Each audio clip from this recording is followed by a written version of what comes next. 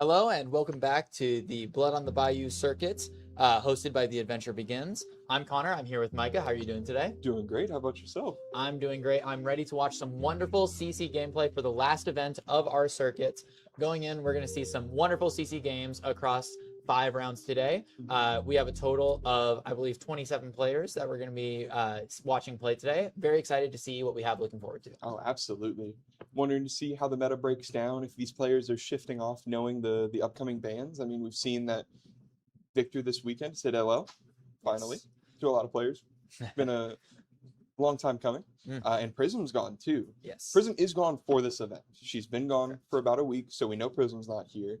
Are we going to see any Victor representation, or are our players going to shift towards something different? Yes, and notably for the viewers at home, because the ban list does take effect on Monday, the new ban list that LSS put out last week, we will be playing by the older format, so Remembrance will be legal for this event, and Skyward Serenade and other cards will still remain banned.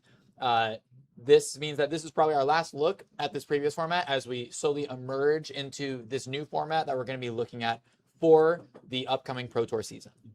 But talking about the local meta here at the Blood on the Bayou series, we've got about a few players here that are fighting for the top 8 contention for the extra prize money. We've got Andrew Sones in first, who's locked in, cannot move from first. He has won. But we have the other 15 players vying for the rest of the top 8 and top 16 spots. JP Coleman showing up. He's in second. He's been doing pretty well. He's got a few points over third, fourth, and fifth, who are all around the same number. And that's Hayden, David Tham, who is not here.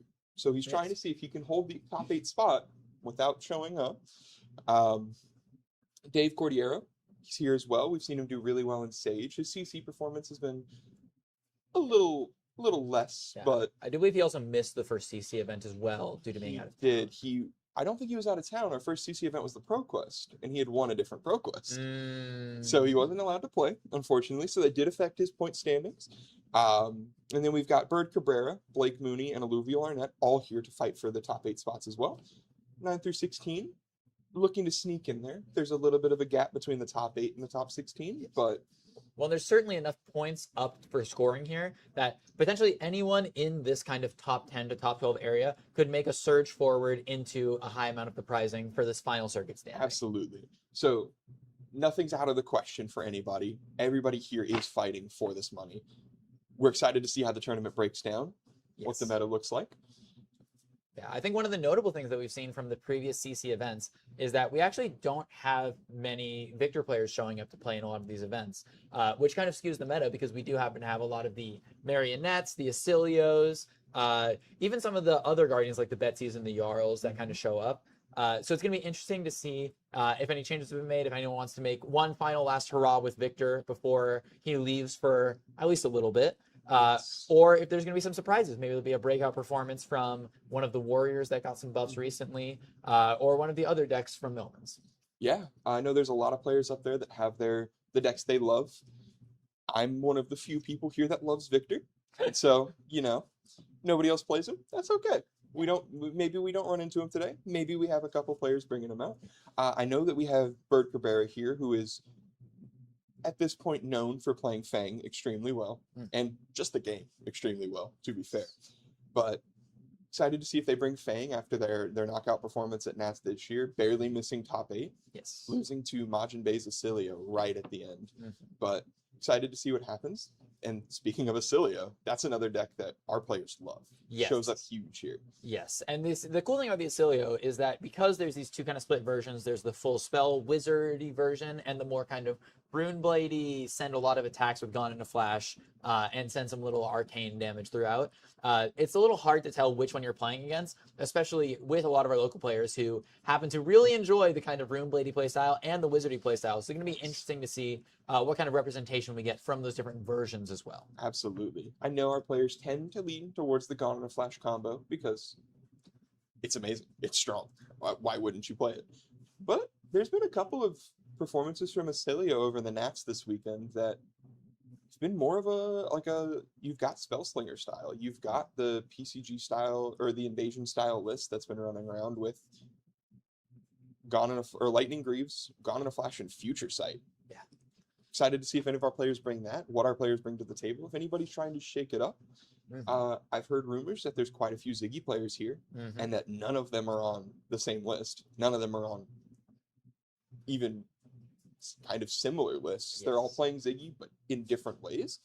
Excited to see how that breaks out. Excited to see how the meta changes. Very exciting to see the classical illusionist issue of these decks take a while to solve, even though Ziggy is kind of a little bit more in the standard line of decks as far as illusionists go, related to the Prisms of the world, the Dromais, the Enigmas, much more in the line of other decks, but still definitely very up for debate between the different weapons the deck can play, the different approaches. I know some people have been playing around with mono iris lists. I've seen some mono refractor lists, some switchboards, and I think that some people are still trying to figure out if Aphrodisias can work in the right meta. Absolutely. The deck with Aphrodisias looks like it does put in work into the aggro decks. Wondering if any of these players are going to bring that, or if they're just going to think that Iris or Refractor is enough to beat the aggro decks down. Yeah. Well, and speaking of those aggro decks, I think that's one of the things to talk about with the advent of the Victor LL moving into this next season with the BNR.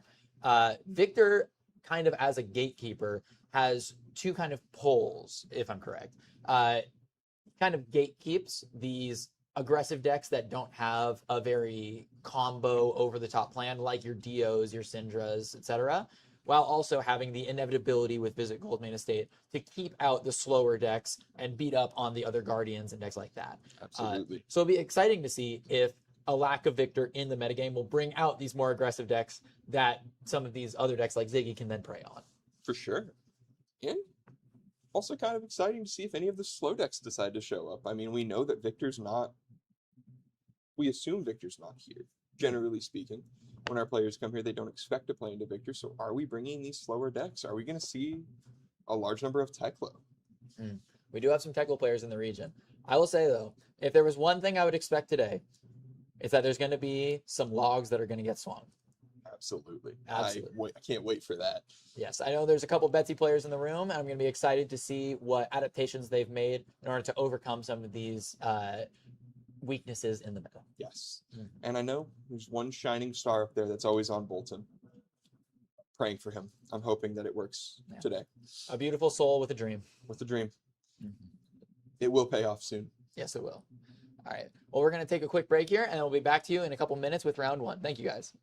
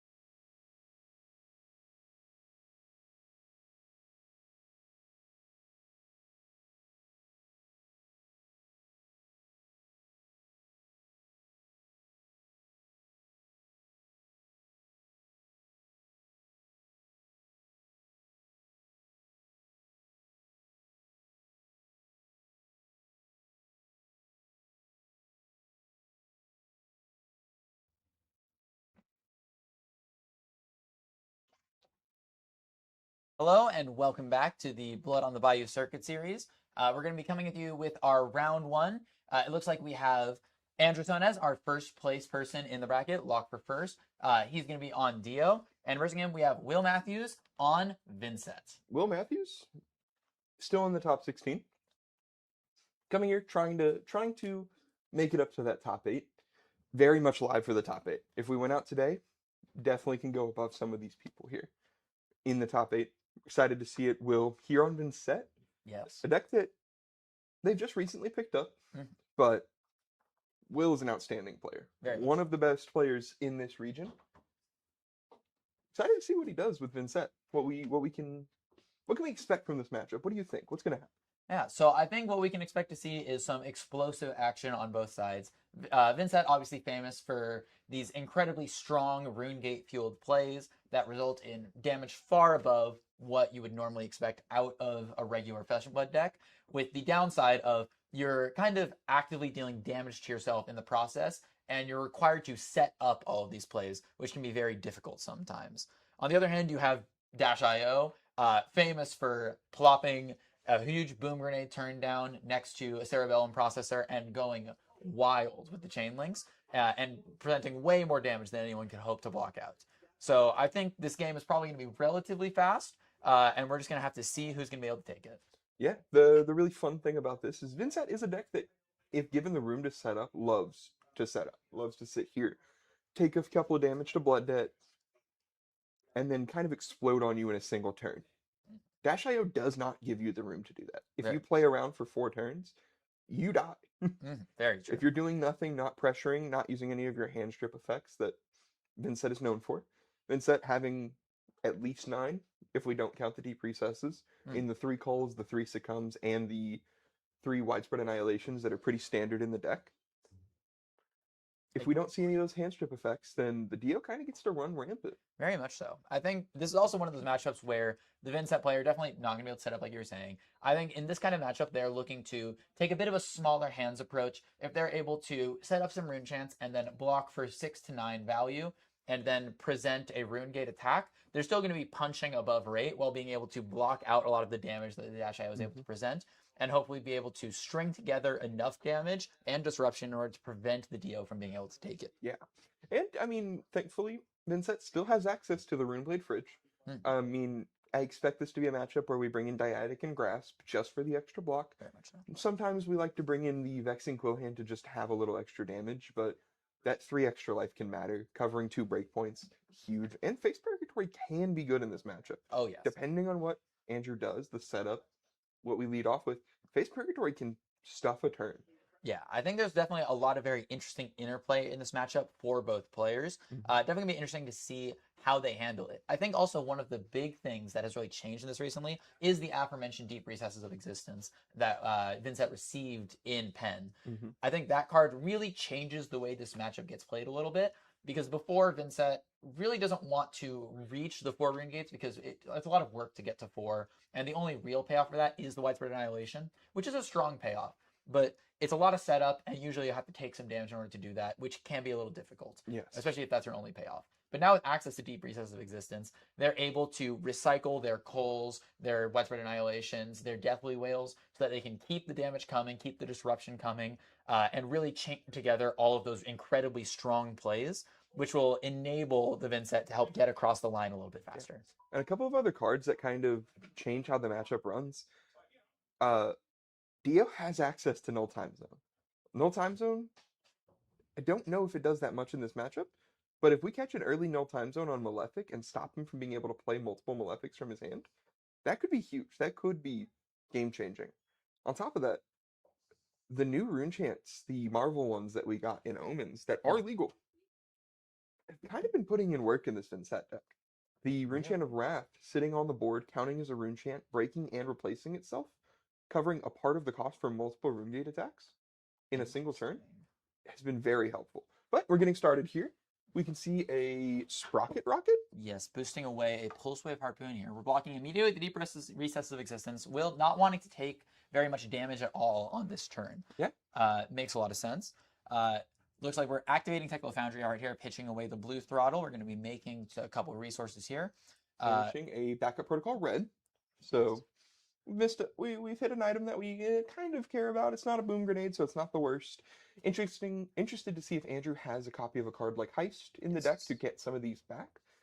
Yes, I do know that last time we saw Andrew playing in CC, he was on this selection of cards. But it looks like here we get to see the advantage of Dio going first here. Going to be able to play the Cerebellum processor without cranking it to preserve those steam counters and just put a card in Arsenal. Yeah, so, I mean, we threatened 3, put up a Sea Belly. Yeah. Pretty good turn. Exactly. Well, and also, that Deep Recess of Existence, a pretty good card that Will does want to play in this matchup. Just forced to give to blocks here when maybe he's expecting having to give up more of the hand in order to filter it out. But it looks like we're going to be banishing the Eloquent Eulogy here, and then playing out a Yellow Malefic and attacking with the Eloquent Eulogy here. Looking to deal some damage, create an Eloquence token with the Malefic to set up for next turn to get a little bit of a stronger start. Also, interestingly, did bring the Dyadic, but not the Grasp of the Arcanite. Did bring the Vexing Quill hand here. I wonder if maybe he values being able to get the 2 rune chants in order to be able to set up these Deep Recesses, these widespread annihilations, instead of having to pitch into this Grasp that he may not have the room for. Absolutely. Oh, and we see a second Cerebellum processor. Oof. Ooh, this is a pretty strong start right off the top. Yes, this is very interesting because now with the extra action points floating, Andrew's going to be able to draw multiple cards this turn. This is looking like a tone power level turn with the amount of cards that we're drawing. It looks like we're playing Fast and Furious, banishing, I believe that's a yellow boom grenade off the top. So we're going to be coming in for 4 go again here. Still going to be 2 action points remaining after this. Interesting to... I guess you might have to banish the boom grenade here, having played the Cerebellum processor off the top already, but it definitely hurts to see those boom grenades gone. Yeah, and we're doing it... I mean, we've played a Fast and Furious for 2 into a yellow... or a blue 0 to 60 for 2. It's definitely a big trade-off losing a boom grenade for that, but yeah, again, could be on the heist plan, could be...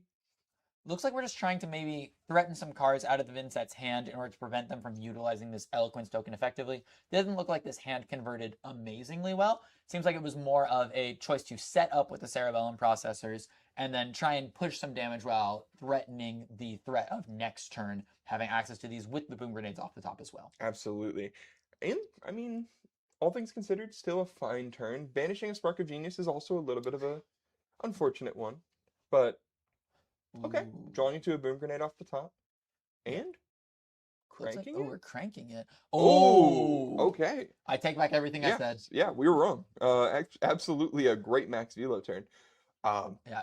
And honestly, kind of an insane start to set up a Sea Belly and Arsenal a Max Velo after clearing the hand, getting a couple of useless cards out of the way. Incredibly strong. Also very interesting to see the way Andrew sequenced this. He was able to create, to play all those boost cards to kind of dig for these pieces that he was looking for. Knew it wasn't the right time to draw the boom grenade on the top because he needed to get these chain links to keep Will guessing. And then now, Will forced to give up most of his hand and equipment in order to block that out. Even though the boom grenade is going to disappear after this turn cycle, Will is only going to be able to send 4 and 2 here, which is still strong, but definitely not what he was hoping to do. Definitely not what he's hoping to do. I mean, giving up a Malefic, a red Malefic, really unfortunate. But a 1-card 6 is fine. I think we're okay with a 1-card 6 after blocking an effective 14. Oh, yes. We're okay with that. We only had to use 1 piece of equipment. Didn't have to give up the Face Purgatory. Yes, and interestingly here, we're pitching away the yellow boom grenade here from the hand. We've seen 3 boom grenades in this game already. 2 of them are not going to be accessible for the vast duration of this game, unless the Vincent decides to pivot into a fatigue plan to try and run the Dio out of cards.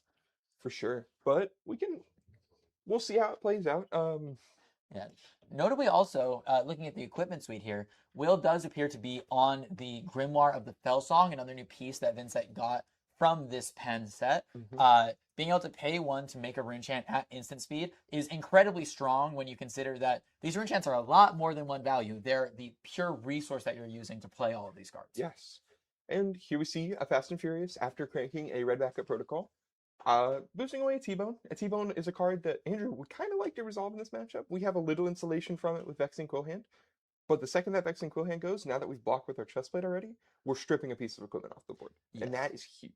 Especially in this kind of matchup where Will's going to have to find a pivot turn in order to send a lot of disruption in a big turn with a lot of damage. The Spellbound Creepers can be really essential to that. One thing that a lot of insets have been doing recently is playing Revel in Runeblood, which is if you've played a non-attack in an attack this turn, you may play it. It creates 4 rune chants and then destroys all the rune chants you own at the end of the turn.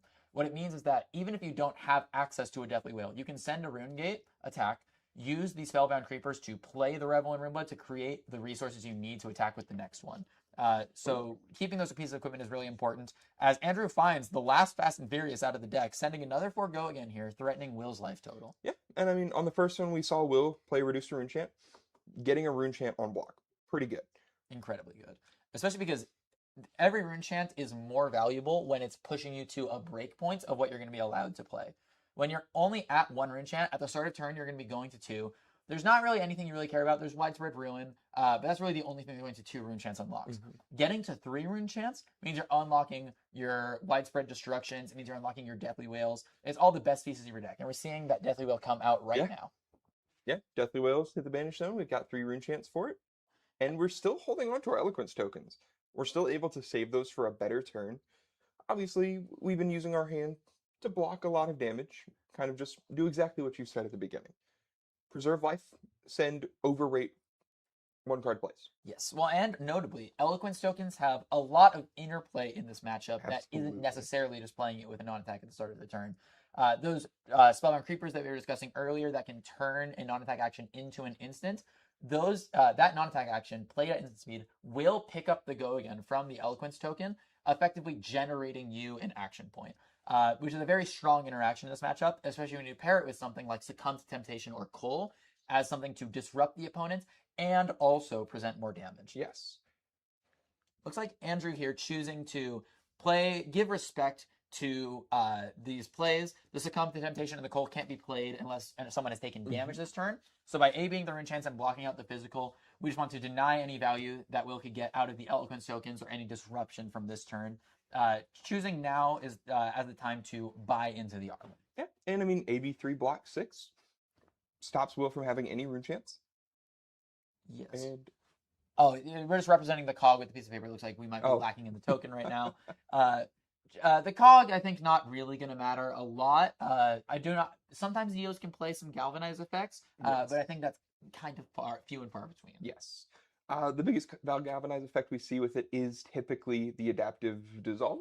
I believe, yes. One of the adaptive pieces. Plating. Adaptive plating, yes. Just to have a 5 block on your equipment. Kind of insane. Yes. We don't see that in this matchup, and so maybe we have something like a soup up in the deck, but I kind of doubt it. That's closer to a card that Puffin would play. Yeah. One thing to note, though, those Cerebellum processors have gone away now. Both of them have gone away. Last turn, we didn't really get to make great use of it. Absolutely not. Which is not great. We have 5 shots on the gun. We have an arsenal, and we have 2 Cerebellum processors gone. Will's still at 30. Cerebellum Processor is really one of the strongest cards in the deck, being able to draw a card at the cost of an action point in this deck that attempts to create action points. So the lack of those is going to be a little bit of a problem for Andrew, especially with 3 Boom Grenades already gone. It looks like the power cards that we're looking for still, I believe there's 1 yellow Boom Grenade, there's 2 reds, and I believe there is 3 Teklo cores. We saw 1 Teklo core get pitched early to play the Sea Valley off the top. Yes. So we've seen at least 1 of those. There's 2 more floating around in there. Yes. And the 1 Cerebellum processor that remains. Oh, and we do see a heist. Yes. So pretty typical card from the Dio players, but I know that sometimes they're just not on it.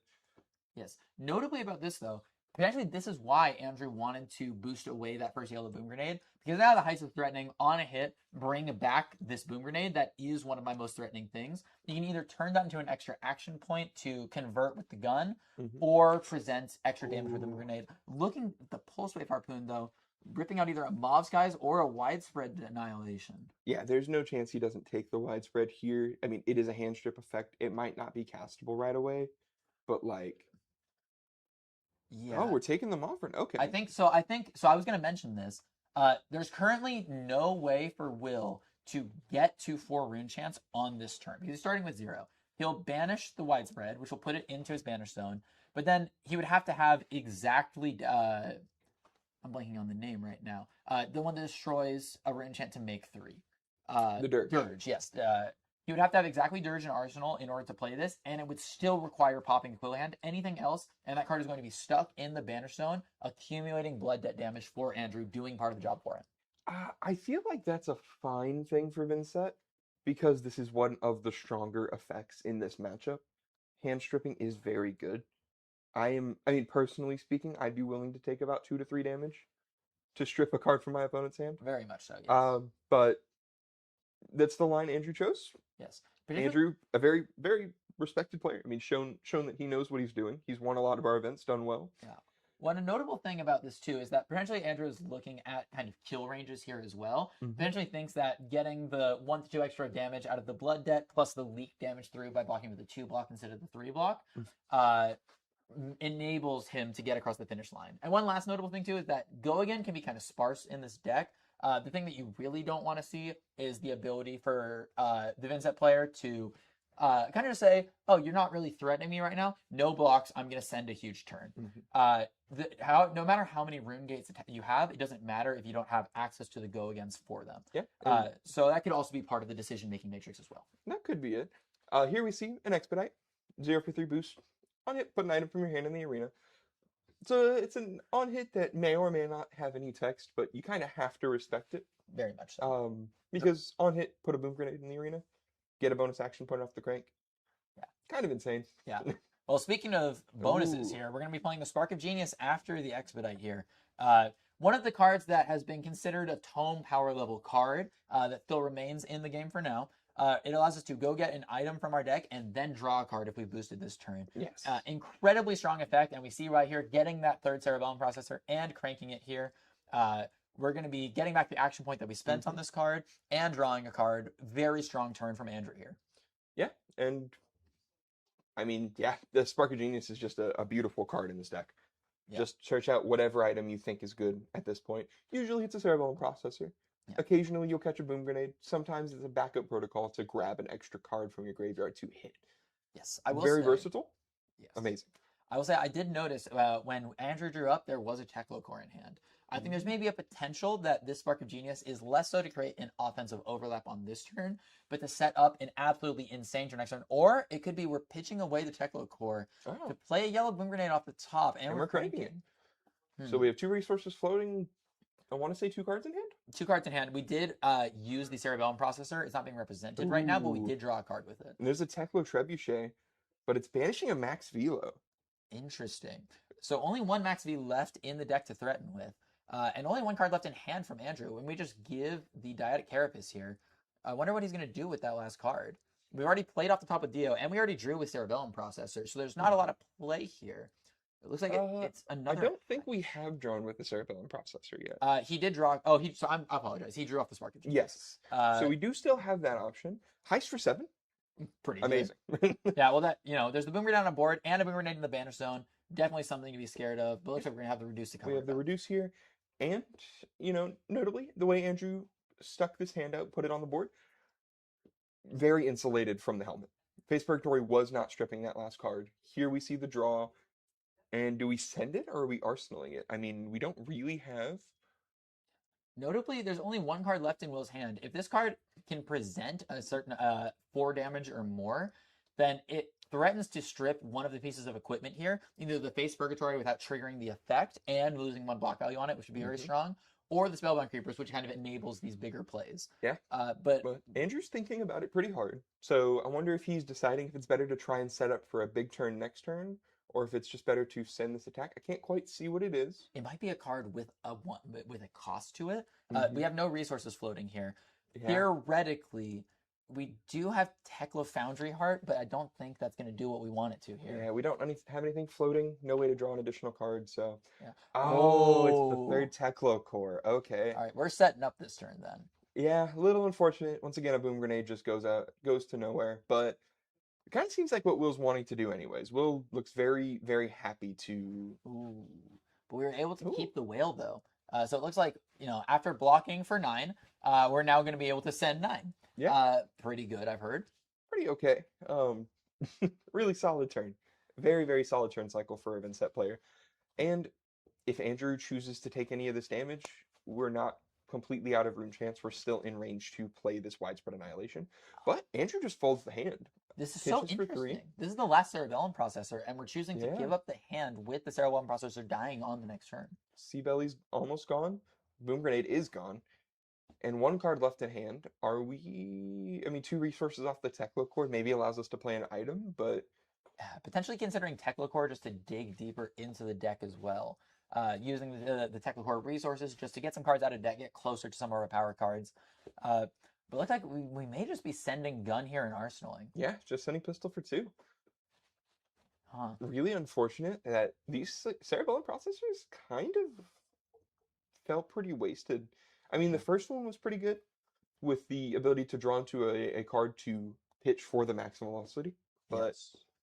Well, and not to mention, we're through 4 Boom Grenades. There's still one left in deck. But with the rate that this game is going at, it doesn't look like Will is making an attempt to actively fatigue. And I think Andrew just drew another Boom Grenade. Huh. He might have just seen the last red one. I want to say it was red. Couldn't quite see it perfectly, but This is we going to saw be another Boom Grenade. it's going to be a big issue because you do want to see the Boom Grenades, but the hand isn't always the best place you want to see them. And I think Will has a call. Ooh. Yeah, Will definitely has a call in his I think that's an Eloquent Eulogy as well, if a I'm looking at that call, correctly. eloquent eulogy. Not quite sure what the last card is. Yeah. I think Will's deciding on the banish here. Yeah, we're still holding on to the Eloquence tokens here, which that Cole is going to make stronger because it's going to be able to allow Will to go too wide. It looks like we have we're going to be on 2 rune chants for this, so potentially using the Quill hand here to send the Widespread Annihilation, and then using a rune chant from anywhere with the Cole to get the action point to be able to send a second attack this turn. Yeah, this is looking really nice.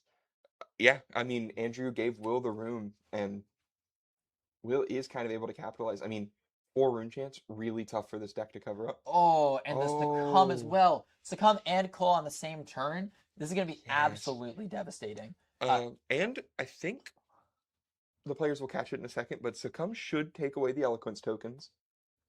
Yes, So- I do believe he would have to call in response to the Succumb here. So we're gonna see. I don't think it could matter because it would allow you to get the extra action point to swing Flail of Agony, which would give you an extra rune chant here. But it looks like yes, we're finding Yes. we're figuring out what the Players Eloquent- figured it out. Expected they would. But this is insane. This I is mean, devastating. this is an absolutely backbreaking Yeah. turn. You have effectively told your opponent you're taking 2 to 3 turns off. Yes. Because Widespread Annihilation will trigger, we're banishing a card from your hand. Succumb is triggered, we're taking a card from your hand. And he doesn't know about the call. Yes. But the call is just going to take another card from your hand. Yes. I was going to say, I think there might be a consideration for leaving the Colon Banish here. You're going to be taking a card with the Annihilation and a card with the Succumb. A Dio with 2 cards in hand can't really do much different from a Dio with 1 card in hand. Absolutely. But saving the Cole is potentially an idea to enable more disruption on your next turn at the cost of your own life a little bit. Well, Looks like we're because- choosing to just hit this turn instead. Yeah, Will choosing to swing the flail makes it hard to keep a hand. Andrew has 2 cards in hand somehow. Not quite sure what happened there. That doesn't seem possible considering a Cull and a Succumb and a Widespread Annihilation have resolved. Yes, it looks like we maybe missed the Widespread Annihilation trigger. Yes. Uh, Which is kind of a big deal. yes. This has given him the hand that he shouldn't have had. Yes, it looks like our players are potentially missing out on that right now. Of course, Will likely will be able to walk us out, but it is going to be a little unfortunate for him to see this missed trigger here. Without being able to rip the hand, there is going to be a decent amount of damage here threatened with the red boom grenade. I am curious as well. The red boom grenade, it looks like, has the steam counter, so it wasn't cranked. Oh, we banished the Fast and Furious off the top. Apologies. Yeah. Yes, yes. That Fast and Furious on the top, coming in very clutch here to keep that boom grenade around for a second turn. Otherwise, sending a boom grenade with only 2 attacks just means your opponent will block it out. Not very threatening at all. But being able to preserve that for another turn is very strong, especially with this card in hand that from the Mist Annihilation trigger will certainly be destined for the arsenal. Yeah, and here we see the Face Purgatory getting the card anyways, but at the expense of a lot of resources. Yeah. Yeah, it looks like we're just shooting gun afterwards, just poking down with damage. Will considering if he can even use all of his hand. Yeah, just giving the deep recess of existence to blocks. just knows that he can't utilize it. He has 0 rune chance. That 4-cost gate very far away. Yeah, and I mean, And Andrew's got to be kind of happy with how this turned out. I mean, we get to keep the boom grenade. We got the face purgatory. Yes, and I do want to talk for a little bit about why the last turn was so threatening as well. 4 rune chance and 3 rune chance are a very different number because when you pitch a blue into Arcane Barrier, you can only prevent 3 rune chance, which means that if you want to prevent the Succumb Temptation, the Cull, all of these effects, you need to cover up all of the rune chances, which means you need to dedicate 2 cards from your hand just to AB, which isn't something a deck like Dio can usually afford to do. Yeah. So when you see those 4 rune chances, you usually say, all right, I can't effectively cover this up. They're going to take cards out of my hand anyway. I might as well just let them deal the damage to me. This is my turn to just let it go. And of course, the Omega punish of that is when you get your whole hand ripped away and can't do anything. Yes. And Will playing out the Eloquent Eulogy from Banish for 1 rune chant, 4 physical. Andrew just kind of snap taking it all. We've made the Eloquence token, but we're IP1 losing a life to Blood Debt. Yeah, a little unfortunate here, but with Vincent, sometimes this deck plays a little bit differently from a lot of other decks. IPing can sometimes just be correct, but it looks like we are popping the Grimoire of the Fellsong as well here.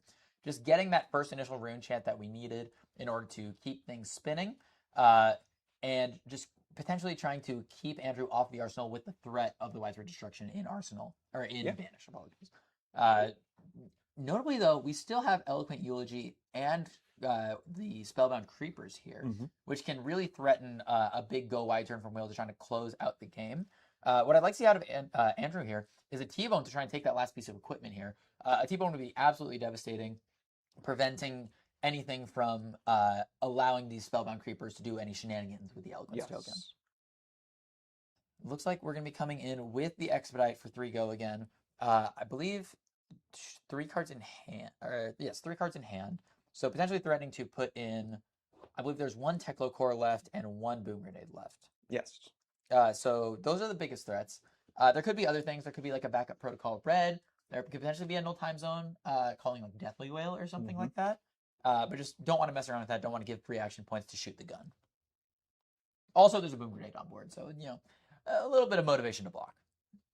Looks like we're going to be pitching away Throttle to send the Zipper hit here. Going to be coming in for 5. No boost. We're just coming in for 5. Interesting. I wonder if Andrew, we haven't been keeping track of deck for a while, but he's been burning through his cards very fast. I wonder if he understands that he's kind of running out of threats here and needs to at least leave some density of it, because that deck is looking mighty small. Yeah, he's definitely been counting his cards a little bit. So I think he is realizing that, hey, if he can't string together a really massive turn, he might just deck out before he can kill this Vincent. Yeah. Thankfully, the Vincent has a Blood Debt timer, but is that timer smaller than the amount of turns Andrew can send damage? Yes. Well, I'm looking at the Banish count. If I believe there is 18 in the Banish, and more than that in the graveyard, and both of those zones are looking bigger than the deck. I'd have to guess that we probably have somewhere in the vein of like 15-ish cards left in the deck for Andrew. So we have about 4 more turns to go until we're just completely out of gas here. Will here considering if it's worth pivoting into the full fatigue angle, considering there's so few threats left in the deck. Yeah. Or if he should try and use damage to force out some of Andrew's last cards. Here we see a copy of Deadwood Dirge in the hand. Will just might not be willing to give that up. Or that might be what Will's looking at here is, can I really afford to keep this? Can I take 9 damage here off of a Zipper hit and a Boom Grenade? Because there's no good 1-card block with Creepers. Correct. Unless we have the 3rd Reduce here that I just don't know about. Oh, devastating. The 2nd Boom Grenade off the top. That's the best that you could hope for from Andrew's position here. Getting that last Boom Grenade out of the deck. I do believe this is the pitch stacked one, though. So Andrew knew that he was setting this up as well. I can't remember if we pitched it before or after the Spark of Genius. So there is a chance that this was just shuffled back on top. Yeah. That being said, it kind of shows exactly why he chose not to boost. Yes. We see the Boom Grenade on top. Yes, this is the Omega punish for choosing no block. Extremely punishing for Will, and here's an outpace saying no equipment. I mean, not that Will is going to give up the equipment here necessarily, but... Yes, looks like we're giving up the Deathly Wail. It looks like maybe the consideration here is that we just want to keep a card that we can banish, period, that doesn't have Blood Debt, and then play the Deathly Dirge, create enough rune chance to send this Widespread Annihilation, and just force Andrew to give up a card here. Yeah. But going down to 3 is definitely not where you want to be. Yeah, I mean, and we can't even just take this pistol shot that puts us down to 1. Yeah, that's a little bit too dangerous for my choice. Well, it's not even that it's dangerous. Can we clear both of the cards from Blood Debt Zone if we choose to banish the attack? I do believe, is there an attack left in hand? I believe that I thought it might have been a Mauve and a Deathly Dirge in hand. But I could be wrong on that. I guess we're about to see. It was a Mauve. Okay.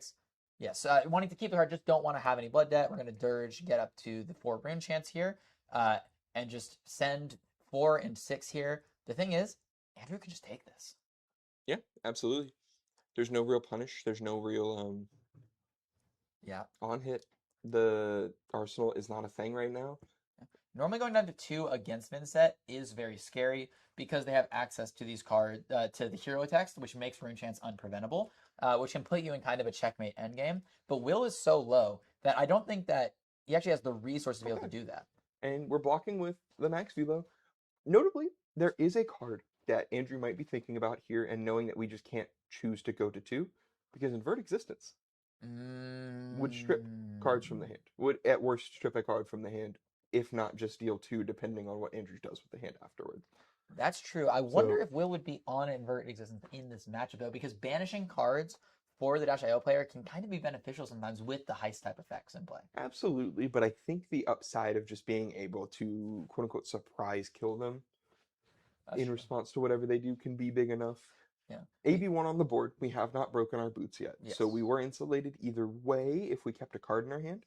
But I'm not 100% sure that Will would be playing it. It might just be a card Andrew's thinking about because it's good to be prepared for a lot of scenarios. Well, I don't know if we're casting a max velo without killing him beforehand. Very much so. So, and also notably, I think one of the things that Omens has brought about is a brutal fear of getting arcane to death out of nowhere. So I think that might also be resting in the mind of considering all the options. You really don't want to go down to 1 and then your opponent goes, all right, 1 arcane while you have no cards in your hand. Yep.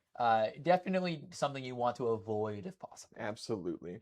Yeah, and looks like the consideration here from Andrew is that, we're in a pretty good position, especially with that backup protocol red, but 1 Moon Grenade left in the deck. Pretty much all of our cerebellum processors. We have 1 Teclo core somewhere in there. We're kind of running out of ways to send big turns at will here. And here's the T-Bone taking away the creepers. But boosting away the last Teclo core. That is, I believe, the last item in the deck. It might be. Which makes these Spark of Geniuses even a little bit scarier as they'll just cycle themselves while taking up an action point because there won't be an item to crank. Yeah. Here we see a yellow 0 to 60 coming in for 3. Clean 3 block. Yeah, it looks like we're just blocking out here. Will might be deciding that it's not really worth trying to play into the killing Andrew's game plan with so many threats gone. Just trying to survive the onslaught until Andrew runs himself out of cards. The unfortunate thing is, because of the life total that we're at, this is a 0-60 red, grabbed back by the protocol, coming in for 4. If we block 3, we go to 2. Double pistol shot because we still have 2 action points. The game's over. Andrew gets there in the end. Yeah. The 2 blocks in hand really coming to bite Will. Didn't find the go again sources soon enough and found them just the wrong time for the 2 block to bite him. And I also wonder if using the face purgatory on that turn because we didn't take the 3rd card from hand with the 3 hand strip effects. Might have been enough to bite back to end this game. I think that Andrew was able to take an extra card on that turn because of that in the net, and denying that is definitely a huge deal. So it's always important to remember all of your triggers. You want to go through the stack whenever you finish a combat chain and make sure everything has been fully resolved before you pass through priority. But either way, it was a wonderful game for both players. Just a little bit of an unfortunate ending there for Will. And, I mean, wonderfully piloted by Andrew. The slight pivot to stop from fatiguing ourselves shows just why he's our top player of our circuit. Very much so.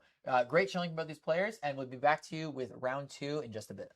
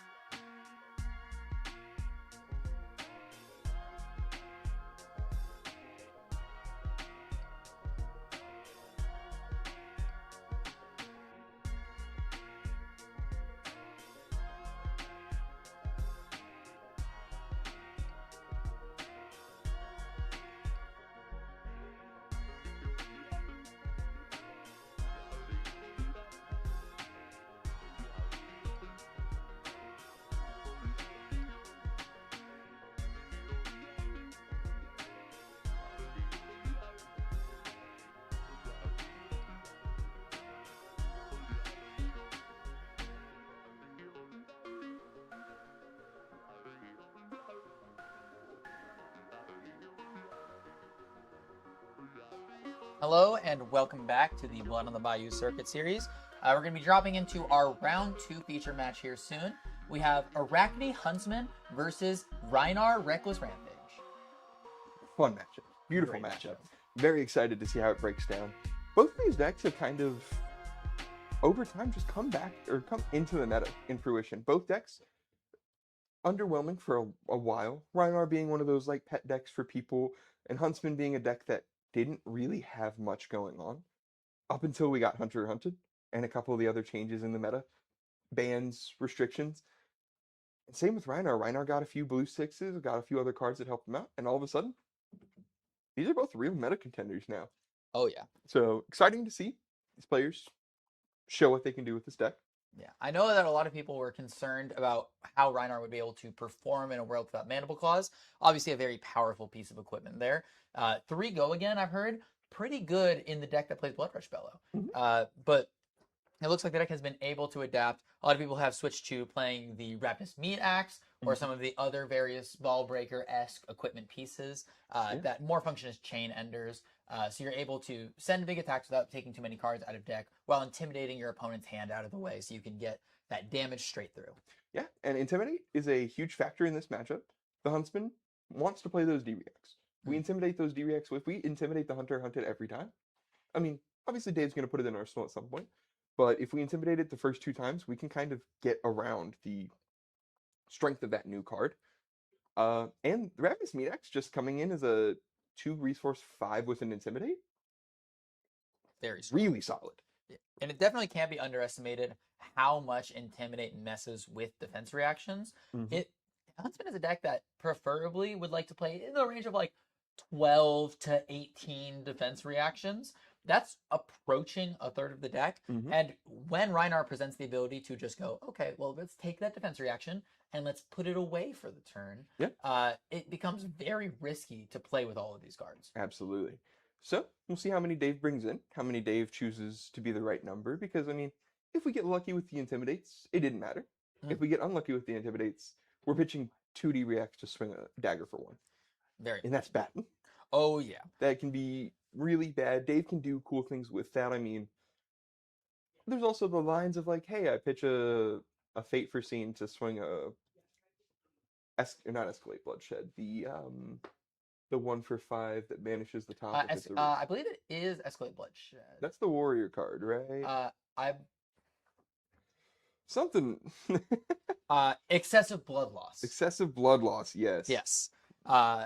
Apologies on that one. Yeah, the warrior brain in me just loves excessive or Escalate Bloodshed. Yes, great card. But excessive blood loss. It says draw a card. Does say draw a card.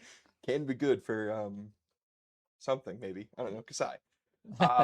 But excessive blood loss still being a good 2-card play if we happen to intimidate the D-React. But it's interesting. We're gonna see how Huntsman can kind of get through the randomness that Rhinar brings to what you block with. Yeah. Huntsman, a deck known for blocking. Very much so.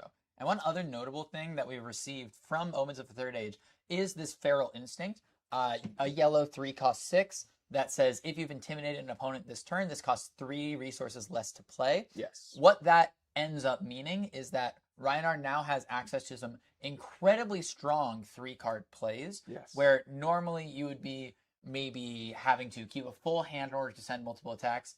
But with this, you're able to give a card to block, help defend out the Huntsman with maybe some equipment to help, and then present a Wild Ride, for example, pitching a yellow into a Feral Instinct. That's a 3-card 12 right there. That intimidated a card. That's still really good. Definitely an interesting addition. We'll have to see how that shapes up. It looks like Rodrigo is going to be bringing the Meat Axe that we were talking about earlier. Yes. Definitely one of the more fun weapons in the game with Rhinar. Absolutely.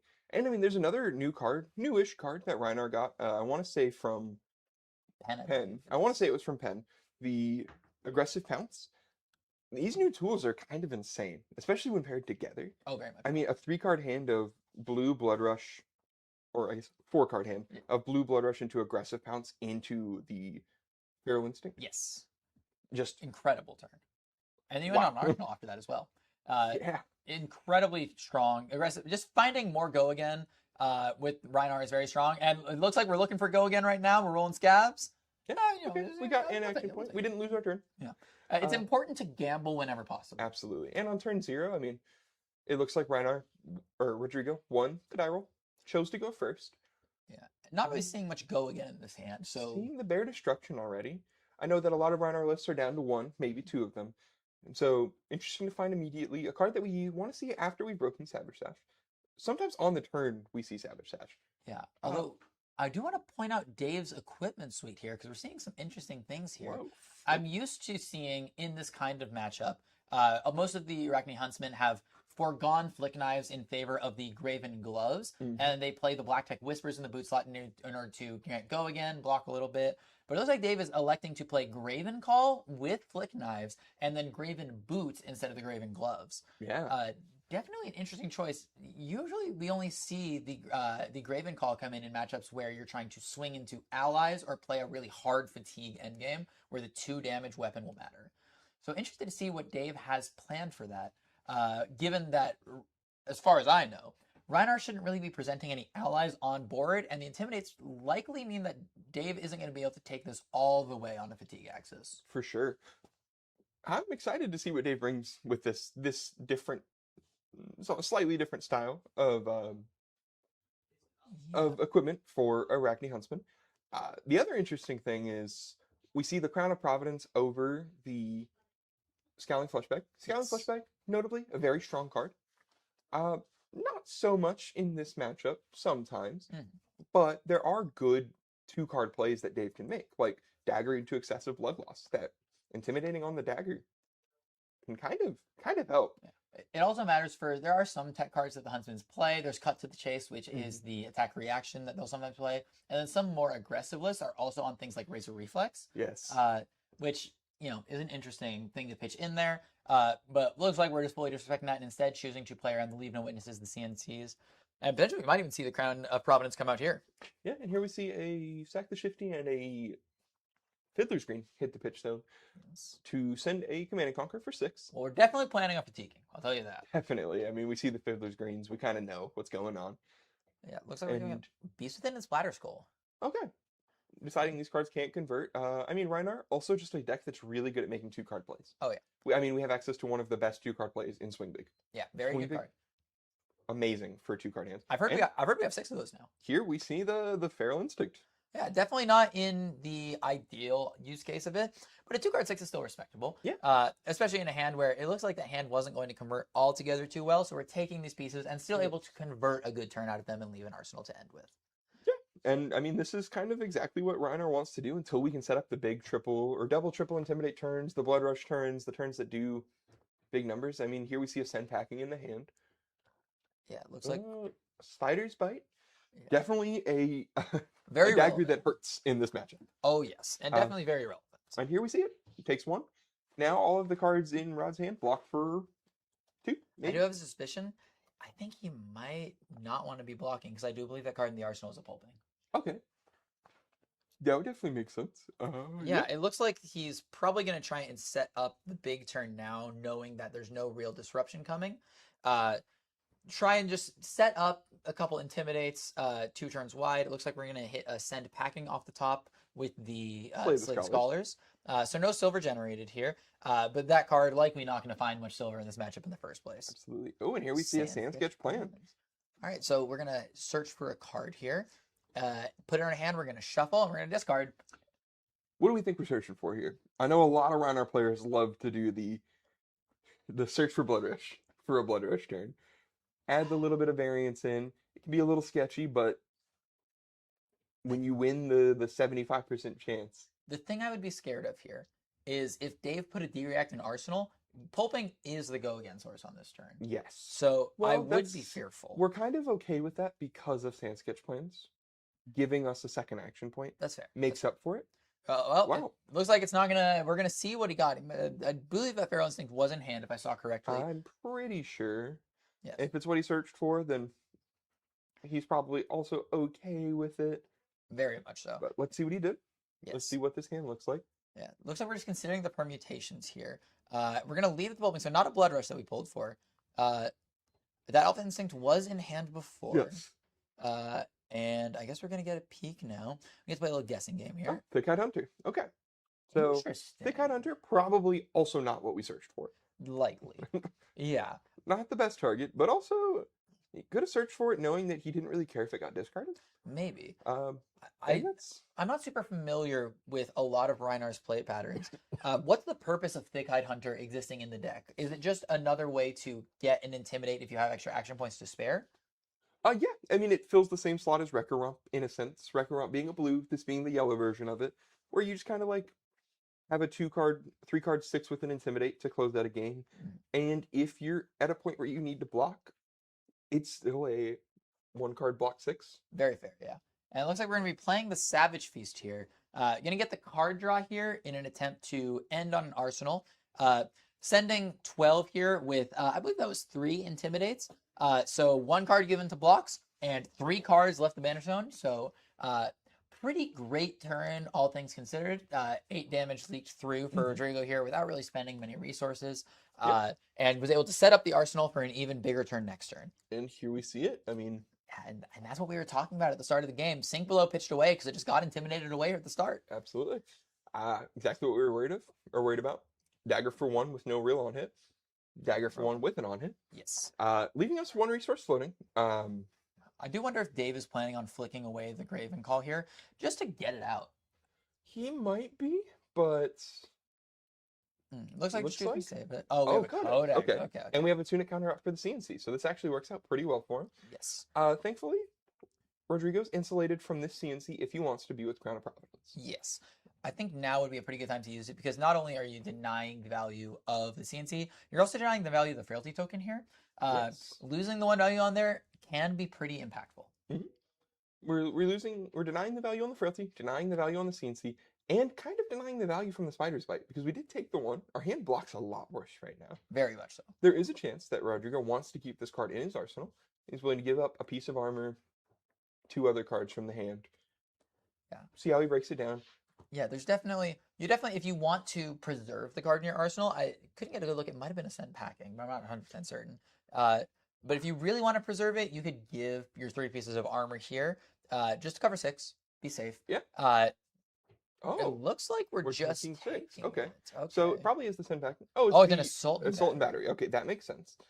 A card that is good, but not a key piece. It's not something we sit here and want to play every single time. Yes. Agility, however, is pretty good in this deck. Can be Being very able strong. to get those go again sources. Very important. But, a 3-card 6 that makes an agility for the next turn. Little underrate for what this deck can do. Yeah, definitely not what you want to be doing. Oh, and here we see him pressing the Scabs button. We're rolling, see how many action points we can get. 5. Okay. We ended up with 2 action points. All 2 right. action points. Great number. It looks like this might even just be attack into meat axe or something like that. Yeah. With the, I believe we have 4 in hand. And then try and put something in arsenal. We're leading Okay. with Bear Fangs. That's pretty Fair good. Fangs, that is a very good start. Yeah, pitching away a reckless swing. Definitely gonna have to be on the lookout for that later in the game. Yes. And Dave obviously tracking those, wanting to make sure he knows where they are. Discarding the Vigorous Smash Up? Yes, vigorous smash up. It looks like. So we're definitely on those smash ups as well. So something that Dave needs to be concerned about as well is those resources getting given to Rodrigo off those clashes. Arachnion's been not really known for having the biggest of attacks. Obviously there's CNCs and things like that, but Reinar plays a lot of 6s. A lot of 6s. Yeah, looks like we're blocking with the Ripple away here and then giving the Fate Foreseen. Just covering 7 on 8, pretty good. Yeah. And the Favor Scene, did that come from Arsenal? I believe that came from hand. I do not believe there was an Arsenal. Was there no Arsenal after the Ponder token? And he might have drawn the Ripple away. That is possible. I think that Ripple away definitely something that you do not want to see hitting that Arsenal Yeah. zone. It looks like we're going for the Splatter ooh, Skull. we see a Splatter Skull. Splatter Skull, kind of huge here. Like, Very big. actually, really good because of Dave already blocking with that helmet. Like, Dave choosing to give up the helmet that early It means that we can't cover it with the boots. The boots haven't blocked yet. Mhm. We would have to give up the boots, the tunic, and the flick knives to keep that card. And that is too much value to give up. Yeah. So instead, Dave just going to take 3, lose the Overcrowded. Not the worst card to lose. Yeah, very Definitely much. okay with it. But now, Ooh, and here we see a ooh, Tear Limb from Limb Limb. paging the second Sand Sketch plane. Yeah, get that non-6 Mhm. out of the hand, keep it safe. Ooh, see the Ooh. Swing Big. Probably Fancy a card he wanted to spend. To be fair. Yes. Swing Big for 16, I've heard is okay. It seems fine. I don't know. I feel like I've seen bigger, you Yeah, know? definitely. Yeah. It's no Shade and Death Hydra. Oh, and then Oh, whoa, okay. well, all He had a right. couple of duplicates in this hand. Swing big for 16, pitching the second Sand Sketch plan. The thing about swing big for 16 is that if you don't hit the first one, you will hit the second one. Yes, And that is always absolutely. true. It looks like, yeah, Dave can't really do much here. With the discard, too, there's an intimidated card. Just, And we see a Sigil of Solace in the hand, so kind of block 9, take 7. yeah. If Not you're great. Rodrigo, you take that. You're pretty happy with this as Rodrigo. Oh, 100%. I think the thing you're least happy to see is the swing big hitting the graveyard. Yeah. Not necessarily because you wanted to send it, but because swing big being a big number is just pretty important for your fatigue math. Yes. So it's just not great to see that leaving early. One thing of note, though, it is not a 6. And I don't know how many Rhinos are playing it.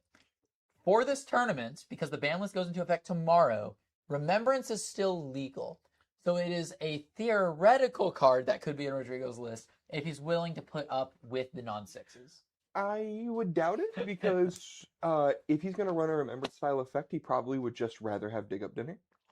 Gain 3 life, shuffle, put 3 6s back in. You don't get to choose the 6s, so it's technically worse, but They're 6s. the plus 3 life is good. All of your 6s are good. Yeah. And here we see a Show of Strength, so another Swing Big style card. Number 3. Definitely good into Dave. Not that many 6 power attacks in the deck. We have the CNCs, maybe the Already Deads. There's a Swing maybe Big a in Death hand. Touch. There's another Swing Big in hand. Ooh, Yeah. okay. And we're also pitching away Savage Feast and Feral Instinct. So it's like hand didn't convert super well. Just going to pitch those away to the bottom and then keep that swing big, hoping to line it up for a bigger turn next turn. And hoping that Dave isn't going to be able to convert this hand super well on offense. Yeah. And notably swinging the Show of Strength because we've given him the whole hand to block. If he wants to, he could have given him a Quicken token. And we don't want to do that. So Very much so. this is, I mean, just a little bit of a, hey, this is what I'm thinking about as the Reinhardt player. It's a good idea. He doesn't want to offer a Quicken token if he doesn't have to. He wants him to have to give up more than just a couple of cards from his hand, maybe a D-React or 2. Yeah. No Intimidates. The only thing scarier than a Leave No Witnesses is a Leave No Witnesses with Go Again. Yes.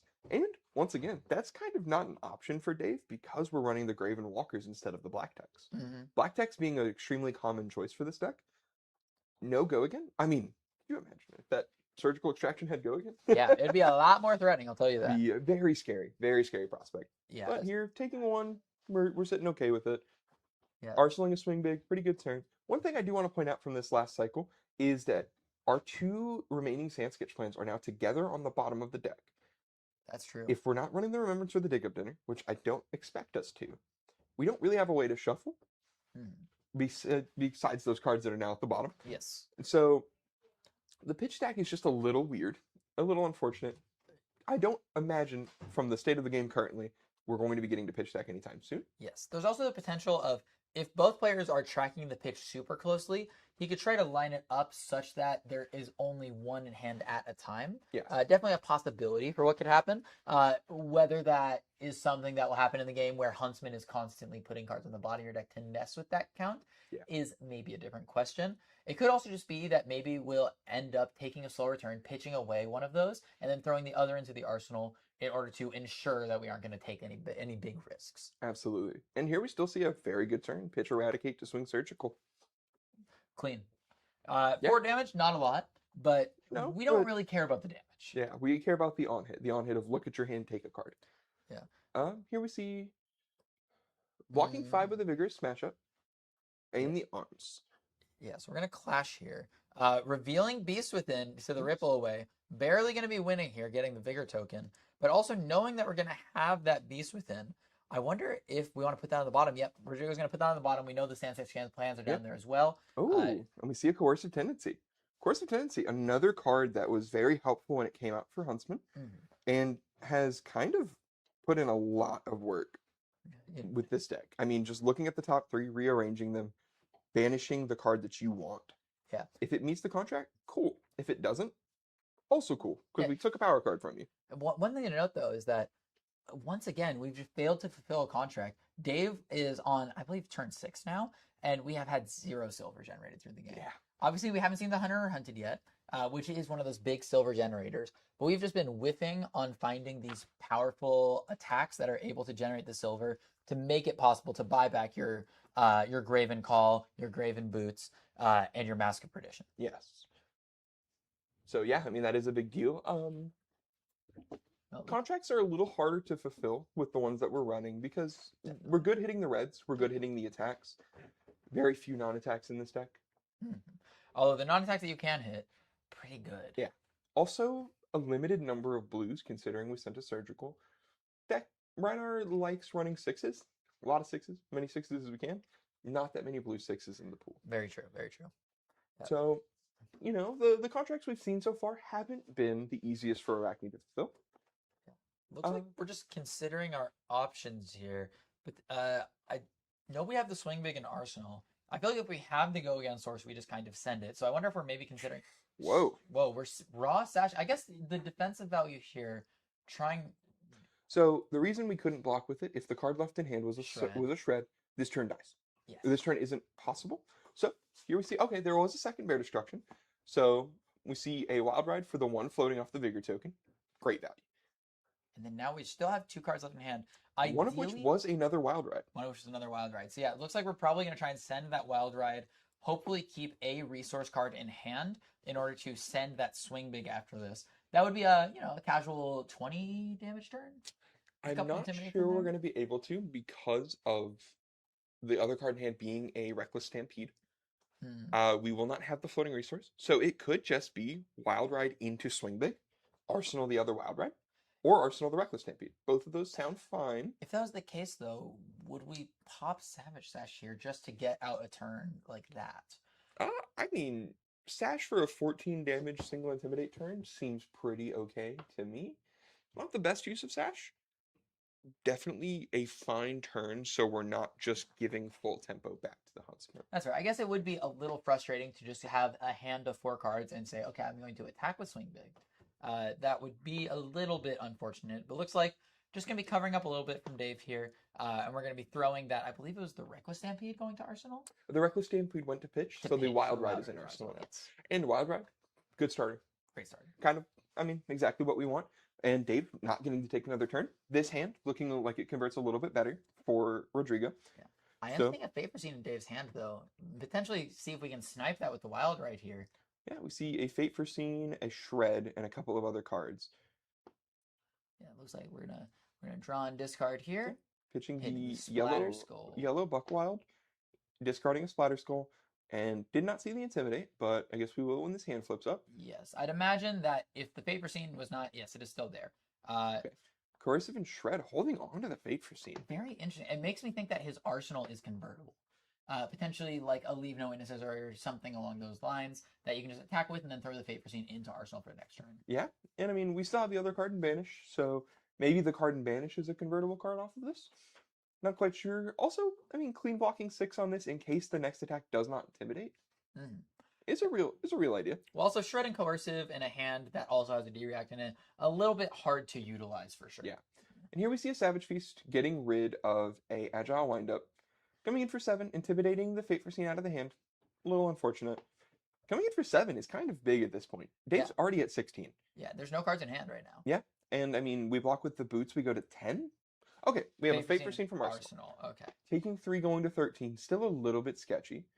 Yeah, definitely not. There's still a lot of cards on Rodrigo's deck, and Dave is nowhere close to the life total or the deck damage that he needs to take out this game.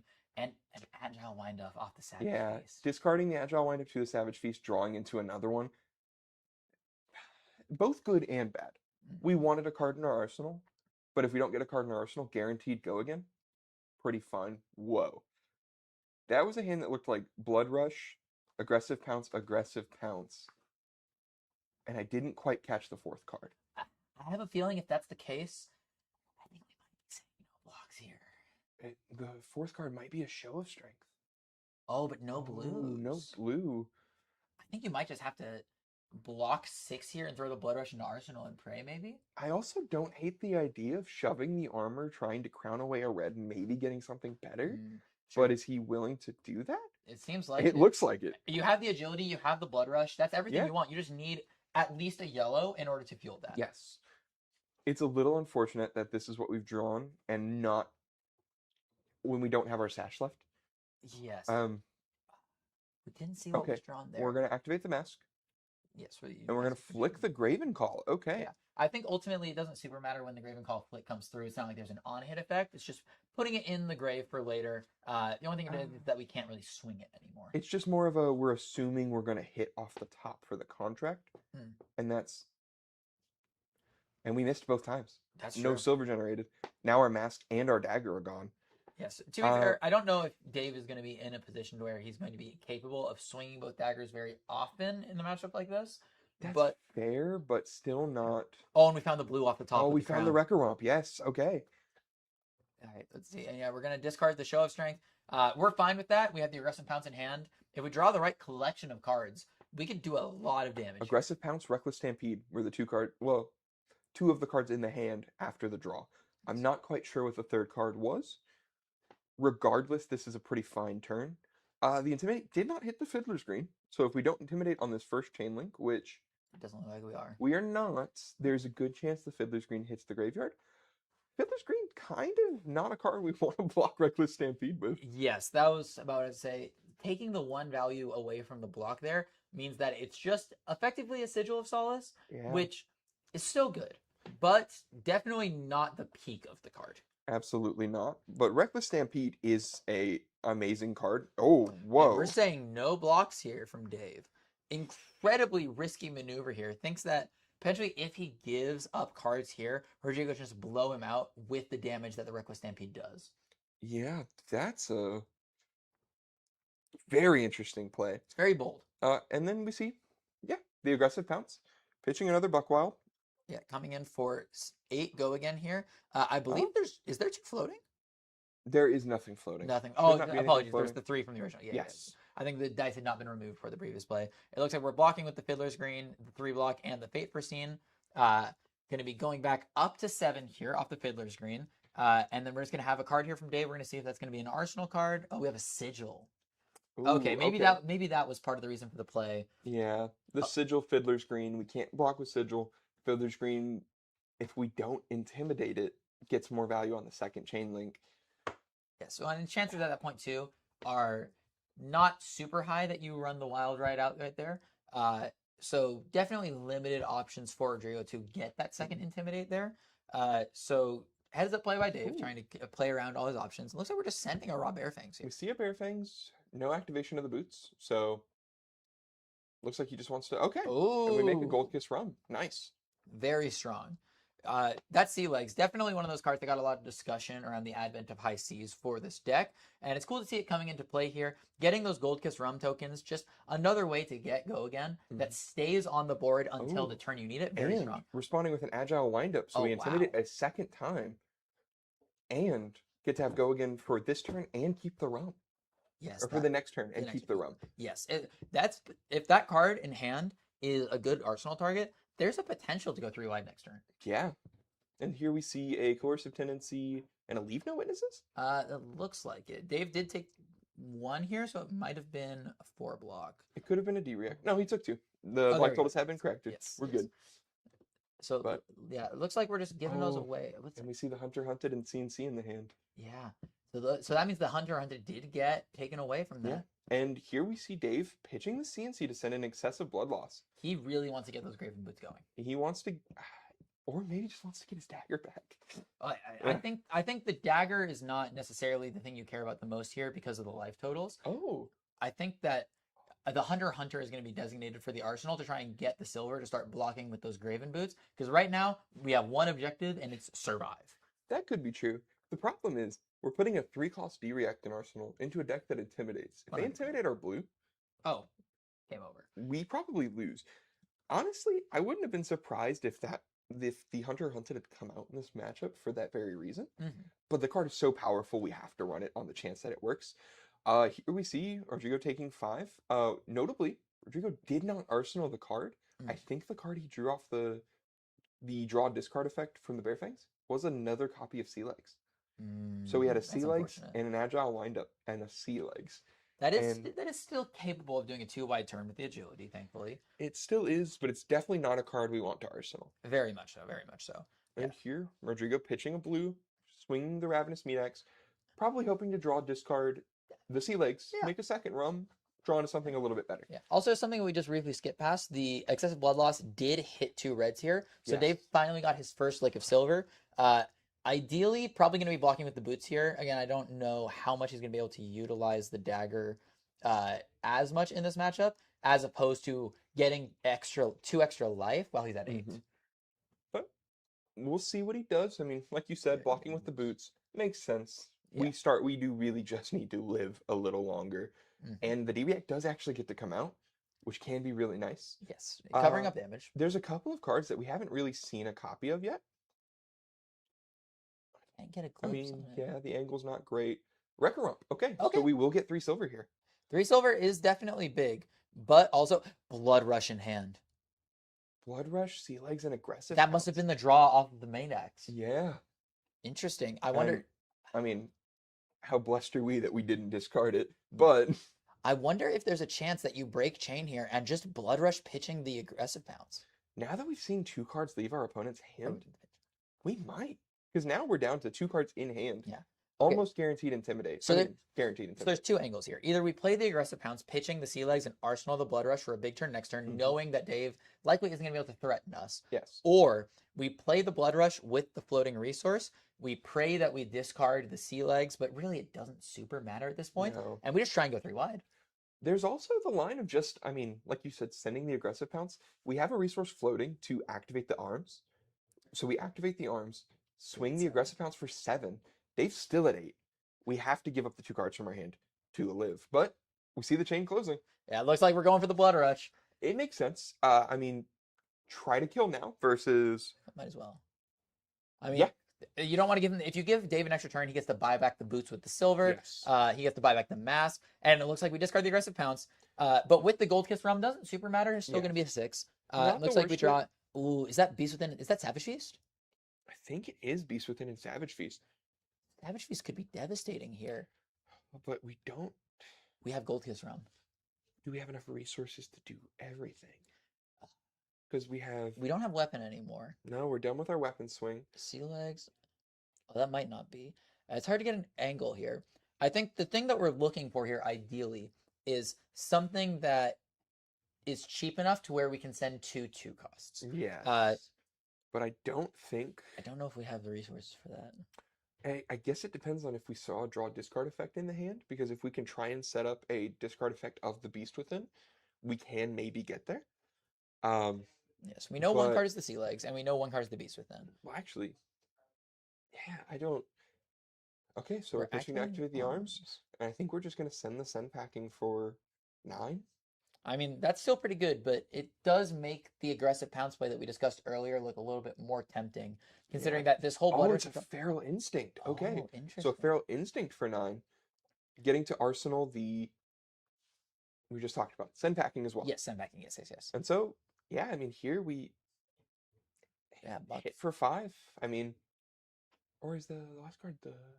No, it's just going to be Arsenal. Yeah. Yeah, I think a little unfortunate. I think Rodrigo is definitely hoping to find a Wild Ride, another aggressive pounce, something along those lines to extend through. Yeah, something just not discarding. Yeah. The aggressive pounce. I mean, that would have ended the game there. 100%. But still in a very good position. Very good position for Rodrigo. And one of the cards that we intimidated was a Fiddler's Green. Oh, devastating here. And the other card is the Hunter or Hunted. Oh, no. This is absolutely devastating for Dave. You have to wonder at this point, do you just put the Fiddler's Green in your arsenal just to try and live? It doesn't look like he's going to. But we do see the silver break into buying back the mask and the boots. Yes, Gained us 3 life. Yes. We traded 4 silver for 3 life. We're okay with that. And Rodrigo is kind of running out of some of the power cards in the deck, but when we're at 3, it doesn't really matter. Yeah, there's 1 Blood Rush spell left. A 2-wide Blood Rush turn will do more than 3 damage here, almost guaranteed. And without... Even if we don't intimidate the Fiddler's Green, we don't close the chain. He doesn't gain the 3 life. He dies before it goes off. Very much so. So this is looking very scary for Dave. Yeah. I do wonder from Dave's side, because in a position where you're at 3 life, you really don't want the Fiddler's Green or the Hunter or Hunted. Both are extreme liabilities.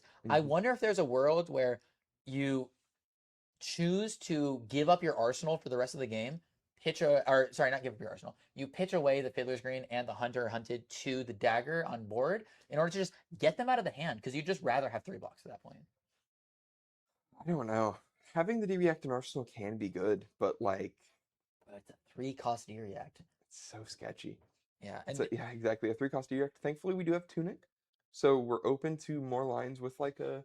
If we don't get to keep our blue, maybe we have a yellow in hand. The yeah, deck is running a few yellows. We yeah, see the Gold Kiss Realm activation, yeah, that's the biggest thing and here. we're activating Medax. Okay, Yep, starting off yellow pitching a Buckwild. Buckwild. Saw at least a Wild Ride in the hand, so maybe just trying to go 3 wide. Well, Well, the Wild there's Ride wild, right? goes. All right, yeah. But it looks like we're gonna be getting at least one Intimidate, and if I had to guess with a 5-card hand like this, I'd imagine there's another Intimidate coming through here. Yeah. 5 Go Again coming at Dave here. We're gonna see what he presents. Fiddler's Green in front of it, and then gonna send the 100. There's only 1 card left in the hand. Yeah. All Rodrigo has to do is send some. Okay. He said Blood Rush. That's a Oh, little unfortunate. And we see an aggressive pounce, and we see a send packing. yeah, and And Beast Within in the confirming, arsenal, but so we can't quite afford the Beast Within, but does that matter? there's 1 card in hand. Aggressive Pounce is gonna come in for 6 Go Again here with 4 armor left on board. It looks like we just really didn't want to hit the wild right there. And losing that Blood Rush Bellow is absolutely devastating right Yeah, there. and if we close the chain, we gain the 3 life off the Fiddler's Green, so activating the arms doesn't do much. I wonder if you just send the Beast Within an arsenal the aggressive pounce? Maybe. Just try and go 3 wide next turn. Yeah. Once again, banishing the Blood Rush is a little unfortunate. Very unfortunate. That was the last one in the deck. The last one in the deck, but it's not a card that we super need at this point. Once again, we're at 3. We'd like to resolve all of our Blood Very Rushes. much so. The fact that we got 2 off is great. That's true. It is just always good when you see your opponent at 3 life and know that you have the inevitability of that last Blood Rush coming through. Absolutely. And that at some point you'll be able to get across the finish line in that way. Yes, but Oh, we are closing the we're chain. closing the chain. Okay, so Dave will gain 3, go up to 6. Does allow him to kind of keep the Tunic, probably. But we're activating the arms, sending Beast Within for 7, arsenaling the aggressive pounce. Yeah, I think I don't disagree with this play from Rodrigo. You're not really going to be able to threaten the life total as effectively with that specific hand, so you might as well eke the most value out of it, force out as much of the equipment as you can. In a way, you can think of this as just putting the counter on the Mask of Perdition, which at this point, I think you just have to take. Yeah, and, Graven Walker's gone and back immediately. Yeah. We see a Plunder the Poor. Yeah, looks like just going to be coming in for 4 here. Rodrigo, very unlikely to block here, I think. I wonder, I don't believe I saw Beast Within in the hand, I believe, but I don't believe I saw a Source of Go again. I wonder if we just roll Scabs. We have the room to do it. Yeah, because the Huntsman deck can often have a bit of trouble converting their full hands. Yep. If you end up rolling the 1, it's not great. Okay. But they don't have the Sand Sketch Plan and Song of Sinew. Both of those do make silver. So that's... However, we had talked about how the Sand Sketch plans were put together. The Hunter hadn't just shuffled the deck. Yes. So that Sand Sketch plan should be live, and there it is. There's the other one. Yeah. Yep. This might be, we searched for any... Oh, we are down to like 15 cards in deck. Yes, but there is a Reckless Stampede left. That is true. There's a Reckless Stampede left. Looks like Rodrigo's poising to just search for a blue. And regardless, this will intimidate off of the discard because I think, funny enough, those 2 cards we just hit were the last 2 misses in the deck, as far as I remember. Unless there's another Song of Sinew somewhere in there, but it's probably not in the hand because he would have played it first, presumably, unless he absolutely needed the resources and he's just trying to make sure it happens. Yeah, looks like we're just considering what we get here. Very few resources left in the game. Dave's done a great job of trying to weather the storm while still attacking Rodrigo's deck. Still managing to survive with a last clinging bit of life. 3 blocking armor on the board, 5 life. Dave is at 8 life, facing down this Sand Sketch plan, getting 2 action points. Yes, 2 action points, and as every person is aware, the aggressive pounce in Arsenal.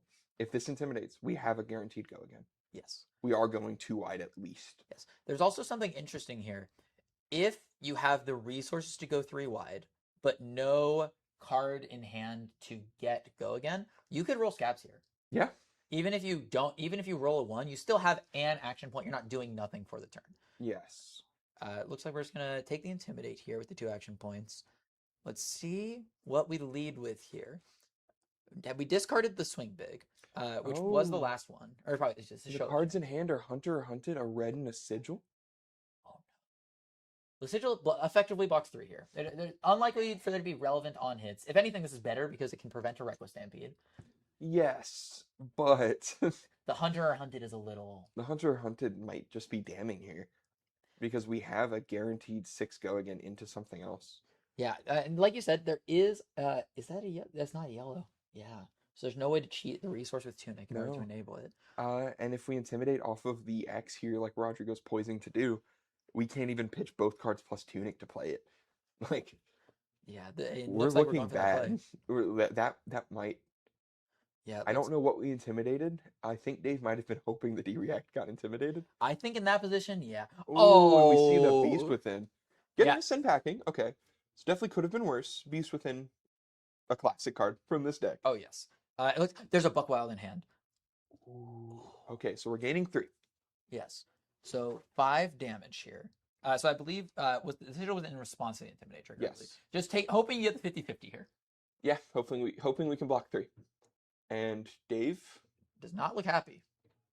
I think we got the. I think he kept the I D-React in think the hand D-React might be in hand because you definitely give your card there if you have Yeah. it. because we don't know if he's intimidating again, but we know that there's an aggressive pounce. Yeah, we know there's an aggressive pounce, and we know now that there's a Buck Wild in hand and a Send Packing. I believe that the Send Packing in yellow, and I believe there's a yellow Buck Wild and I think they might be both yellow actually. Hmm. So this is just gonna be a 3-wide turn. This is just gonna do it, I think. Yeah. Yeah. Offering 6 up go magic. again. Yeah, it looks like Once again, kept the Hunter Hunter Hunted Hunted in Shred in hand. hand. Yeah. Banish. What did he banish? Shred. Blue Shred. Yeah. So Blue Shred and then the Red Plunder the Poor. Yeah. Just getting rid of the 2 cards that we can either A, block with, or pitch to the D-React. Mhm. Just huge. Yeah, very well played game from both of our players. For sure. Rodrigo able to get across the finish line, stranding a lot of those D-reacts in the Huntsman player's hand, not letting them have a chance Yes. to mount that comeback, attack the deck, and get those resources low enough. But great showing from both our players. Rodrigo, I believe, will move on to the 2-0 bracket, and For sure. Dave is now 1-1. Dave's Still 1-1. very live for top 8. Yeah, absolutely. And Dave, fighting for real positioning on the board. Definitely in the top 16. Speaking of which, we have been given our hero breakdown for the event, and we've been given some other information. The hero breakdown, as we can see here, we've got 4 5s. 4 5s after the performance at Nats, the Yes. general performance of the deck, and knowing what our players like. They love some 4-5 makes sense. Mhm. Seems a little high, a little higher than I was expecting, but Yeah, definitely. I think the one thing I'll also be biasing it is Phi is accumulating points during this Nat season with the 1.5 multiplier and is incredibly close to LL. Potentially some players who have spent some time with Phi wanting to get in a couple last hurrahs before he leaves the format for good. absolutely. And, moving down the list, we see a couple of decks we expect. I mean, 3 Vinsets. We saw one on stream last round, taking an unfortunate loss early, but we know there's 2 more in the room. Both of them are doing okay. Yes. We see a lot of, Vinset's also a well-loved deck, both locally and globally. Yes. Some people aren't fond of all the hand stripping effects, but some people just love this hero. Yes. All the support from Penn definitely did a lot in order to help bring the hero into the spotlight, which we're really seeing now. And we're also seeing something very interesting here, tied with three people representing the deck. Ziggy. Ziggy also had a really good performance at Nats, much like Phi. Yeah. And I think that might have skyrocketed into people's view. Well, and I think this deck not only is popular, I believe if what I checked is correct, I believe Ziggy has 10 top 8 appearances in Nats across the world so Yes. far, which for a hero that I think was pretty underestimated early on is very shocking. And it's very interesting too. There's a lot of builds that are viable for this hero. The Reality Refractor build that we saw Jonathan Magnuson display at Nats, but also some of the Iris builds that have been floating around as well. Yeah. Once again, excited to see what our players have brought for it. 2 Huntsmen. Makes sense. Huntsman, once again, more popular deck than ever. Obviously doing pretty well. A little unfortunate loss there. A couple of bad breaks in the second round. I mean, intimidating the Fiddler's Green 4 times in a game. Pretty good. Yeah. Huge. Well, and also Huntsman potentially benefiting from the known lack of Victor players in the area. Absolutely. Definitely one of the biggest predators of that deck. Almost nowhere to be seen. Yes. And moving further down, we got a lot of decks here with just 2 players. 2 Fang, 2 Jarls, 2 Asilios, 2 Voldas. The Asilios, kind of lower than I expected. Acilio, an extremely popular deck locally, Yes. and a very good deck, Mm. but people might be reading this room as a kind of tough room to play Acilio in. I mean, some of these matchups are really tough. Oh yeah. Really tough to play through. Yeah, I know that before the changes, before Omens had gone into place, we were doing some testing with Five versus Cilio, with the old Cilio with the Channel Lightning Valleys, and access to all those tools that are now restricted from the deck. Mhm. And it felt kind of like a coin toss in that kind of match because Fi is just so fast to assemble that gigantic damage combo that sometimes Acilio couldn't keep up. And this Acilio version is missing some of those key pieces while having gained some pieces from Omens. So Yes. potentially thinking of that matchup might just be a little too volatile and would rather be on the Fi side for that kind of deal. Yeah, and I mean, another really fun thing to point out about this breakdown is with the 4 Fis, the 1 Cinder, and the 2 Fangs, we have 7 Draconic Heroes in this Yes. 27-player room. The Hunted We is representing. Love Draconic Heroes up here. Volcor is surely showing out today. Absolutely. We're only missing our 2 long lost brethren. Rest in peace to Icelander and Dromai. We hope you'll be back soon. You know, hopefully we'll get to see some representation of that in the future as well. Yeah, and I mean, another thing to talk about, 2 Jarl, 2 Valda, and 1 Victor being the 5 Guardians in the room. Victor being the lowest represented makes sense locally, does not make sense in the general speak of the meta. But we know we have people here that love Jarl and love Valda. So our Guardian players have shown up, just not quite so much on Victor. Yeah. Which makes sense locally, like I said. Yeah. Well, it also could be prepped for knowing that Victor's LL. Yes. I know that I do believe that now it is confirmed that Pablo Pintor won Spain Nats on Jarl. Yes. So Jarl definitely going to be a new threat coming up. Potentially some people looking to that for inspiration and preparing for the inevitability of the Ice Earth Guardian. Yes. And I mean, Victor was one of the toughest matchups for Jarl. 100%. And so now that it's gone, Jarl might be free to roam. And that might be, like you said, exactly what our players are preparing for. Hey, I've heard Oakenhold and Felling of the Crown, pretty good. They're okay. They're all right, you know. They're no Golden Sun and Visit the Goldmane Estate. But moving a little further down to our one-ofs, we saw our one of Dio win on stream in round 1. Yes. We have a one of Hala and a one of Kasai being half of the warrior pool here. Both of the decks, very solid, very good value decks. Hala incredibly benefiting from that new piece of support in Omens, the Beck and Steel. Beck and Steel is so huge for that deck. Oh, yes. I think one of the biggest problems with Hala on release was the fact that your sword attack isn't actually threatening very much, whereas with, for example, Fang, you're threatening the marks and all of the associated effects that come from that. With Kasai, you're threatening gold and copper. With Dora, you're threatening counters. Hala didn't really have that kind of on-hit threat, but Beck and Steel really pushes that and threatens to be, I think I had it resolved for me as like a 1-card 9. Yes. Which is a pretty good threat to present. I was playing into a Hala with my Acilio 2 deck. I took the first hit for 6 to 9-ish, I don't remember the exact context of the hand. I think it was 9. They resolve a Beck and Steel, and I've lost 23 life this turn. And I went, the game was basically immediately over. Yeah. Beck and Steel is huge into the aggressive decks, and also really solid into the defensive decks if they let a point leak through, because sometimes you just have to. It's a bunch of extra damage. It's a bunch of extra damage. Yeah, and very fun card. Rounding out the pool, we have the Reiner that we just saw go 2-0. The one Reiner in the room, really representing. This room looks pretty solid for Reiner. I mean, we have the 4 or 5 Guardians that like blocking. The Warrior decks also want to block with certain cards. Huntsmans want to block with certain cards. And he just doesn't let you do that. Yeah. And then in the aggressive decks, his numbers are massive. Very much so. I think also one thing to note too is that traditionally, a lot of decks like Reinar can have a weird time with Illusionists. They have a lot of poppers, but also their only real tool for dealing with a lot of like Spectre Auras and things like that tend to be rolling scabs and praying. So it can be kind of like a toss-up. But one thing about these Refractor Ziggy decks that are popping up is that a lot of their hands are actually very inflexible with how they want to block. They cannot convert extra cards. They cannot convert fewer cards. They have to specifically hold back this amount of cards in order to get their numbers. If Reinar is able to force them to block with those cards and force them to keep cards they want to block with and block with cards that they don't want, that they wanted to keep, the Ziggy player can just fall apart at the seams. Yes. And rounding out the pool, we have a Bolton. Classic. Like I said, we have one player up there who loves Bolton. Don't know how they're doing. Hopefully well. Hopefully we'll get to see them on stream today. Yes. But, I mean, that's just the love of Bolton in my heart. Yes, sir. But, you know, pretty exciting spread here. Yeah. Very much different than I think what my personal expectations were. Mhm. Yeah. Um, I think but one thing to note too as well, we talked about Hala and Bolton, two Flurry token users, of which was one of the spot rewards for showing up and pre-registering to this yeah, event.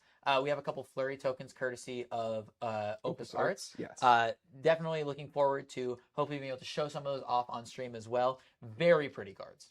beautiful tokens, and thankful. We are always thankful to our sponsor or to our helper, the token generator, Yes, sir. Opus Arts. Yes. So that's going to be our breakdown for this. We're going to take a quick break here, and then we're going to come back to you with round 3.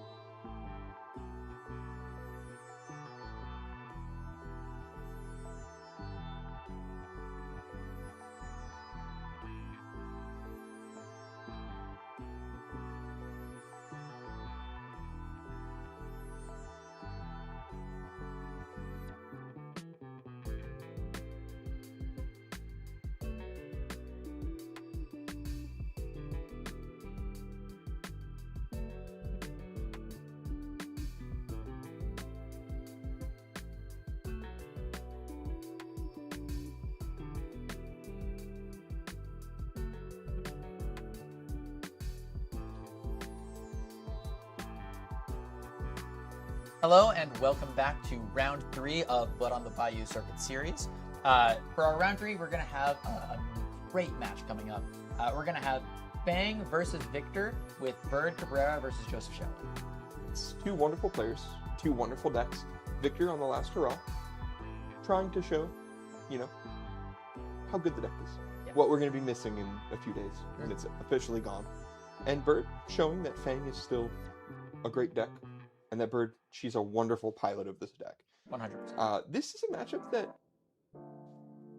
as a Victor, I've always felt really good into. Clash of Bravado does a lot of work at making you suffer as the Fang player. Very much so, yeah. It also is like one of Fang's strengths is the ability to send these 4-power daggers that 3 blocks can't really cover up. So you're able to push through your marks, push through your damage, and eventually start overwhelming your opponent with offense. Victor has a lot of cards to block 4, though. Yeah, unbelievable amount. But since the last time I played this matchup, we have gotten a card, Draco Fire, for Fang. Very Draco good card. Fire, amazing card. Crazy card. A wonderfully good card in this deck. And I'm excited to see what Bird has done to make this matchup more winnable. I mean, obviously, Bird played against a few Victors at Nats, I'm pretty sure, or maybe at least one, and has an idea of what to do into Victor. So this is going to be a really good showing for both halves of this matchup. Yes. One other important thing to point out is points-wise, Bird is very much fighting for a top 4 placement for a hefty amount of bonus cash, and Shelling is also fighting to place in the top 8 for a large amount of bonus cash. Yes, I believe Shelling is in 11th place right now with 21 points. Yeah. If he's able to place first, that would put him with plus 15 points up to 36, which 36, I believe, is guaranteed locked for top 8. Yes, I'm almost certain. So, Shelling fighting for a good bit here. Going, as far as I know, 2-0. Both these players are 2-0 at the moment. So, very good spot to get there. Yes, very much so. Bird standing in the way. Bird already at 34 points. Pretty solidly locked for top 8 pricing. Yes. For the overall circuit. But fighting for that top 4, fighting for just a large increase in the bonus. Yes. Well, and one thing to note too is that one thing that's been helping a lot of players is that the circuit points are biased to the people that can show up to all of the events. So we've had 6 people that have been able to show up to all of the events. Hayden Christopherson, Andrew Sones, John Hathaway, Darius Zacharakis, Lauren Zacharakis, and Joseph Shelling here. Yeah. And they keep showing up to the events so that even when there are some hiccups or some performances, they're still able to accumulate those points. And every single player that I've listed there is on that top 16 scoreboard right now. Yes, absolutely. So the participation points, the showing up points have been a wonderful help for Shelling in keeping up with it. I think Shelling, as far as I remember, has gotten a top 8 placement in one of our events as well. Correct. So that also helps quite a bit. A little bit, yeah. But, Shelling showing that showing up, being consistent, good. Very helpful. Very good. Bird, not able to show up to all of our events, one of them being the Pro Quest that we started the circuit off with, because Bird, being the player that Bird is, had to win before our event. Unfortunately. So she couldn't attend, Yes. but... and for those who may not know, Bird Cabrera, Houston and Austin local, top 4 Nats last year, and also got, I believe, 9th at Nats this year, both times losing to Majin Bay in the final out round. Yes. Definitely a little bit of a bracket demon there. For sure, but if Majin Bay is your bracket demon, you're sitting in a pretty good spot as a player. Yeah, I think so. Yeah, I would say so. Yeah. Majin Bay, a pretty known good player. Yes. Bird Cabrera, also a very known good player. Yes, so 2 very strong players here are going to be presenting here. It looks like we're going to be presenting equipment now. Nothing too unexpected from Bird's side, other than we are seeing the Dynastic Diadem, which I know has been coming in and out of list. Okay. Definitely very important in this matchup because of the Victor's Clash of Bravado. Yes. So this makes Clash of Bravado a little bit worse, and that's exciting. I'm super happy to see this matchup play out without 9 Clash of Bravados resolving, because why not? Yes. So let's see what happens. Does mean that we're not having the Crown of Providence style effect that we typically expect from a Fang. Yes. So these CNCs are going to be a little more impactful. Obviously, we've got our other equipment and even the diadem to kind of help with that. But Shelling side, we see the pretty standard Victor package. Flexors, the Iron Fist Revelation, the Spring Tunic, and the Crown of Dominion to start off with the gold. Yes. And then obviously the Orm Aegis. So our first gold mana stays online. Looks like Shelling is going first. and is just moving straight to Arsenal. Yep, classic. Can't push over the amount of value that Bird can block, more than likely, and probably just wants to set up for a better hand. Here we see a dagger for 1, blocked by a Trounce. Trounce, Interesting. very good card in this matchup. Very good card in a lot of matchups. And we see shelling immediately. Oh, and we see a tie. Interesting. That's I think crazy. Shelling, considering if he wants to crack a goal here, it looks like he is. Yeah. Just going to mulligan away Bird's card. Fang, not known for playing very many attacks, and we're going to reveal the blue provoke here. Reveal the blue provoke. We draw into the Ripple Away. Not the most wonderful card in this matchup, but it is still a blue, still blocks 3. We don't have a lot of action cards that make the fealty tokens. Yes. Aside from the card that we just sunk for the Drakai. Correct.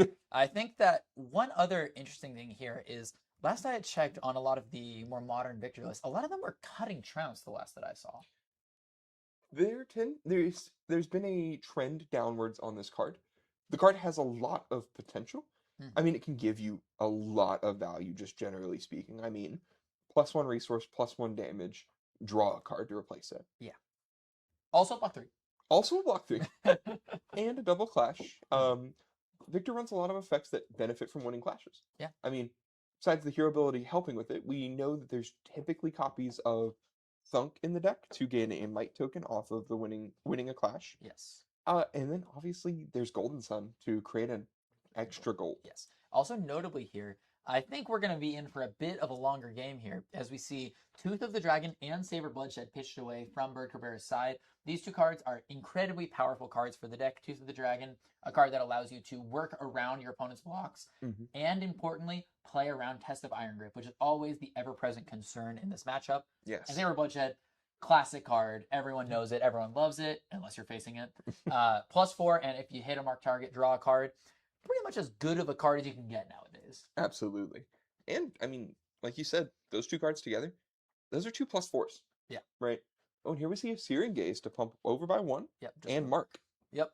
I mean, the name of the game here is mark your opponent, hit them to get your fealty, and then keep that throughout the rest of the game. Fang's numbers when fealty is online, once they get to the 3 fealty amount, are so insane relative to everything else in the game that almost no other deck can keep up with the value proposition unless they're able to do something to really go over the top of your numbers. Whoa, and we're sending a Ripple Away with 2 floating? Are we sending Ripple Away Pummel here? This may be the first time I've ever heard that stated. I've had to do it a few times when my hand did not convert well. I mean, didn't really have a chance to block with more if you look at the hand. Like, potentially, maybe you overblock the second dagger to try and burn the mark if they have it, but then it just goes to the arsenal, and you just gave up 2 cards out of your deck for nothing. Yeah, and here we see it, the Ripple Away Pummel. Yeah. Not a play that Victor players love making, but, I mean, take 3 cards from your opponent's hand because they chose to block 6. Yeah, but here we see a For the Drakai coming out. Wow, we've seen all 3 For the Drakais already. That's a bit of a concern. You know, you don't like seeing your stuff that says make a fealty token on it taken away against a deck that likes to block. But Bird is, I saw some of the sideboarding, on copies of Endear Devotion, I believe it is. And what that means is that with these blues, she's supporting a larger base of cards that can create fealty tokens without the need to hit the opponents, which is going to be very valuable in this matchup where the opponent is very much so going to try and prevent you from hitting. And here we see the first copy of Visit the Goldman Estate Resolve. Notably, haven't made the Might tokens yet. There they are. They're coming down. Tunic counter into Visit the Goldman Estate. Really, really good. Followed up with an E-Strike for presumably 5 go again. Yeah, and it looks like Bird's just taking the 5 into Hammer for 4, using the Dynamos and a card to cover up this Miller's Grindstone cleanly. Miller's Grindstone, really good card at kind of chewing through your opponent's deck. I also want to comment here on the Smoldering Steel. That card came out in Pen. It's not a card for Fang. A card that's didn't get a lot of eyes on it because as a Draconic React, it only gives +1 and then on hit deals a damage, which isn't great rate. But the advantage of the card is that it blocks 3. Whoa. And this deck blocks 2 for most of the time. So having a card that is able to block 3 and be a Draconic card is very strong. Here we see Shelling with an interesting inclusion, the Clash of Might. Not a card that every Victor player agrees on. Oh, but here we see the Draco Fire, the card that we mentioned. Yes, I Uh, think it's a little stunted here because we already had the blue pitch. And I don't believe we have a one cost in hand to be able to convert the extra resources with. But the important thing is that it's still a Draconic React. It still gets around your opponent's blocks by buffing the next dagger, and it puts itself into the graveyard in order to create another resource later. Yeah, I mean, in this matchup or in this deck in particular, it is a +1 to the first dagger and a +2 to the second dagger, so it's Yes. still a +3 draconic reaction. Most 100. of the other decks can only use it for +2 and the resource, Yes. so we get a little bit more value or aggressively or offensively rather, Yes. and still get to keep the resources. We had the resources in case we could hit with grains or for grains. Yes. If the first dagger had hit, we'd also have a bonus resource for Brave Forge Bracers, Yes. which would have been sweet. I think something also to note here is we're kind of seeing how Fang can come ahead in a lot of the fatigue math that can make this matchup really scary for the victor. Bird pitched a blue, attacked with a dagger, spent one card, and attacked with the second dagger, and the victor gave up 3 cards to that. Yes. And this is without fealty being online. This is with Bird still having to pitch for her daggers. Mhm. If that kind of thing keeps up, then the victor can very fast run out of cards if they're not able to put together these big offensive turns. Mhm. Yeah. I think one of the things I also want to look for in this matchup is to see how Bird approaches trying to get her fealty tokens online. Obviously, we've already seen the For the Drakais kind of disappear. They're kind of gone into the aether. But we still have other ways. Oh, interrupting my own thought to see the CNC for 10. Yeah. So this was a 3-card block into Command and Conquer for 10. Is what it looks like. Pretty good. Pretty okay start. Mhm. Bird did have the arsenal. I want to say the arsenal was a blistering blade. So +2/+3 react. I do believe we have Nip the Heels and Overcrowded in hand. The Overcrowded here will be blocking for 3. So we do have the potential to just give Dynamos plus a couple 3 blocks, just as an option. Notably here also, the Dynastic Diadem will only block for 1 until you get to 3 fealty tokens. And it has temper, so if you block with it at all prior to getting 3 fealty tokens, then it disappears and you don't get any benefit out of it. But it looks like we're just giving 2 3 blocks and then the bracers and the grains here. Just don't want to mess around with that 10 power CNC. Want to keep the arsenal, preserve the life totals. Definitely don't want to go to 22 at this point. Absolutely not. And I mean, yeah, this is the Goldman Estate and the Clash of Might, generating 4 Might tokens for that CNC to come in for not the worst breakpoint, but getting 2 pieces of equipment when we talked about not having the helmet to block the. Oh, here we see a test of Iron Grip. Yeah, that's I think probably the card that has changed this matchup the most, even potentially more so than Clash of Bravado, because Fang is a deck that absolutely relies on playing a Draconic card every turn. If you do not play a Draconic card, you lose all of your fealty and you lose your win condition. What Test of Iron Grip means is that you clash, and if you lose, which Fang almost always does, like Fang is doing right here, you discard the card in your hand. Yeah, and we see it's the Tooth of the Dragon. We could have played it out for the go again and to keep the fealty, but instead we're choosing to lose the fealty. Was there a Draconic card we played somewhere in that? I don't believe so. I believe so. Bird should be going to 0 fealty here. I'm not. Oh, maybe it wasn't a discard. She was saying she played it and then passed. Maybe, but we saw the card reveal before it hit the graveyard. And there's no window between the clash and the discard for us to play it. Yes. So, not little interesting. Not 100% sure what's going on. Yeah. With that, at least. Yeah, potentially just we also are not privy to the communication of the players as well. Potentially it was communicated that Bird was playing the card and they were just resolving the clash first, somewhat out of order. Definitely a lot of possibilities. That play is certainly a very legal one of being able to just play it in response to the trigger. Definitely the smart thing to do because you're very likely not winning that clash. No, but as we see from the hand that we've drawn up on Bird's side, we have a few more attacks than I think we were expecting, or at least I was expecting personally. It looks like a Hunt to the Ends of Wraith, and Hunt the Hunter. Hunt the Hunter is the other card. Oath of Loyalty. And I didn't quite see the 4th card. Yes. So a lot of these Fang decks nowadays, the way that Fang's math works is that the ideal amount of reacts that you want to play in a hand is the amount of dagger swings you have minus 1. The way to think about it is that the first react that you play is going to get the extra buff from the Obsidian Fire Rain themselves, and then also allow you to swing the second dagger with the Go Again. The second react you play gets Go Again, but you can't use the Go Again, so you lose a point of value. And the third react you play doesn't get the buff either. So the idea is that you play more attacks in order to pad out those numbers, because if you're able to attack it, and another test of Iron Grip here. Luckily, this one's not as devastating. We are going to lose a card here, which is unfortunate. But at least we're keeping our fealty stat. We don't have to worry about this disrupting us in that way.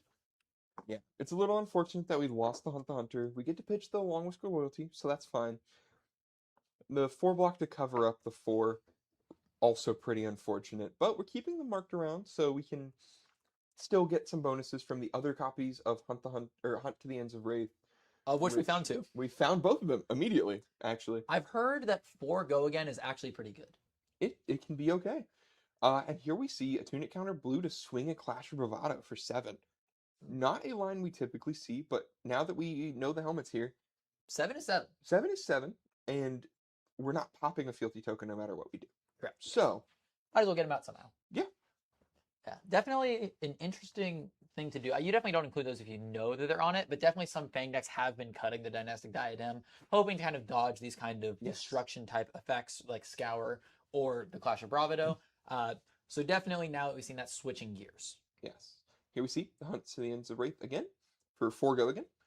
We're hoping for not that. A Test of Strength, revealing a Ripple Away, making a goal, drawing a card, covering 4 on the Hunt to the Ends of Wraith. Thankfully, we have a second one if we want to play it. Does not look like we're playing it yet. Yes, we might be using, I do believe we still have a Blistering Blade in Arsenal. Potentially going to plan on using that here now that we have the second Chain Link, so we get the full value out of the card, and then just Arsenal the second attack. Yeah, and I think that makes a lot of sense. I mean, yeah, Blistering Blade to pump it over to 4. To 5 here. Is it to 5? It is to 5. It is +3 later. Yes, you're right. Yes. So it's over to 5. So yes. Kind of asking if Joseph wants to use the Quick Dodge Flexors to stop this. So that's the advantage also of why we're playing more attacks in a lot of these newer Fane decks, regardless of what your resource base looks like. All of these Draconic cards care about the Chain Link account, as all Draconic cards do. Blistering Blade, Searing Gaze, Long Whisker Loyalty, all of them care about Chain Link. So if you have an attack with Go Again, it enables you to kind of continue those chains without having to pitch to swing the daggers. But here we're seeing the Quick Dodge Flexors committed just to prevent that second fealty from coming across. And it's a little bit interesting, but because the thing is, we know I know this because I've talked to her a little bit about their list and seen the list from Nats.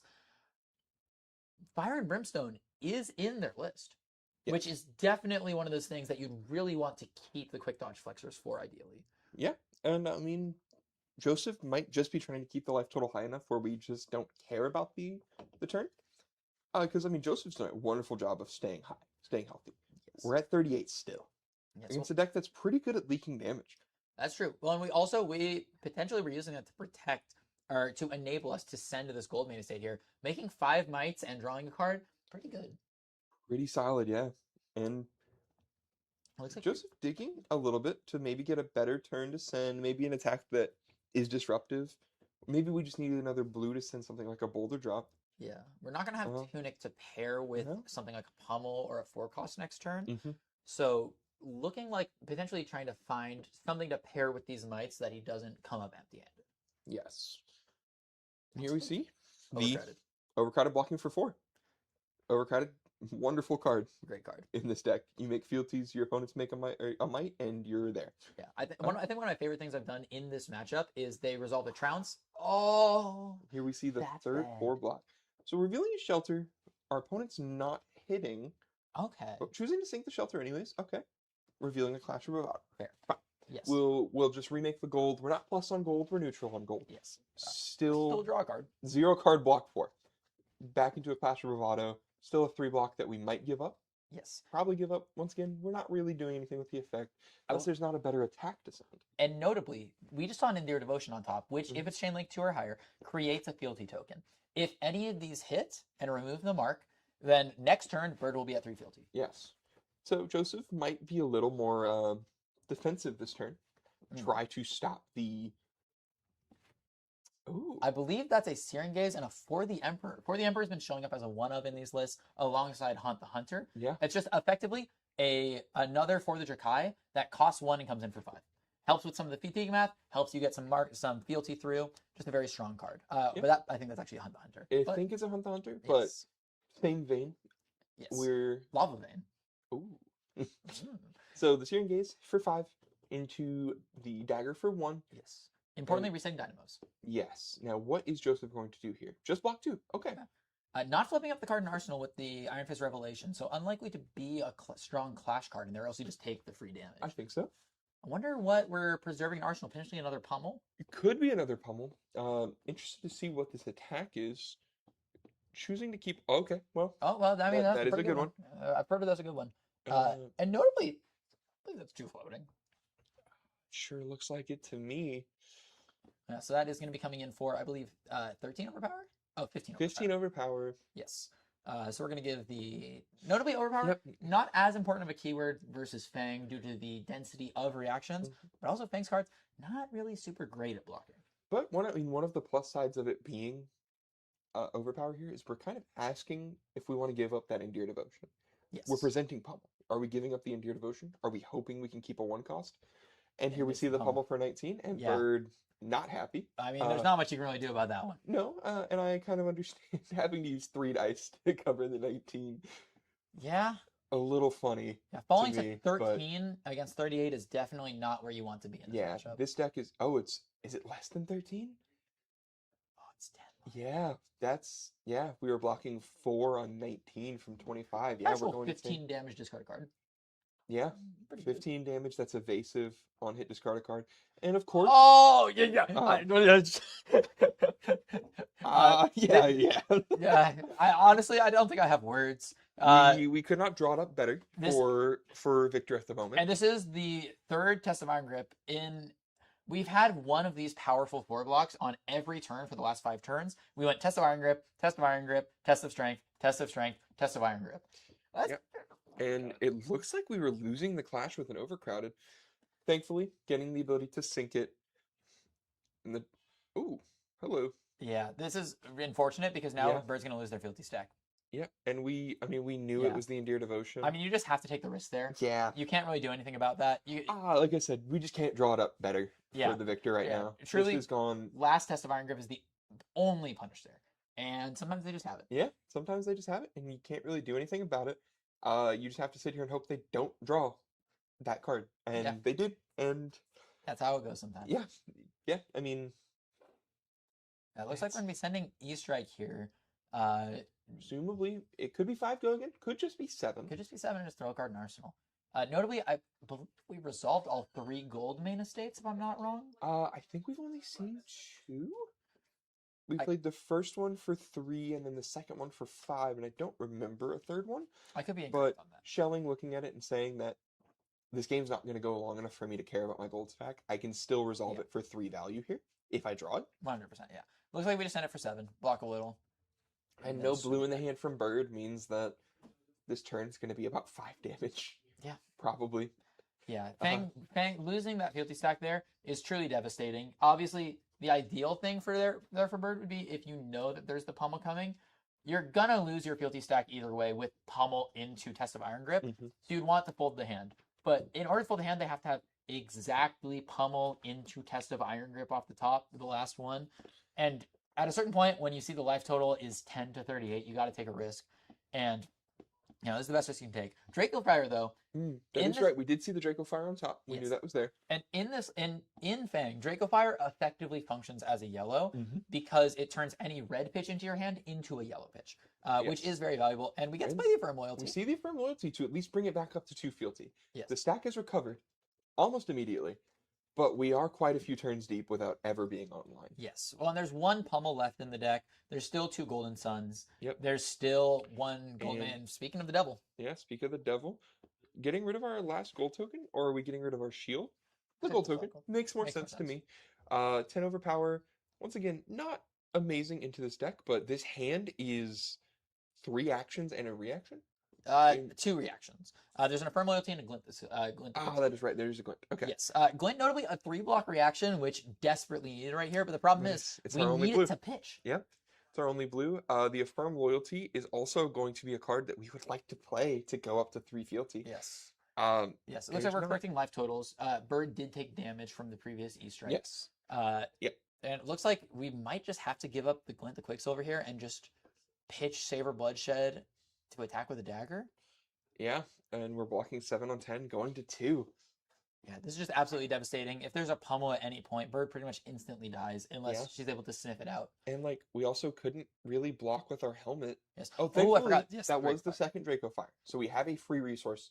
So the blue's a little less necessary. Yes. Still would have absolutely loved to have it. Yes. But there's no mark to even pair with the Saber Bloodshed.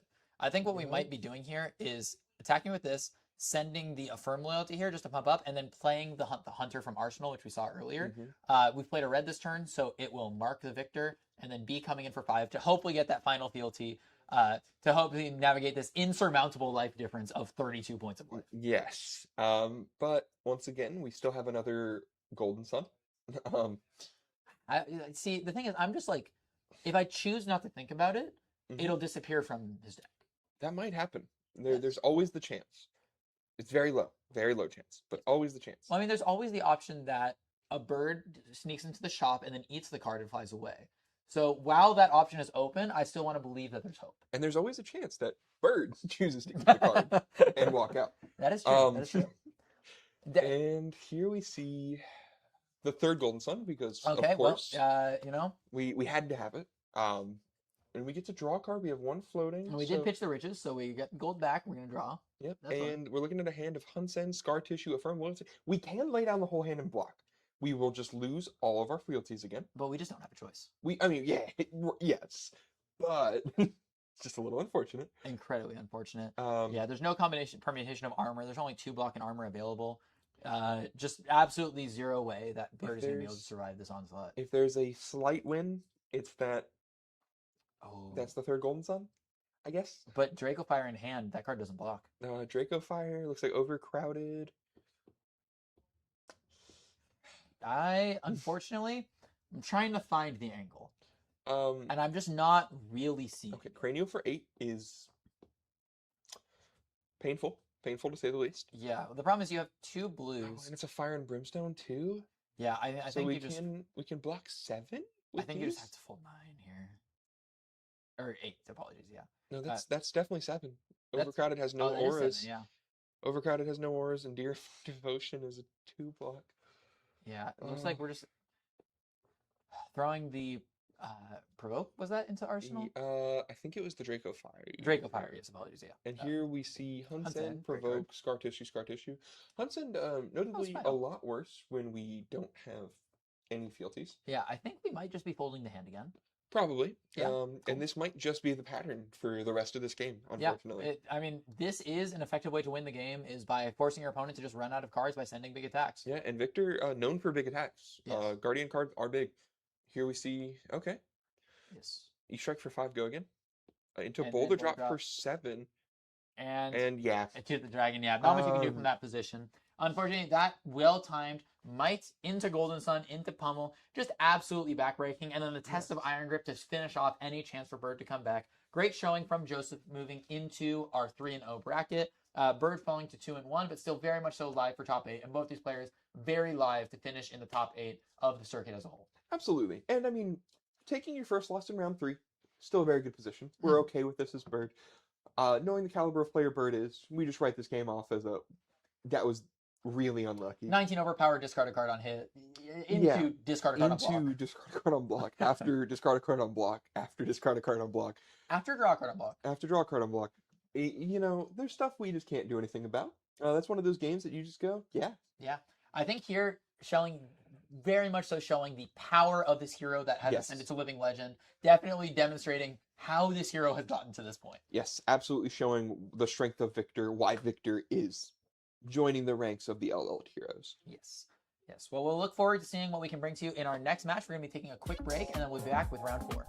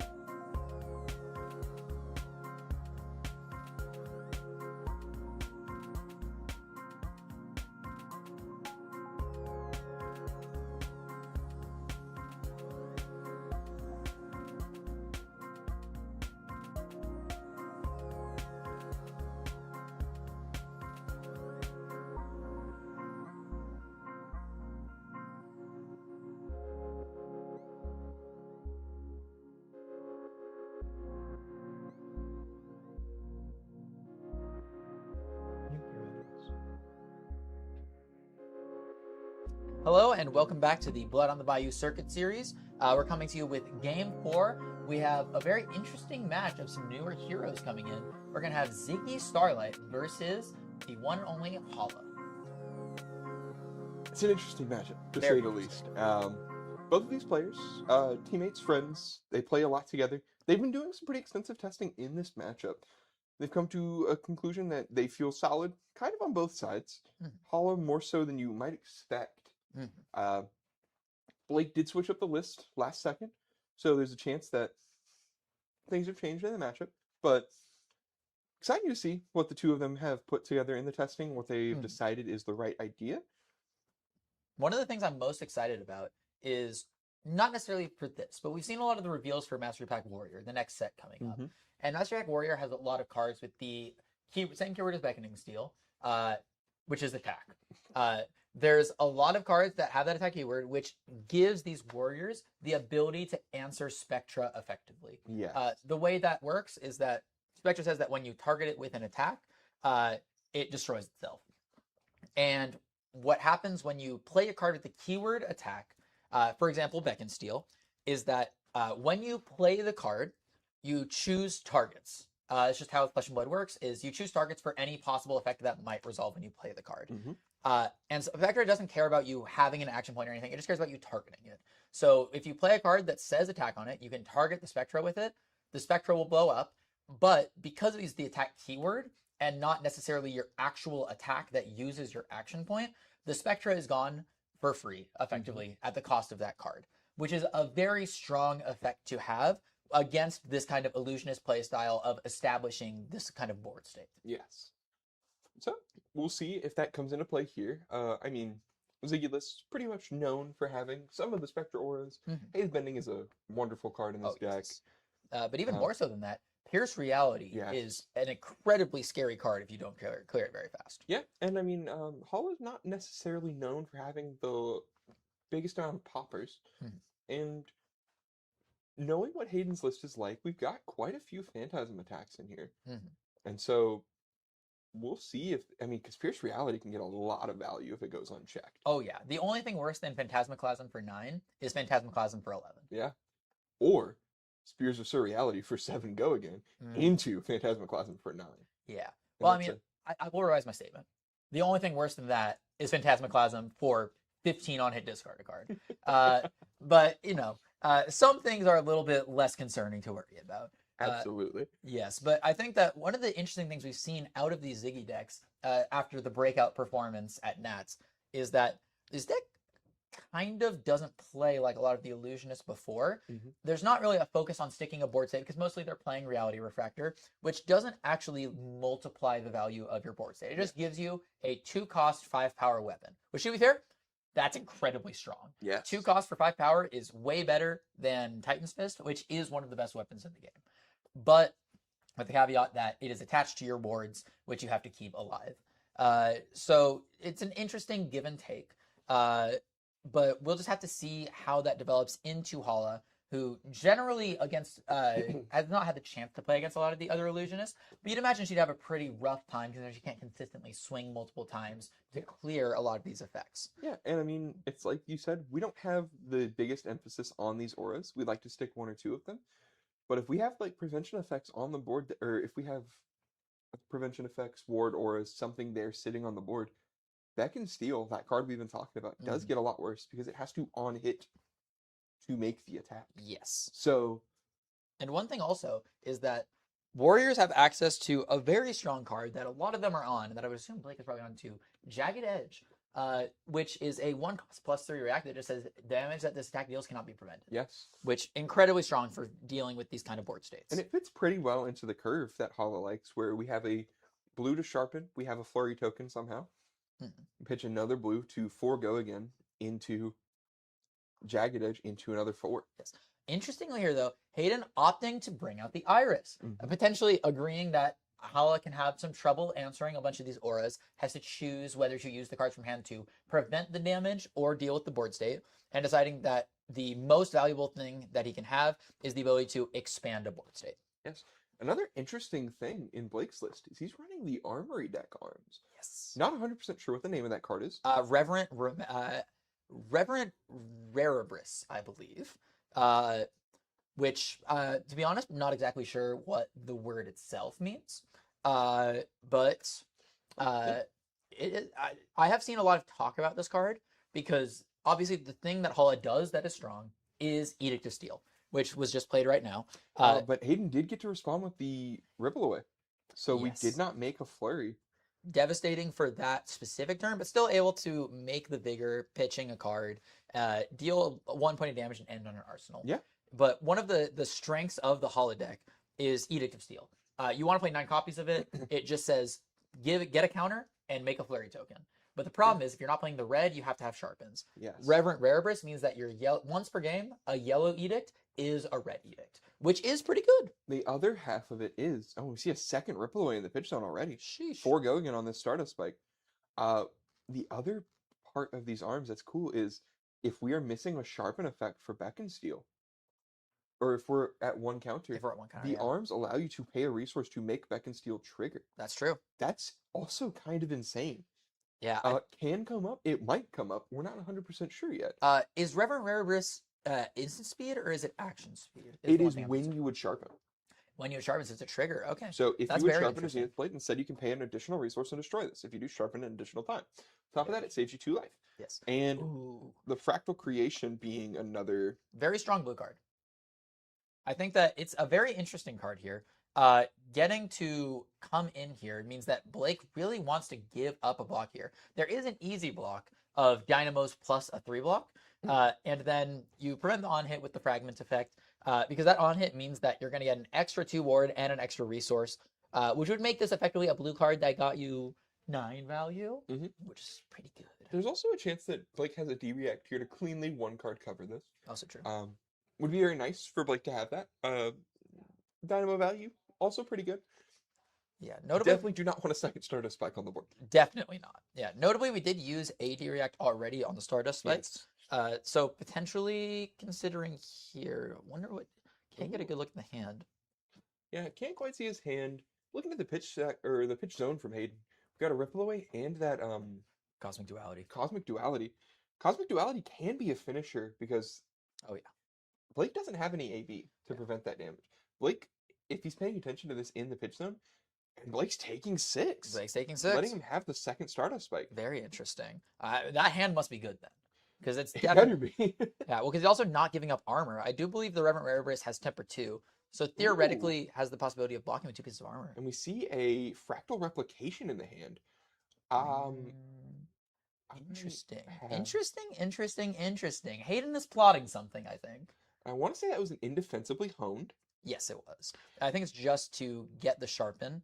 Yeah. But interesting that I believe it was in the arsenal. So it was just played to get the sharpen. And then we're going to display of craftsmanship. So that's what we were holding here. Display of craftsmanship. So going to give +4, and then because it has been sharpened, it'll get a counter. Yes. So that'll pump it to, I believe, 9. Yes.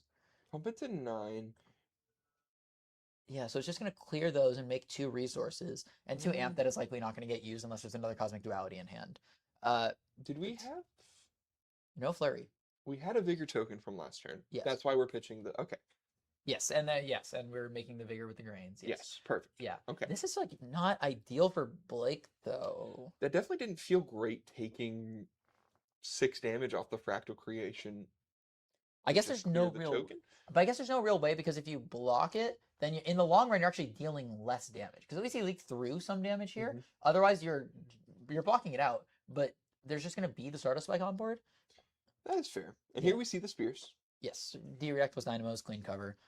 Singing a card, just do some hand fixing. Yep. And once again, we cleared the 2-0, and there's the Fractal Replication, becoming a second copy of Spears. Hey, turns out 0 cost, 5 go again. Pretty good. Definitely okay. Yeah. I think it's a really interesting card. I think this card is kind of amazing. Me and Hayden have put a lot of testing into this deck. We're trying to get it to work for him, trying to figure out the way he wants to play it. And we've recently come into... Is that a Phantasmaclasm and a blue in the hand? Oh, if that's the case, then this is a 5-card 20 with Phantasmaclasm? 5-card 19, I think. So it's 5 into 5 into 9. And Yeah, Oh, he's able to ouchie. block it all, but like, or block a good portion of Yeah. it. But yeah, And we just sink take the the brimming. Brimming Blade, we sink the Twinning Blade, doesn't really matter. Yeah. Notably, Twinning Blade is interesting. Definitely not Yes. the most standard choice here, but something I was being considered early in the Hollow's life cycle, just because flurry generation isn't necessarily the most consistent. It's just another way to swing a sword. Absolutely. Hmm.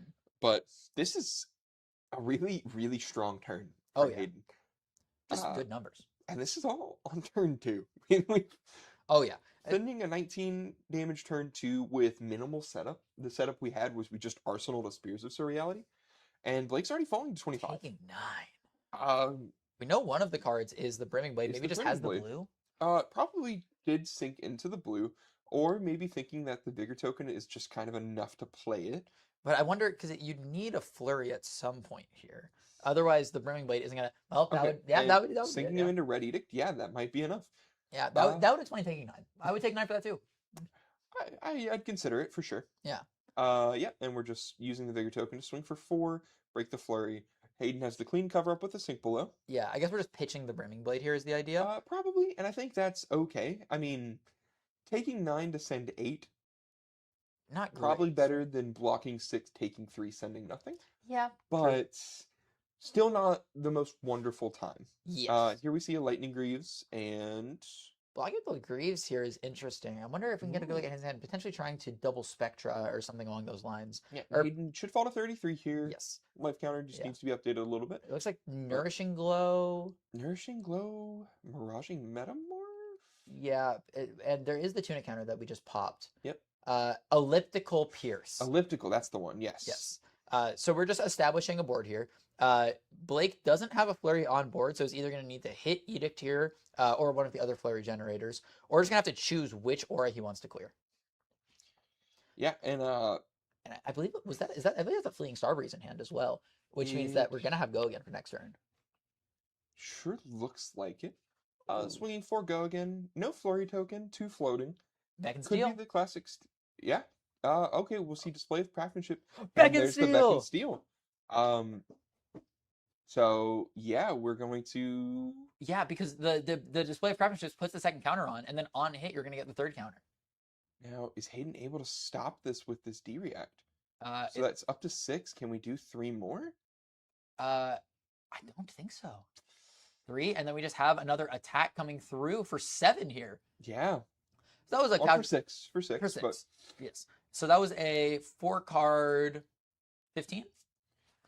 yeah, 9 into 6. Yeah, Not bad. Not bad. definitely not bad. Did not take any damage from it, and definitely able to punish Hayden for taking that setup turn. For sure. But also Hayden choosing not to block here, that means that embodiment very useful here. And notably also, that attack came not at the Spectra, but at Hayden's face. So we Yes. are going to have Pierce here. Ooh, and Command and Conquer for 6 go again? The only thing worse than a CNC for 6 is a CNC for 6 with go again.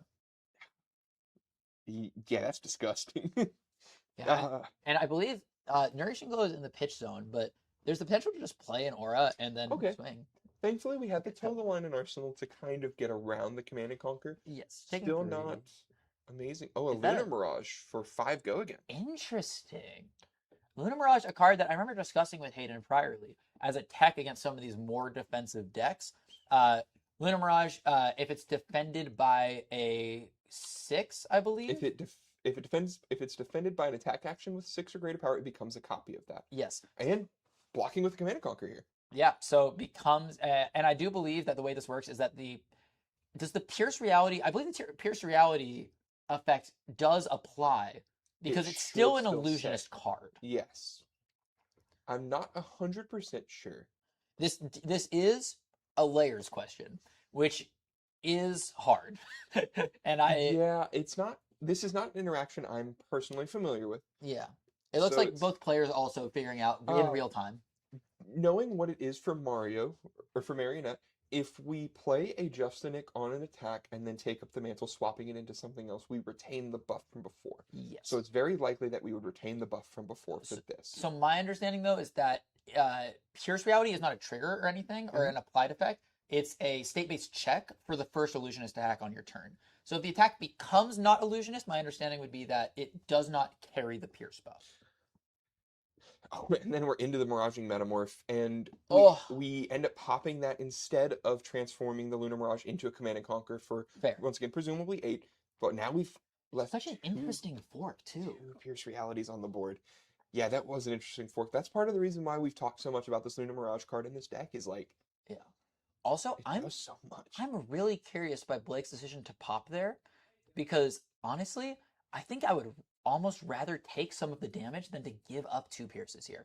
We have the flurry, so we can clear 1, but that we're still gonna leave a pierce on board. Absolutely. And Oh, we're just sending it face. We're just trying to kill him.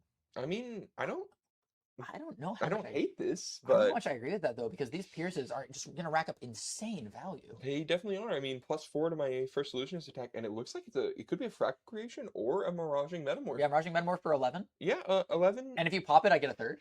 Yeah. That's pretty good. Pretty okay. Yeah. And fun thing about this, if we had one more tune counter here, we could use Iris to attack with one of the pierces first. Yes. Yeah. Which would just be a really fun 2-card 15. Yeah. So this is why Pierce Reality is one of those cards. This is definitely a card that we kind of have to clear on site, and if we don't, we have to do something good. But we're just giving up 9 cards. And I'd imagine we're just pitching to attack a Pierce, right? There's no way. I can only hope. Okay. Yes, okay. Okay. Right. We're safe. We're safe. Taking the tempered play of clearing the Pierce Reality. Yes. Honestly, if I see a Miraging Metamorph for 11, yeah, the Pierce is gone the next turn. I can Yeah. guarantee you that. 100%. Um, But now we have Tunic up. We have a full grip and a Pierce Reality still on board. And this Yeah. deck is, designed to create stuff like and this. here we're pitching a Blue to swing Pierce Reality for 4 go again. We have the Tunic counter up to maybe make another play. At worst, we can activate the Calming Gesture to make a Spectral Shift to swing 4 again if we just want to go a little wider. Yeah, just blue pitch. And I've been told the only thing better than a hammer for 4 is a hammer for 4 with go again. Yeah. Yeah. And that's a So- pretty good looking hammer right there. This is a good hammer, and Blake deciding to cash in the Kabuto here. Deciding that with the Tunic counter up, the potential for the line to be activate Calming Gesture, swing that into something better. Yeah. I think the thing he's scared of here, though, is that Hayden does have Lightning Greaves up and still 3 cards in hand. Yeah. So theoretically, there is the possibility to crack Greaves by pitching something. Crack Greaves with the Tunic Yeah, with the resource, Tunic counter. play an instant, and then just you have 2 action points, Yes. which is very scary. I don't know if that play is actually as amazing, because then you still only Probably have not. 2 attacks in hand. Well, it depends on what those attacks are. We did just see him block with 2 of the Unwinding Finalities, so 2 of his 0 for 5s are gone. But the list does run a good number of other attacks that have effects like that. So, I am looking forward to the moment where we get to do that and then send Snatch into Snatch. that'd be so pretty. I mean, that's what the Unwinding Finalities are there for. Yep. Want to send Snatch into Snatch. But I mean, Oh, the yeah. Unwinding Finality is Snatch for 3. The only thing better than Snatch for Sometimes. 3 is Snatch for 4. Sometimes Snatch for 3. Blake's shown a propensity not to block as much Yes. as we'd expect. So, But toe the line here. see the Toe the Line plus the Kabuto block. Yeah, it looks like Covering 4, stopping weapon attacks, cashing in the Tunic resource to play out an elliptical, and Warmonger. Warmongers is a backbreaking card. That's so brutal here, because It we is. have the flurry, but all we can do is really we can't even pitch into Hala. And Blake accidentally flashing a Twinning Bleed to his opponent.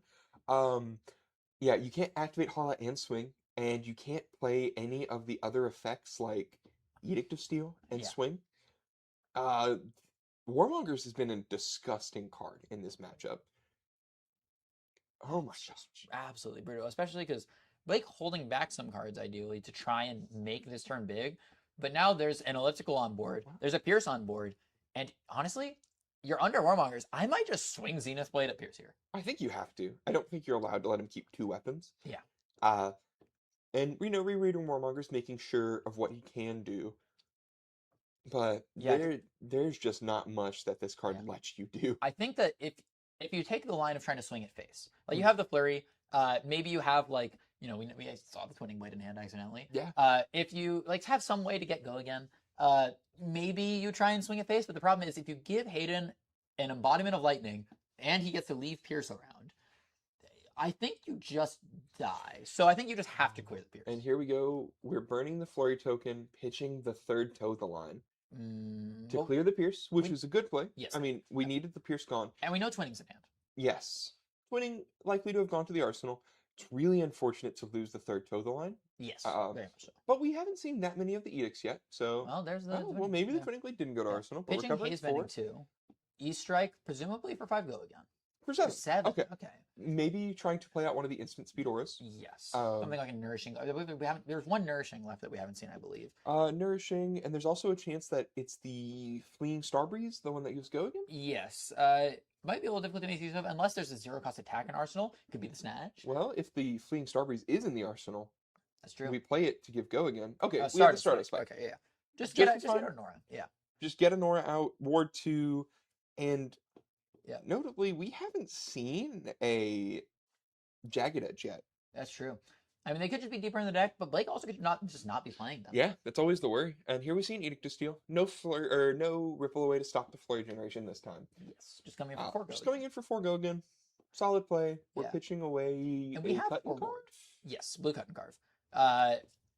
Blue Cut and Carve is interesting. I think it's pretty important for Hala to have these type of dominate effects. Mhm. Theo can sometimes have a little bit of trouble closing games, and being able to set up Absolutely. Beck and Steal with dominate is, I think, really important. Yeah. And Hayden having 2D reacts to cover this turn. Sync Brutal. Blow to get rid of the card. Yeah. You still have 3 cards in hand because one of the cards of the Arsenal is a D react. Yeah. So almost certainly we're swinging 4 go again, 4 go again. Arsenal. Yeah. I mean, Arsenal a card. a 2-card 8 is pretty much the best you can hope for. Yeah. And it looks like we're just going to be going for that. Yeah. Just swinging the elliptical. Hala, not a deck necessarily known for having ways to deal damage to the opponent on their turn. So swinging these warriors is pretty safe. And here we're seeing the first Remembrance of the Day resolved, Ooh. potentially one of the last Remembrances resolved for a very long time. Yes. Card going to be on the ban list as of tomorrow. Tomorrow. Tomorrow it officially hits the ban list, but as of right now, still very legal. Yes. It looks like And yeah, grabbing Ripple Away to stop more of the flurry generation, grabbing an E-Strike to extend a little bit, and grabbing a Phantasmaclasm because that card is very strong. it does say 9 on it, I think. It does say 9. Yeah. It is a 2-card 9 with Disruption. Yeah.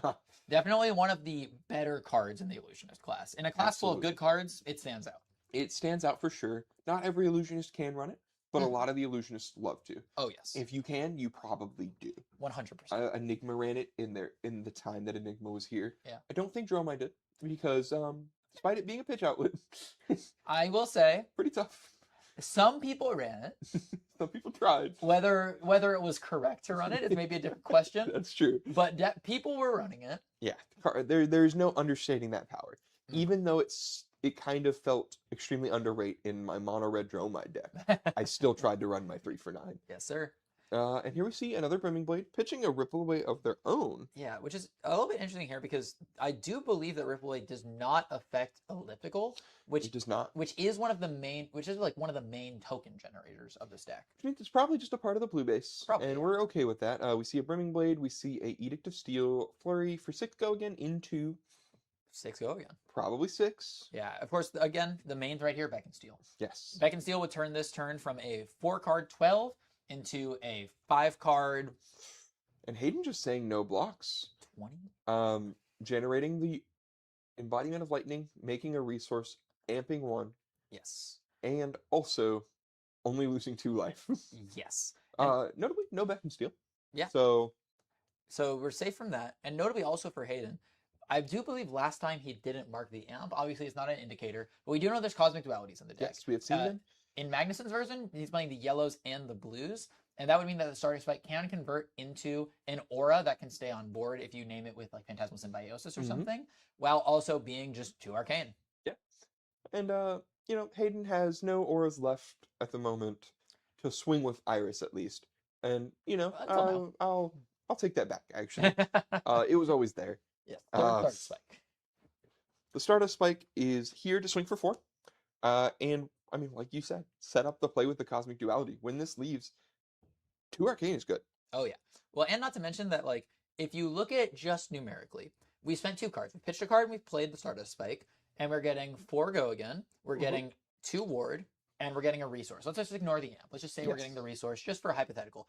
That's still a 2-card 7 that involved defensive value, resources, offensive value, incredibly strong. And we're seeing The Lunar Mirage. Lunar Mirage. which I do believe the way this works is that the embodiment Go Again should carry over to whatever attack that the Lunar Mirage covers. Yes, and we see another fractal. Wow.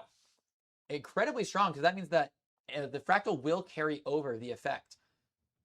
I am curious, can you pull up fractal application? Does it get ward? It is an illusionist. Oh, it's illusionist It's attack actions. Okay, Unfortunately, yes. I would worry for our judge's health if it copied the illusionist weapons. But I mean, at worst, this is still. I mean, 4 into 3 into 3 when my opponent's at.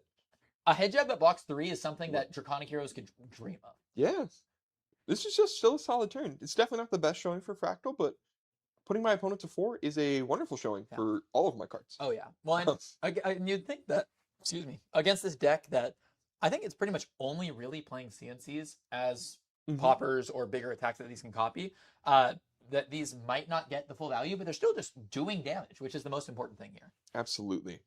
And we see a Swordmaster's Path into an Edict. Into an Edict of Steel. Oh, the ripple away. Devastating here. There could be a Beck and Steel here. But that's the last thing I think you're really worried about here. You know, it's not the arsenal. So it's just the last card in hand that it could be. But yes, we're coming in for 5. Yeah, just absolutely devastating timing for that ripple away. Showing a 8 power because of the +3 from the Sword yes, Master. yes. But it's 8 Go Again, 1 resource floating. Yeah, just no blocks here.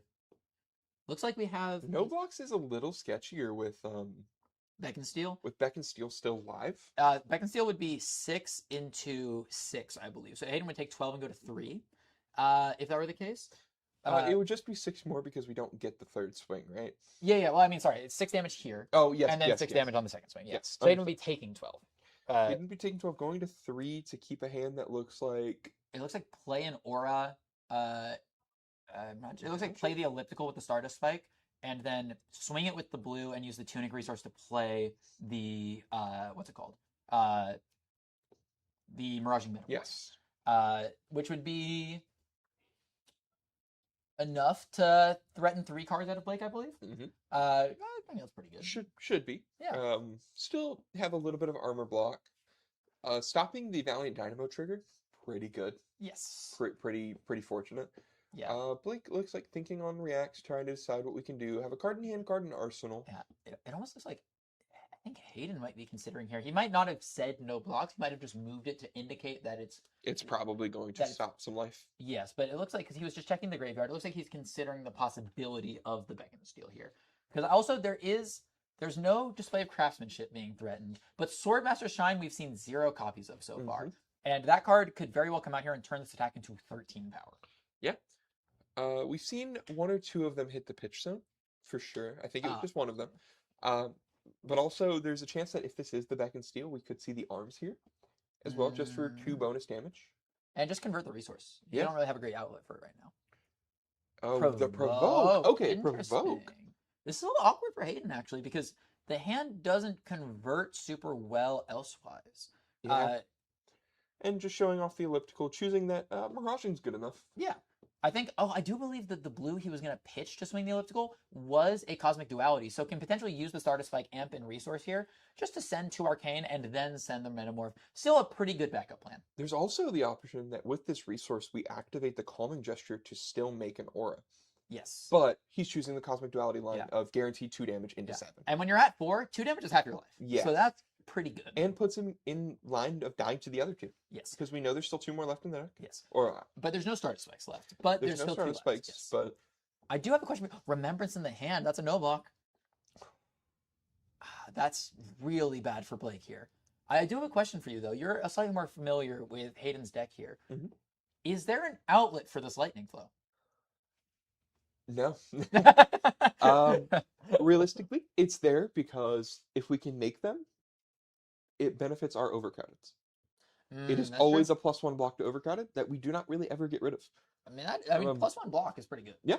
There's the chance that if we had a Stardust Spike left, we could flicker it to amp 1, gain a resource, let it die to an attack, amp another one, and then discard a duality for 3. Not quite as necessary here. Yes. And we see that Blake blocks 6, take 1. Go down to 1. We've seen Cosmic Duality, so it's a little bit of a sketchier line. Yeah, I mean, But we did see. Believe we saw ooh, one pitched away, so we're just betting on not finding the one. I think we saw the one that was pitched after the Remembrance, or before the Remembrance, rather. Oh, you're correct. Yeah, they So got it shuffled then. definitely has been shuffled. We see a second Remembrance here. Ah, But just going in for 3 here, just not very threatening. No flurry. the It could be the 20 problem minute. is, with this Remembrance in our hand, actually there isn't really much that can quote unquote kill us here. Yeah. And this hand is Spears of Surreality into Command and Conquer if Blake does not draw a popper. Which I believe we've already been through 2 CNCs, if I remember correctly. Because there's the pop, No. and then there's the one that was intended to be blocked with on the fractal replication. Yes. So I believe that's pretty high chance. Looks like we're just shuffling back 3 red edicts. Yeah, I mean, it Fair. is the best Remembrance target in that deck. Yeah. By a A mile. large margin. It's, Yeah. it Each of is- those is 8 deck damage. Yeah. Pretty Yeah. good. It's also, I mean, just guaranteed flurry. Oh, yeah. Barring when you get Ripple Awake. Of course. But, oh, pitching a Remembrance and playing a Remembrance. We had 2 Remembrances in that hand. Yeah. Oh, that's bad. That's really not good. And that shows exactly why he didn't sharpen, try and send 4 go again into Yeah. something else. The provoke, honestly, kind of saving Blake's life here. If Hayden was able Absolutely. to send the 4 into 7, I think Blake just dies. But this is not that much better for No. Blake in No, not terms by a of lot. turns we're at. Because there's Yes. also the more tempered line of we don't want to run into the popper, so we can pitch the Remembrance to activate the arms, make a Spectral Shield, pitch the blue to swing it, and then pitch the Spears to swing the CNC. And then we got Yes. 4 into 6. 5 into 6 is better. 5 into 6 that could be popped if we haven't seen all 3 CNCs at this point, which we did just shuffle. That's true. They could be anywhere. It could be anywhere. And I think Hayden doing a quick little check on that, actually. Yeah, on the popper count.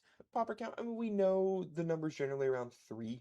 I mean, some hololists like to go a little higher, but we've seen no signs of it being higher than that. I do find it interesting that if we're thinking Wait a about second. popper this much, we didn't shuffle back a CNC. We absolutely did. And we see, was that a Heart of Fyendal and a Jagged Edge? I'm sorry, what? Heart of Fin. I mean, I guess that makes sense if you're trying to play a little bit slower, Yeah. kind of grind down. The life you get from Heart of Fiendal is very powerful, and it looks like good shout on the line with the calming gesture. Don't Yes. want to leave it up to chance to get popped. Want to get our full value Absolutely right not. There's no reason to. I mean, this is a hand that still sends 10, strips at worst 3 cards from my Yeah. opponent's hand. Yep. And if I leave it up to the chance of a popper watching him shuffle a CNC back in, I Yeah. could lose my game here. I'm Yeah. at a low enough life total where Holic can kill you. Yeah, there's no reason to give them the chance to come back into the game. Yes. Just take the safe line that gives you a sort of checkmate position here. Absolutely. Mhm. And I mean, this is still just. I mean, if that last card in hand is the Heart of Fyendal, we have to give up. Yeah, just giving up Edict Brimming Blade. You really don't want to be giving those Yeah. up at this point in the game. And then if that is the Heart of Fiendal, then we're just swinging for 3 at Hayden with actually There's no way no it's a Heart threat. of Fyendal. I had to missee that, right? I mean, there has been a list going around of Fatigue Holla, and it is playing Heart of Fiendal. So This just Blake might have doesn't- gotten some inspiration there. This just doesn't look like a fatigue list. I mean, what I've learned is that a Warrior Fatigue Okay, it list was looks a really Jagged similar. Edge. Okay, yes. I think the card I saw might have been Edict, but the flash Maybe, just yes, looked yes. like Heart. Yes, okay. But So yes, it does confirm we're on Jagged Edges to help deal with this kind of ward state. yeah. Just but blocking the rip away. Easy. unfortunately, did not see them early enough. Yes. There wasn't an amazing turn for it, besides the turn we had the double Stardust Spike. Yes. But I mean, Hayden's just one of the interesting things about Ziggy is that Ziggy doesn't actually have a really effective way to expand the board state efficiently. Mhm. So Ziggy's kind of restricted to play a couple wards, swing with them. Maybe you can protect one throughout the turn and then swing with it again, but nothing on the scale of Enigma. And Phantasmaclasm is devastating here. You just take out the Edict, and now they're stuck with 2 blues. and there's a chance you draw him into a 2-block. We have some in the deck. Okay. Okay, well, we'll take it. We take that. Yeah. We're happy to have not died here. Yes. So the problem is, though, we are out of equipment that can cover up the last breakpoint from the Spectral Yes. Shield. So we are now drawing dead into blocking 2 cards against a weapon. And Hayden, yeah, no, that works too. Yeah, Yeah. Could be the toe of the line. We Nope. did have one more toe of the line. yeah, No, it. it could be. But even then, that hand was still E strike for 5 into E strike for 7 at Yeah. worst, 100%. and that's just Yeah, or even just attack with the Spectral Shield into E Strike for 7, Arsenal and E Strike. yeah. That's pretty assuredly the end of the game right yeah. there. We're taking it out. Hayden, there. putting the Hala down. Once again, Hala sees a Jagged Edge a little earlier. Maybe we get a few more life points, but not a great turn for it. So Yes. Hayden just showing, hey, we have prowess into this deck. We know what we're doing. Showing a bit of a very different build than Yes. the builds people are typically seeing for Ziggy. I've talked to a lot of people who have been preparing these refractor lists similar to what Jonathan Magnuson brought to Nats, and many of them are at the point of where they're almost cutting Iris, saying that they don't really bring it in much. Hayden, you're showing why maybe there needs to be a reconsideration towards more of this Iris playstyle with some of these interesting cards like the Lunar Mirages that we were seeing on display. Yes. And also, Hayden, personally knowing his list, he's on mono Iris. So he wants to play the Iris plan. He has built his deck to play the Iris plan. Being one of the 3 Ziggies in the room, going up to 3-1. So still very much fighting for top 8, very live for top 8. Yes. Blake falling down to 2-2 with around 3 and 4 loss. Could still make it. Yeah, could eke in on the back. Could ink in. Not sure. Yeah, still, there's one round left to play, but that round is going to be very important for Blake's chances. Yes. And so, Yeah. we will cut to a break here, and then we'll be back with round 5 whenever our players are ready.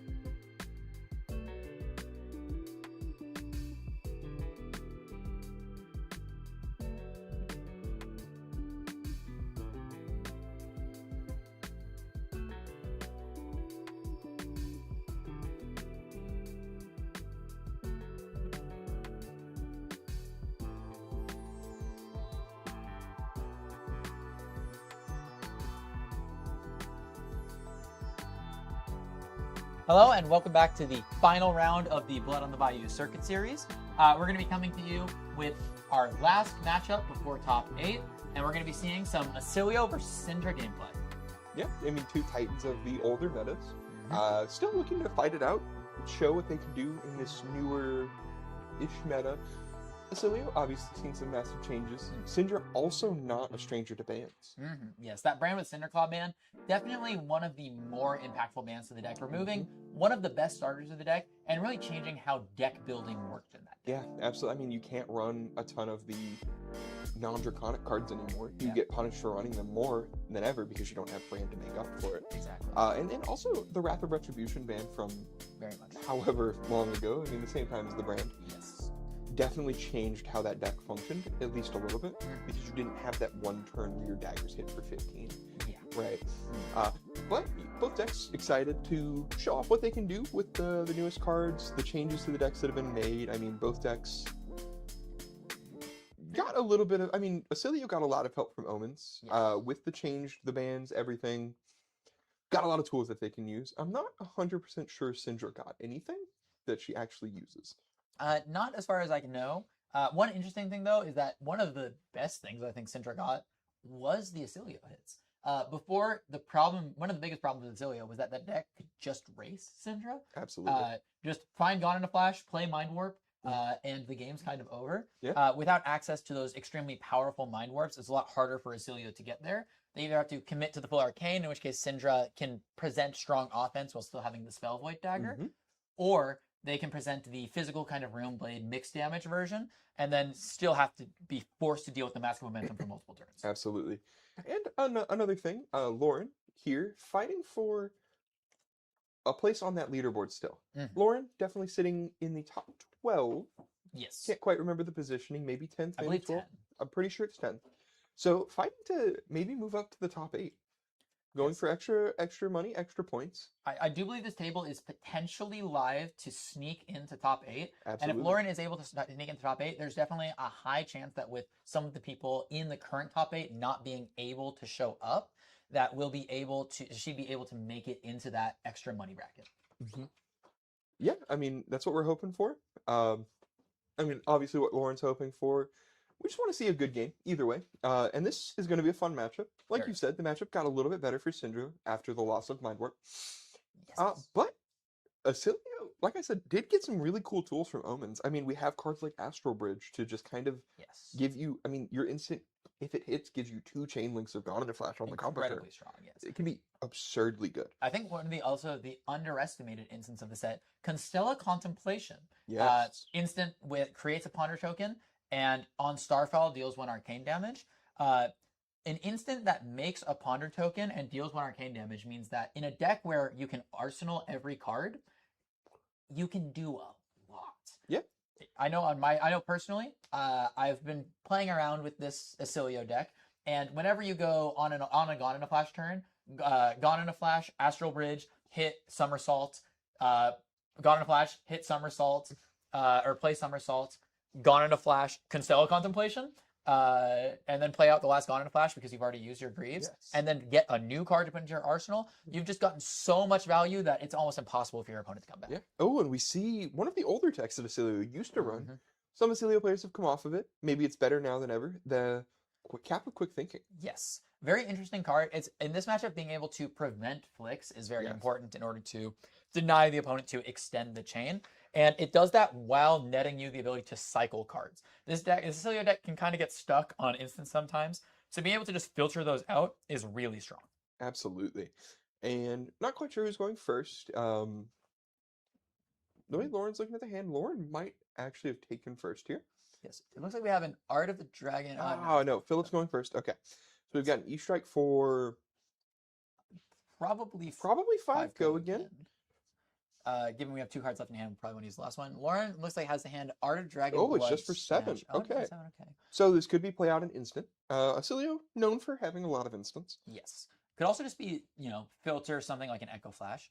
Lauren just giving up the hand. The press. Okay, yes. for 10. Yeah, so just sneak 1 damage in. And we have the shelter to cover it. Okay. Yes. And just, both players giving up hands, no damage leaking through. Definitely a good enough start for Lauren. You don't want any damage leaking through. You want to Yes. stay as healthy as possible in a matchup like this where life total matters so much. And also looking at the cards in that hand, the hand didn't convert super well. Yeah, meanwhile, And this so one, though. this hand, I mean, starting off with Ignite, Ignite and Draco Fire, just two of the Yes. best starters in the deck nowadays. Hmm. Both of which are cards that are 2 damage and make your dagger free. Yes. Effectively free. Yes. Ignite is definitely a little bit stronger one because it represents 2 of the chain links for the Mask of Momentum that are very awkward to block. Ignite for 2 means that you can't really cover it up with a 3-block efficiently because the damage is spread across the 2 chain links. It does give an opportunity for Philip to potentially give something like the Lightning Greaves here on this, just to disrupt the Mask of Momentum chain. But Lauren still has 3 cards in hand that she can use to kind of present that threat again.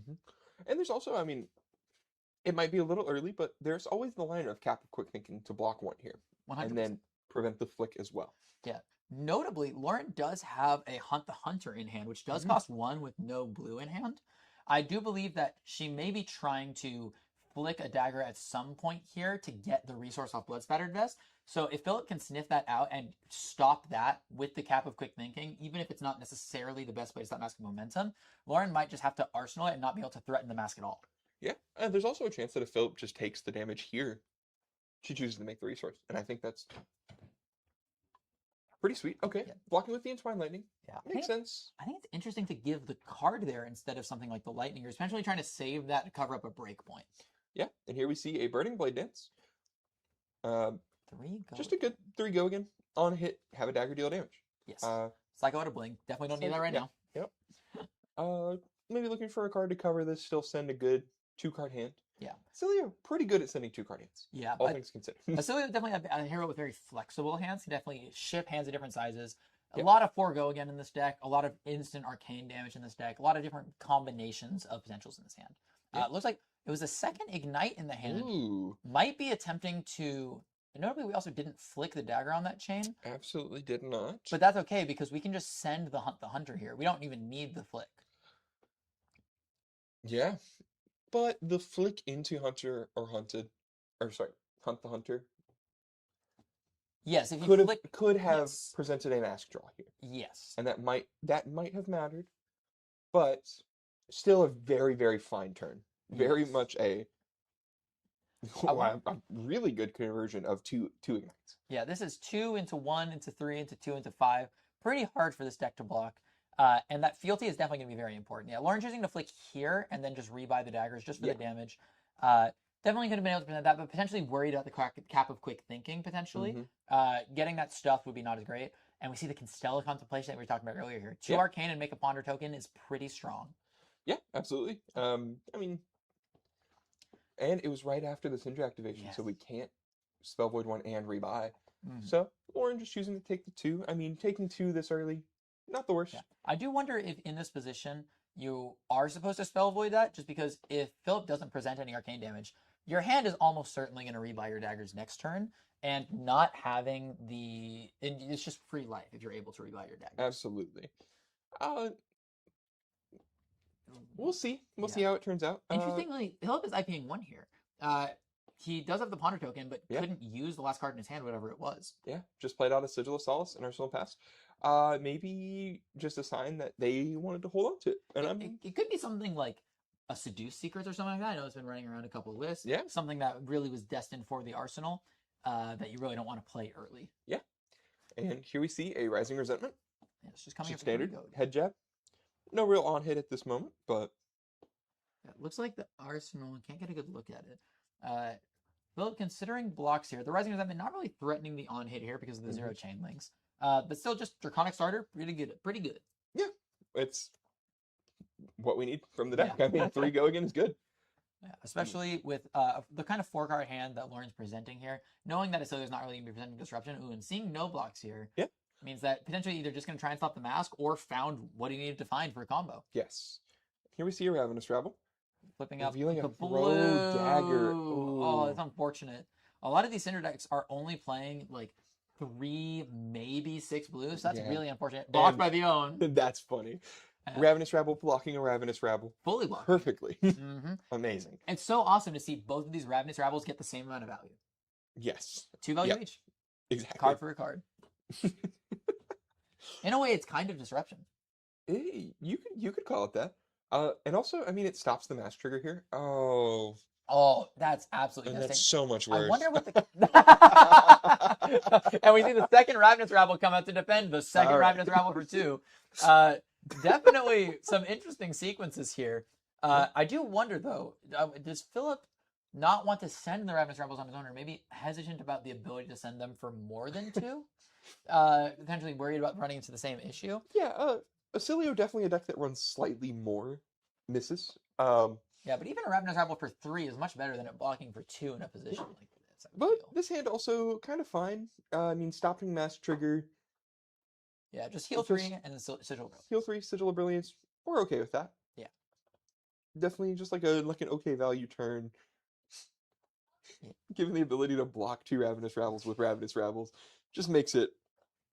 I think that a yeah, little- it's definitely something I haven't seen before. No, that's definitely brand new to my eyes as well. Yeah. But it's really interesting too because this Acilio deck usually it either blocks for none or their cards block pretty well. They have a lot of block 3s in that deck. For sure. So very interesting to find the exact lineup to get the exact 2 block 2s. Yeah, it was really cool. We see a Ronin Renegade in the hand. We know the throw dagger's there, and it looks like And that looks like a Hunter. breaking point. a breaking point. So a lot of finishers. Yeah. And not much go again. Yeah. Obviously, we can always swing the dagger here. Flicking, potentially trying to create a resource here. If Philip is able to sniff this out, he can maybe present the resource because you don't really have a good reason to do this unless you need the resource. But it looks like we're not going to use the Cap Quick Thinking here. Maybe not instants. Maybe deciding that the instants are too good to get rid of. We're deciding to hunt the hunter. Sending the hunter, holding the throw dagger. I wonder if we're intending to use the throw dagger to hit with the dagger, draw a card, make a resource off the blood splattered vest, and then pop our boots. But Potentially, yeah. We're flicking the Yeah. clock here. Gonna draw a card if he doesn't cap with Quick Thinking, which he doesn't. I feel like that'd be a pretty good. Maybe he just doesn't have the instance for it. It looks like the cut through, so that's gonna be 4 go again. I think you just kind of have Well. to go for the boots here. Yeah, blood splattered vest. Yeah. Create the resource and then pop the flight path. Yes. So we're just in Yeah. reactions right now, and then in damage after this has all been sorted with. So the Hunt the Hunter. She's cracking the boots. There we yeah, go. yeah. Okay. I think she just didn't move the boots away. Yes. Yes. But notably, we're still a resource short for the breaking point now. Yes. If that was a breaking point, I think it was a breaking point. I might have seen the wrong angle of it. Either way, there might be something in the arsenal as well. I believe there was a snatch in an earlier hand that might be what's in the arsenal. I'm not Okay. exactly sure. But either way, just probably going to link through whatever's in the arsenal and then try and get to that. And also, to be fair, this is presenting Mask. Because the throw dagger is hit on the second chain link, Yes. we are presenting Mask. Yes, and 4 is an awkward number here. You could block with the Stonewall Gauntlet and a 2 block and still be able to cover it up and force Syndra to break the chain if they want the next one to hit. But either way, you're going to be giving up cards here, which is not exactly the position you want to be for Philip when you're down Yeah. 13 life. Yeah. And also, I mean, this could just be send Snatch for 4 if the Snatch is an arsenal. Once again, I'm not 100% sure on what the arsenal is. We can pitch the breaking point in hand to Brave by the Daggers if we draw a card. Yes. And I think also one of the interesting things about this new Acilio deck as well is that it's actually a little bit less combo focused. There's a lot more turn-by-turn value, a lot of 4 go agains. And what that means is that having a big life disparity like this is a much bigger problem for this modern deck than it was before. Because you do rely on those kind of intermediate good value turns to be able to bridge the gap between your smaller combo turns. And here we see the Stonewall Gauntlet coming out, taking 2, knocking it down to 3. Mask should trigger here. Yeah, Mask should trigger. It looks like we're rebuying here by pitching, but we didn't draw here. Yeah, it looks like we missed the Mask Momentum trigger, potentially just missing the fact that Throw Dagger, because it does flick, even though it's not flick knives, still gives Mask Momentum. After a long day of playing, it can definitely be a little bit difficult to keep track of the triggers as well. There's a lot of mental load that comes with playing the game. Definitely one of the skill testing parts, being able to keep track of all your continuous and state-based effects as the game progresses. Definitely. And I mean, this is round 5. They've been playing for a few hours. It starts to tax most players. Very much. So, and I didn't even see the second Sigil of Brilliance on the board. I believe that was the last card in Philip's hand, so he just played Yeah. that to cycle it. Yeah. And then now has the 2 sigils popping, which is Activating Acilio to Echo Flash cycle for up 1. flash. Yes, Lauren, considering if she just pops the Claw of Encerica here, which I think you pretty You safely can probably do. should. Yeah. It just get the value when you can. This deck is not running enough arcane for us to Yes. When not you're be doing that. and you're up 16 life, this Cecilia does have, I believe it's 3 cards in hand, 1 in arsenal, so definitely can do something threatening here. Yes. But ultimately, you just take the life barrier you can get. Oh, absolutely. Mm. Lauren doing a great job of keeping the life total high while also sending a good bit of damage. Scar for Scar is unfortunately turned on at the moment. That is 4-go again. Pretty strong. I think one interesting thing too is in this position, Lauren will use the D-React there. Okay. But yeah. other than that, if her hand converts, she can just kind of continue saying no box and trading back and forth. Because if her hands keep converting and the Acilia hands keep converting, as long as Acilia doesn't find like a 35 damage combo out of nowhere with like Astral Bridge into Discharge into things like that, then Lauren can just kind of chip down the Acilia with the mass momentum threat. Absolutely. And I mean, the shelter covering up a clean block, still keeping us at 38. We're still looking good. We're looking amazing at this point. Oh yeah. Uh, I think at this point, Philip's biggest priority is I am down on life. yes. If I just play safe value, even if I'm getting like 16 to 18 value a turn, like above average, that kind of rate, I'm just not going to be able to surmount this life total. So he just needs to dig for the Gone in a Flash combo as fast as possible. Yeah. And here we just see a consign coming out. Just 1 damage. I mean, Monarchane. Yeah. Pretty good. The interesting thing, though, is that we didn't tap Volzar, which makes me think there's more arcane effects in the hand that we haven't considered yet. And there's a contemplation. We're making a ponder, and we are activating the Volzark here. Yes. So it looks like we had 3 separate pings of 1 arcane. Yes. So the timing of the Vincerica didn't really super matter there. There was no breakpoints or anything. He's just finding the time to sneak through the arcane damage while it's not separated out so the Vincerica can come back. And then there's the third Sigil of Solace. Another turn where the Cecilia deck hasn't really sent any damage. Yeah, it's definitely a little concerning because we are spending these cards to deal unpreventable damage, but spending a whole card to deal 1 damage with no other synergies is definitely not where you want to be at this deck, especially when you're using Constellar Contemplation to make a Ponder token that doesn't get used because that card is still in your arsenal. Absolutely.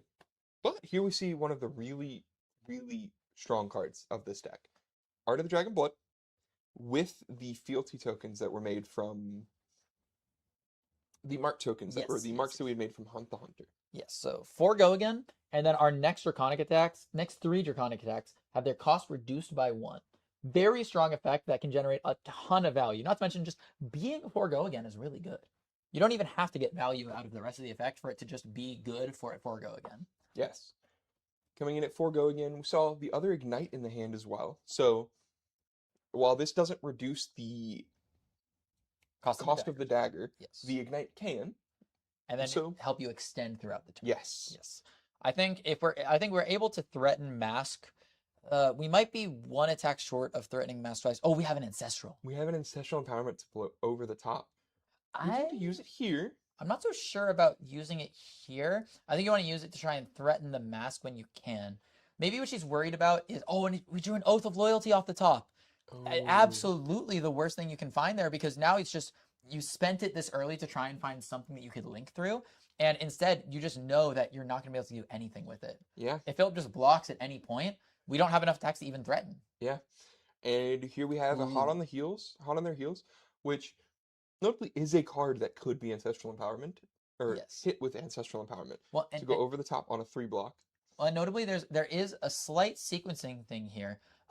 Mask of Momentum does not trigger on weapon attacks. And what that means is that if we send the Ignite now, it's not actually threatening to use the kunai that you attack with as a mask threat. And in addition to that, because the kunai is the last thing you attack with, you can't also flick it afterwards and rebuy it.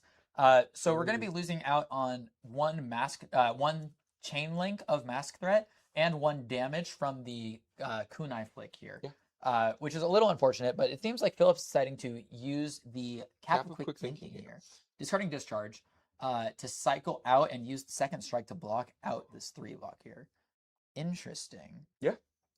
It looks like Lauren may be considering flicking the dagger here. Yeah, so she's going to try and flip on top before the draw resolves. Yes.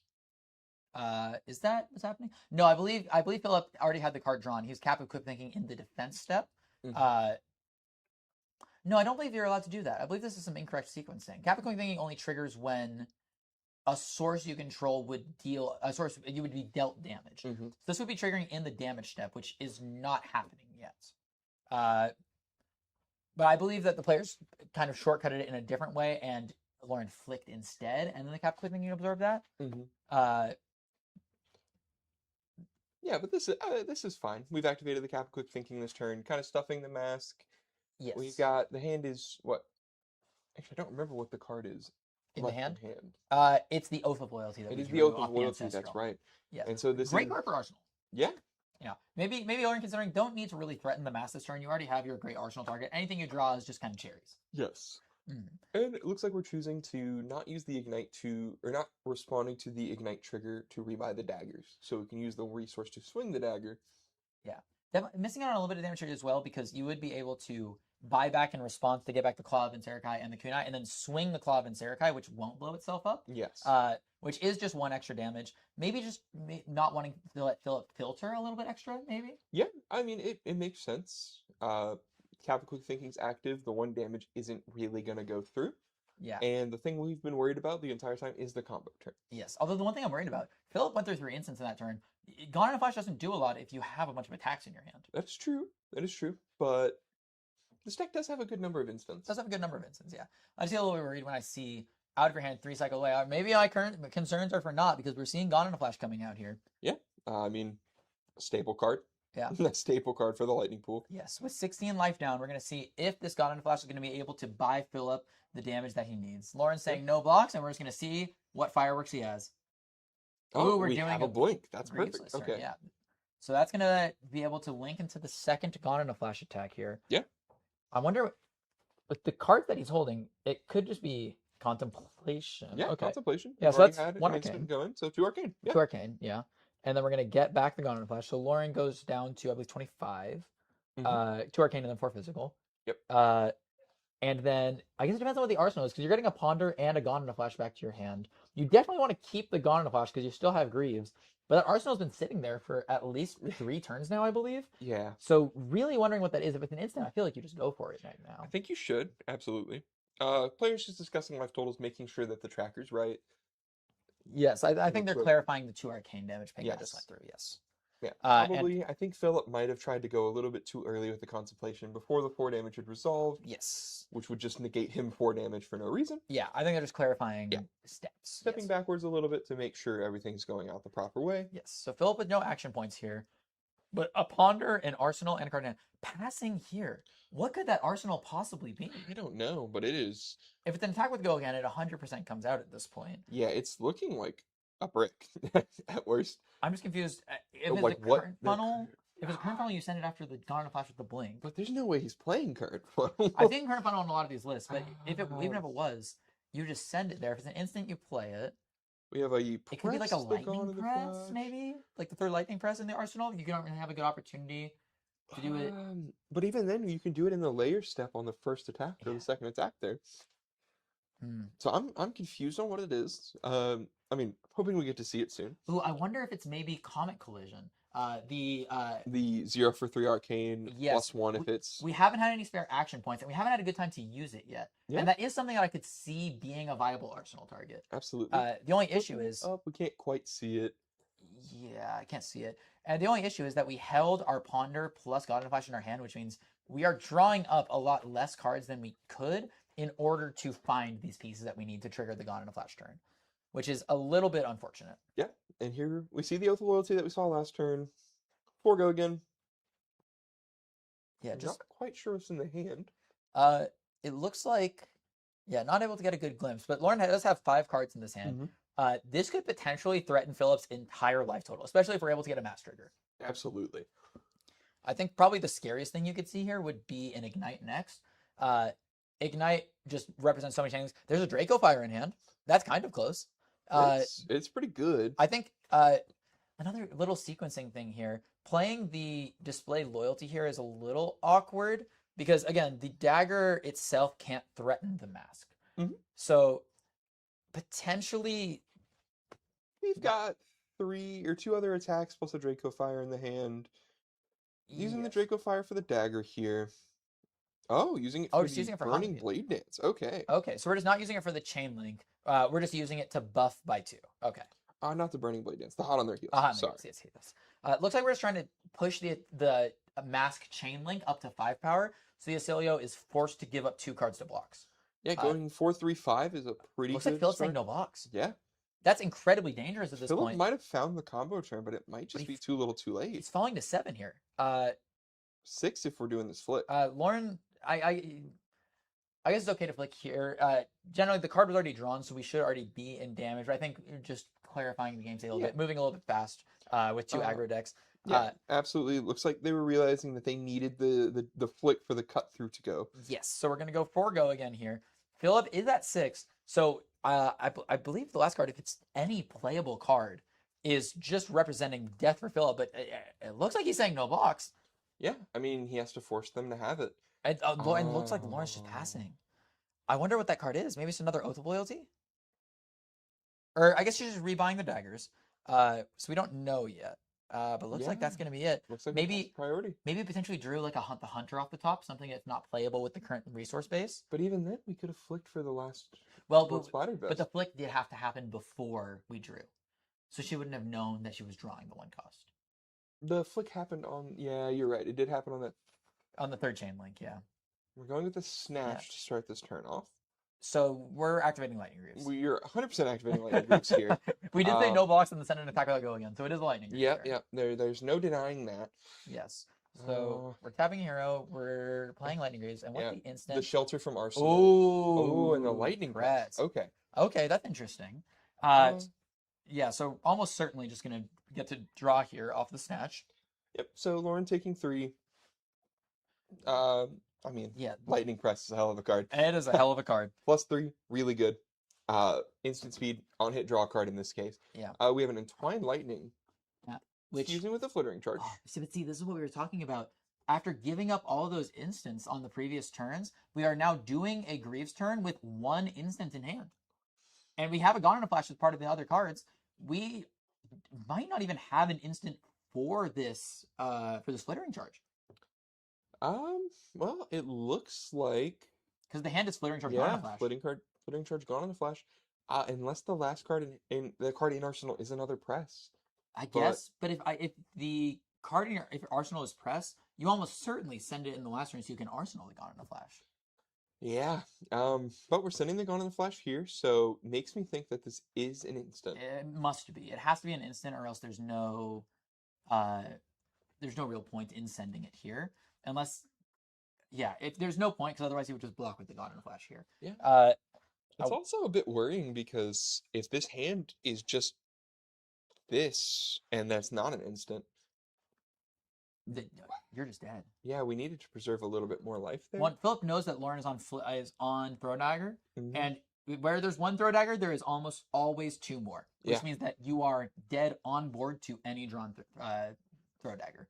Okay, Astral Bridge. That was what it saved. So we just decided that last turn, despite having the blink and the press, wasn't the turn for the Greaves. We flip a Gone in a Flash off the top. Absolutely devastating. So just not able to line it up and just spell voiding 1 with the dagger and get back the Gone in a Flash, but just a little bit unfortunate. Yeah, so just going to send the Flittering and put the Gone in a Flash in the arsenal. But that Gone in a Flash isn't really going to be able to do much anymore. We already went through a blink. We pitched another blink earlier. Yeah. So there's not really a good way to make use of the action point. And either way, Philip's at 2. If he leaks any damage through, he's dead. Yes, yeah. This is a pretty precarious position. I think Philip was just kind of hoping the Astral Bridge would land or hoping that the draw off the Snatch would be another instant to go. Yeah, just didn't find the pieces. Yeah, the top of your deck being 2 attacks. I mean, we did watch them burn through 4 instants. Philip giving a little smile, might have drawn a couple of instants this turn. A couple. Draco Fire coming out again. And as always happens, the turn that you draw the instance is when you need the block. Yep. And so this is a Draco Fire into a Blaze Headlong for 6. And we'll see if, Philip can even block enough to survive. Yeah, it looks like we're filtering. So definitely an instant. Ooh, Echo Flash. Okay. Just a 2 Arcane. Get a guarantee 2. Yeah, She's got to find 8 more. but 8 more arcane this time. that face is telling me that there's a lot of non-blocking cards in this hand that we Absolutely. were really hoping to find on the last turn. Yeah. Yeah, so pitching away the Echo Flash, activating Volzar, just sending 2 Arcane. Lauren, perfectly fine with going to 8. We're playing Uplift in response. Okay. So we're going to get the 1 Arcane off of that, untap the staff, and then use it to amp again. So we're sending 4 Arcane here, Yeah. And which that, is pretty good. I mean, yeah, if we're any higher, not facing down 6 damage. Yeah. Unfortunately, what that does mean is that there is 3 cards left in hand, Mm-hmm. and Lauren is at 6, and we are blocking for 2.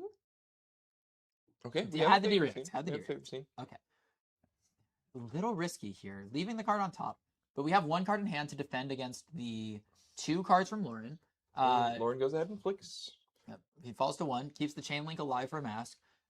Even though Philip is at 1, so any mask trigger is pretty much death. And here's a Lava Vein Loyalty. Yep, coming in for 3 here. We know the Gondom Flash is in Arsenal, so there's no D-React in Arsenal.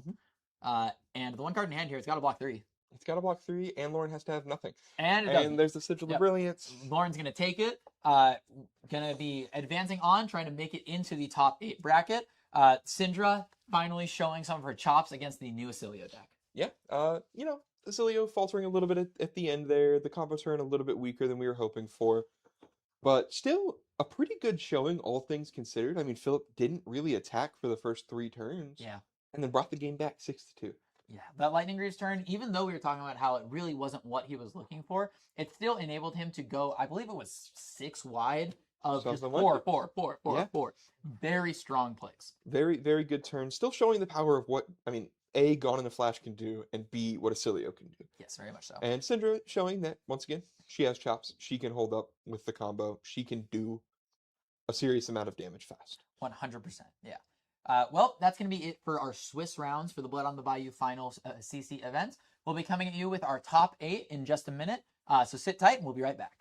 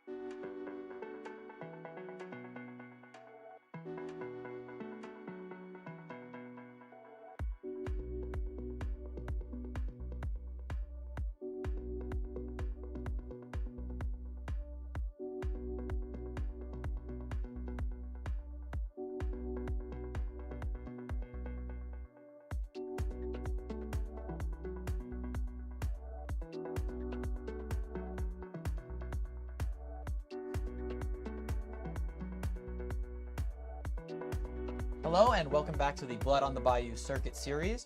We're coming at you live with our top 8, which was recently locked in. And we're going to bring that bracket up now.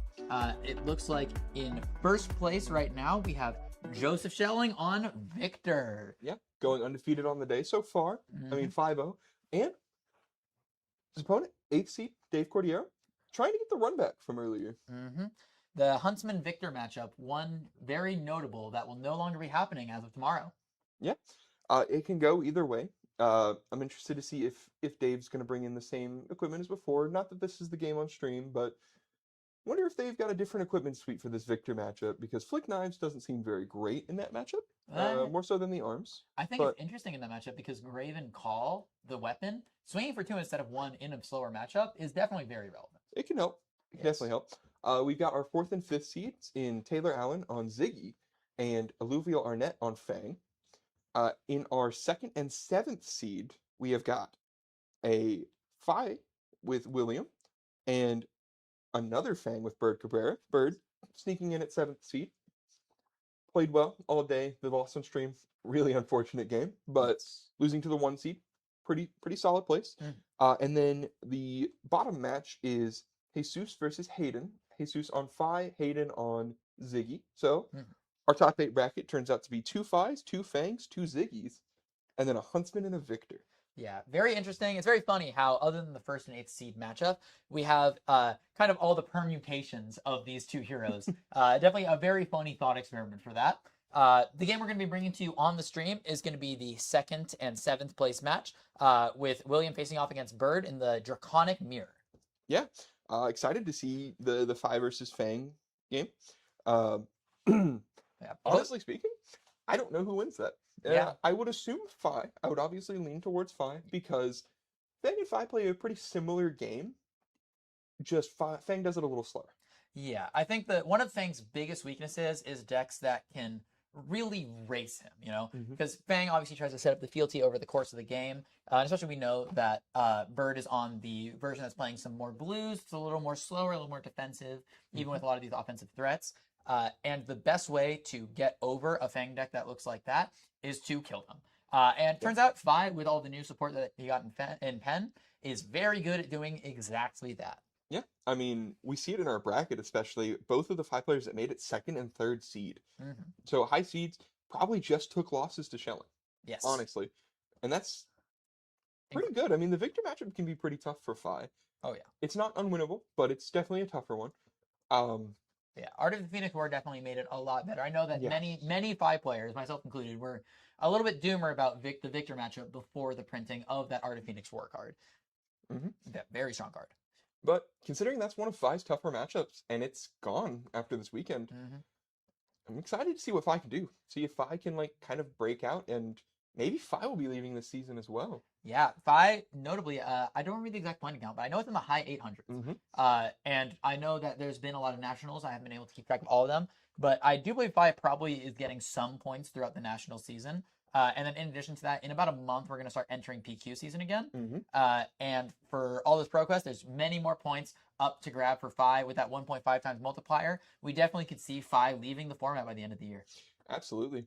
Yeah, and notably, the next set that we have, Usurp the Shadow Throne, is going to be what appears to be a shadow set, somewhere set in the Monarch storyline, which means Fi and the Draconic Talents likely are not going to be reappearing in the set, which sets the stage for potentially a new version of Fi to come back in the next year. Oh, that'd be sweet.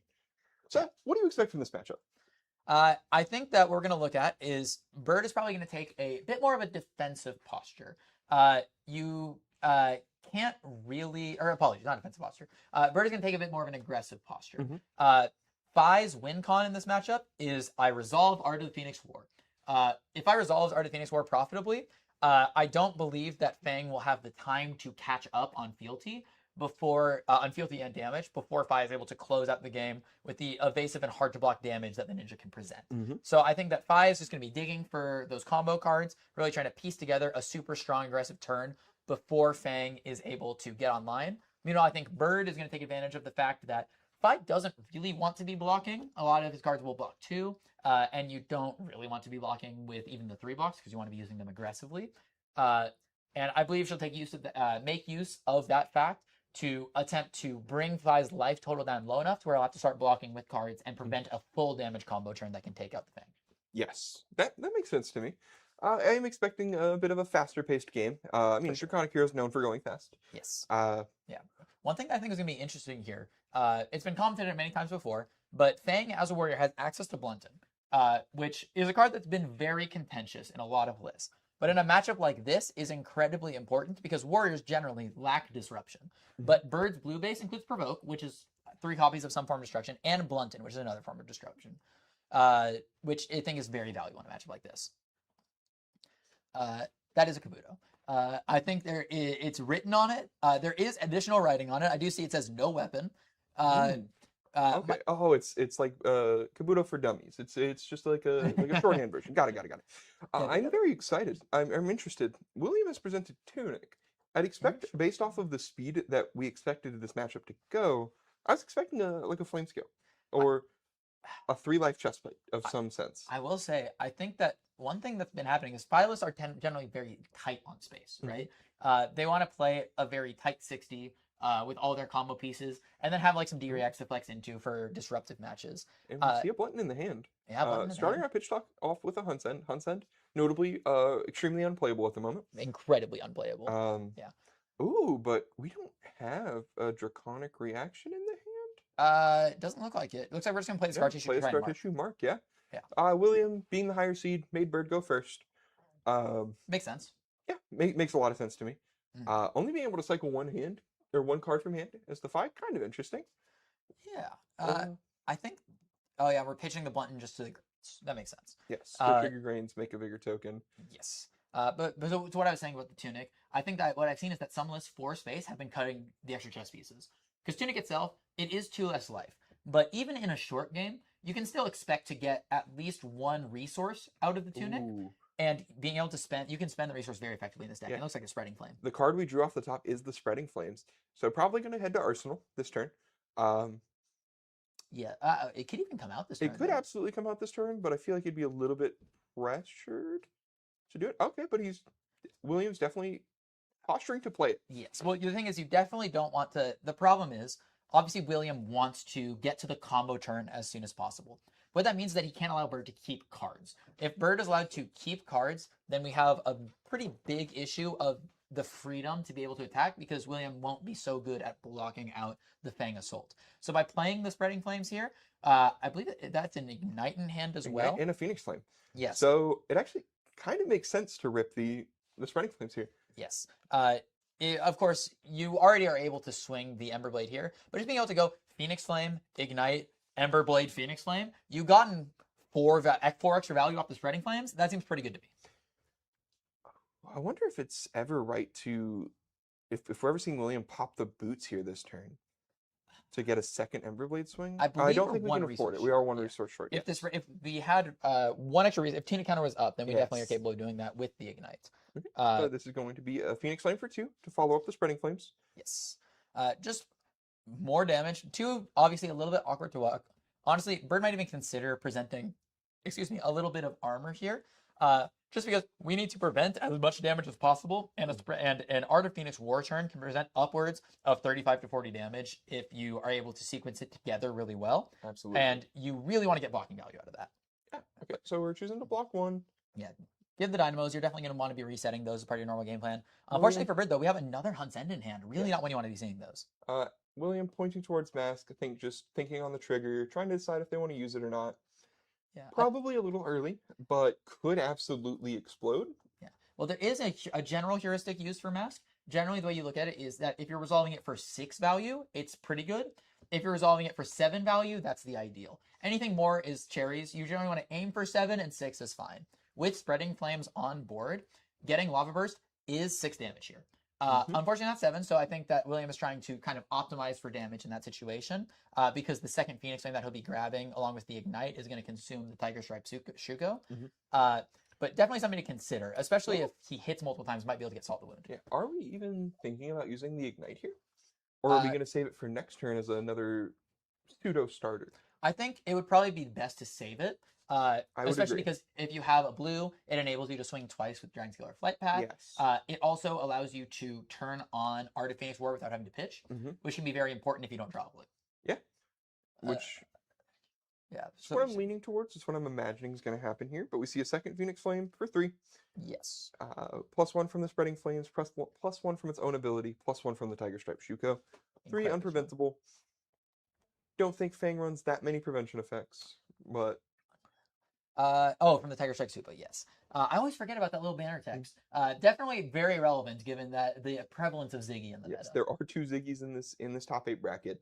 That Shuko can matter. Yes. I actually started the game playing Fi, and at the time, not many prevention effects were floating around. Not a lot of people were playing away. So pausing my little anecdote, it looks like we're popping Mask here. We're gesturing towards it, maybe considering on the trigger because it is hit. Yes, because I mean, the obvious option is Lava Burst. That's the only thing you can really grab here. Okay, choosing to decline the trigger. Yes. And we are playing out the Ignite, just for another 3 damage. I don't hate it. I mean, getting making your Spreading Flames trigger 3 times is fine. Yes, I will say, I think if you were to pop the links here, you would have done it on the first hit, and you would have chosen to get Fire That Burns Within, because with the Spreading Flames on the chain, you can potentially turn that into 2, and the Fire That Burns Within will come in for 5, and as long as you draw any head jab, you got 9 value out of your mask, Yes. which is incredibly strong. And Bird here, Sync Blowing on the 3. Looks like they were holding the D-React to maybe catch something bigger, like a Lava Burst to finish it off.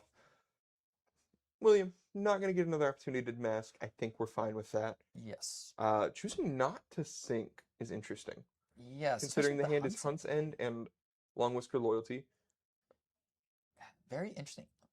Wonder what the arsenal is. I don't remember. It might be the 0 for 2, 0 for 4 if they're marked. Hunt to the Ends of Wraith. Hunt's to the End of the Wraith? Yes. Yeah. I feel like if it was that, we'd probably be leading with it, though. I would also think so, but it might just be a generic react of some sort. It looks like the hand is Hunt's End, and I can't see what the other react is. I guess we're it's going Hunt's End and Long Whisker Loyalty. Long Whisker Loyalty, okay. Yes. I'd imagine we're probably choosing to mark here, honestly. Because then we pump 1 over, and we get to remark. Yes, it seems like we're choosing that. Yeah, we just want to... Makes sense. If we don't get to 3 guilty... For the Drakai, yes. That's what it was. Yes. Now this is a... If you don't block 4 on this, I am online. Yes, this is pretty much as good as you could expect for Bird, and that explains why she kept the Hunt's End, because she's expecting William to not block this, and then the Hunt's End goes to the arsenal. Yes, and that is going to be an insane value swing. Yes, honestly, this is a really great mix-up by Bird. William gave the Dragon Sailor Flight Path because, we really want to be able to block with that so we're not losing value with it. But by giving it up, we no longer have a clean block with a 3 block. And now Bird is even life totals with William, has the Hunt's End in arsenal, and has full fealty. This is a very good position for Bird to be in, pretty much as good as you could hope for. And this hand... There's an Arctic Phoenix War in hand. Oh, okay, we're starting off with an Oath of Loyalty. That makes sense. I think the Arctic Phoenix War is going to go to arsenal here. I would assume so. We missed the Tunic trigger. We missed the Tunic counter. That matters here a lot because of the Arctic Phoenix War in hand. We have an Art of Phoenix War and a Phoenix Flame. Yeah. And the last card in hand is Ignite? That might... Yeah, that's Ignite, yeah. Oh, yeah. It's a little unfortunate that the other card was the Oath of Loyalty, because we would have loved to start with Ignite into the... Yes, very much so. I think, honestly, there might still be a consideration for you to just put the Art of Phoenix War into your arsenal, use the Tunic counter and the Phoenix Flame to swing Ember Blades that your Flame Call Awakenings are still online. I think that might be a consideration for William, but missing that Tunic counter makes that a lot harder of a proposition, because that means that you're going to have to commit to pitching to it next turn, which is a hard thing to ask. Yeah. It's a really unfortunate mistrigger. Yeah. But looks choosing like to do the Art of Phoenix War, there's so much value in this that it makes sense. Pump it by 3, or pump it 2/3, draw 2 cards. Pretty good. I've got to see what we draw before I decide if it was good or not. I definitely think it's the right play either way. Oh, horrific. Rise from the Ashes, one of the cards found. You'd have to break the chain for that to happen. I can't quite tell what the other card is. Is that it looks like maybe a Lava Vein Loyalty. That's what I was thinking. Yeah. The other card in my mind was Modern Skies, and that doesn't make any sense. Yeah, if William has Modern Skies in deck, I have a couple questions associated with this. Rune Chance would be very good in Phi, though, so it would make sense. I really don't want to think about that. I already have enough problems with this card resolving. The more I look at that, yes, it looks definitely like a Lava Vein Loyalty. Yeah, I think what's being considered here by William is, am I popping links here? Yeah, and we're posturing towards doing it, yeah. But I think this is really awkward because we're in the same situation as last turn where we're really only getting 6 value. So I think and William pointing at the Tunic, noticing that they missed the trigger. Yeah. I think that what he might be getting here is he might be aiming for Fire That Burns Within pitching. I don't know what he'd be pitching, though. Yeah. Is he just pitching the Rise from the Ashes? Because then you can carry 2 of the boss. No, we're just getting Lava Burst. It's just coming in for 6, though. Okay. Because the Phoenix Man will absorb the Shuko. Yeah. So it's still a fine pressure play. But the problem is that Bird hasn't committed cards from your hand to blocking yet. Yeah. So generally you want your mask to be of that kind of true damage. You want your opponent to commit cards, and then you activate your mask and then get 6 to 7 true damage across. With this, Bird is able to just adapt her blocking patterns to whatever William chooses to do here. which is a little inconvenient, especially with that Rise from the Ashes stuck in the hand. It's a little inconvenient, but it's still strong. The turn is still going to be good regardless. Is that a blue Lava Vein loyalty? Oh, Oh, never mind. This makes a lot more sense. yes. This changes things a little bit. And we're just holding the Rise of the Ashes. But that's even worse then, because that means that we're only getting +2 value off of this Art of the Phoenix War. Because we're going to get back to Phoenix Knight, or I guess +3 because of the Lava Burst. But definitely not what you want to see from this Art of the Phoenix War. It's still, well, once again, still fine. It's still fine. We're not upset with this turn. This turn is very all right. Yes. But considering that this is the kind of situation where you really need to dig deep and find the strongest cards in your deck. And put together a turn that is able to overwhelm Bird's offense, considering that she already has the 3 fealty counters. And instead, we're playing out this 4-card hand with the Art of the Phoenix War that is just honestly looking like the Art of the Phoenix War never even resolved. I'm still pretty okay with this turn. I'm not unhappy with it. It was a very fine turn, maybe a little bit too much on the mask, but drawing a blue and the Rise from the Ashes, William doesn't know that there's a Hunt's End in the arsenal. Of course. We don't know there's that much pressure coming across this table on the other side. Yes. And so sending an above average turn here, not the best use of the power cards. Once again, Oath of Loyalty was a little clunky. Of course. As it tends to be, unfortunately. Whoa. Oh. And that's a Spreading Flames, another Art of War. I believe there's a blue in hand, so this is... No, I don't think there is. I think it's a Rise from the Ashes and a Phoenix Bannerman... I guess that's true. Bannerman chest, Bannerman head. I think it's head. I think they always grab head. A lot of them have been playing multiple, but yeah, it looks like Williams just saying no blocks no matter what. Yeah. But missing the tunic counter here, extra bad because there's 2 1 costs in here. Yeah. Definitely going to be a major player in this game. Yeah, but we have 2 Rise from the Ashes in our hands. Yeah. 1 in a hand, 1 in arsenal. Yeah. So. But notably, Bird just played a 2-card hand that brought William to the same life total as him, which is incredibly strong. This is why Fang is so scary with those 3 fealty counters. Yeah. Once again, Hunt's End is a very good card. Oh, yes. And Bird has a Sink Below and a Provoke in hand, so definitely a lot of blocking power present in his hand too, along with armor that hasn't even been touched yet. Yeah, and we see the first Rise from the Ashes resolved, and... There is 3 Phoenix Frames in the grave, so it is possible to resolve the second one here if we'd like. I'm still can't tell if it's a red or a blue, though. Yeah, I'm waiting to see. If it's a blue, this is a little bit better. Yeah, if it's a blue, you can send like Spreading Flames, and you should still be able to get some good value out of it in Arsenal, the Art of the Phoenix War for the next turn when the tunic counter is up. Yes. Which I think is what you'd be aiming for in this position. But definitely a little bit of an awkward hand for our 5-player here. Yeah. A lot of once again, this could be. I think that's head. Yeah, it's head. Yeah. Well, some of them have been on. Some of them have been on chest. Some of them have been on arms, even. And we played it without a Phoenix Flame in deck still. Yeah. Well, we maybe burned just wanting to ponder. I mean, there's nothing else you can do with it from hand. I do find it interesting that we didn't block with it though. I feel like I'd prefer the 3 value defensively. I think maybe William, in the heat of the moment, forgot that he had burned through all 3 of his Phoenix Flames. Maybe. Because he is on 3, which I know a lot of lists are on 2. So having 3, maybe just had in his head imagined that he had pitched through the 3rd Phoenix Flame, like we had previously described in that potential sequence. There's a chance. The other thing is, like, even if we don't block with it, we could have used it to pitch to one of the other 2, the Spreading Flames or the Art of War.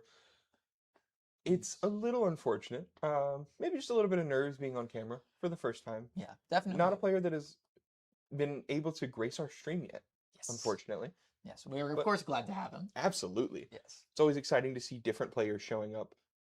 Still going for the Spreading Flames turn. Yes.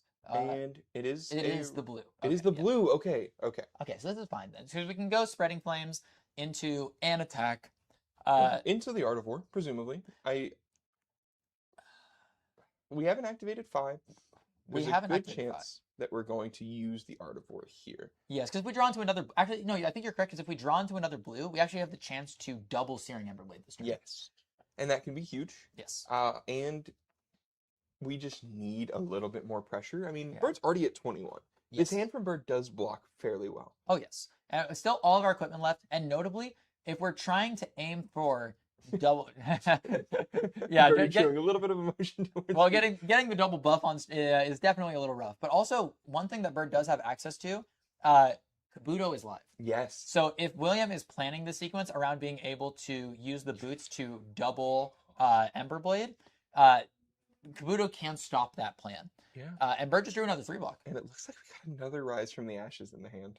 Oh, These Art of War draws have been a little punishing for yeah, William. definitely a little rough. It's definitely a little bit of a gamble when you have so many of these non-attack actions in a deck that really can't afford to break the chain. Yeah. Notably, Art of the Phoenix War does apply for the entire turn, but you would have to give up the Spreading Flames buff. And it's a Flame Call Awakening is the other card.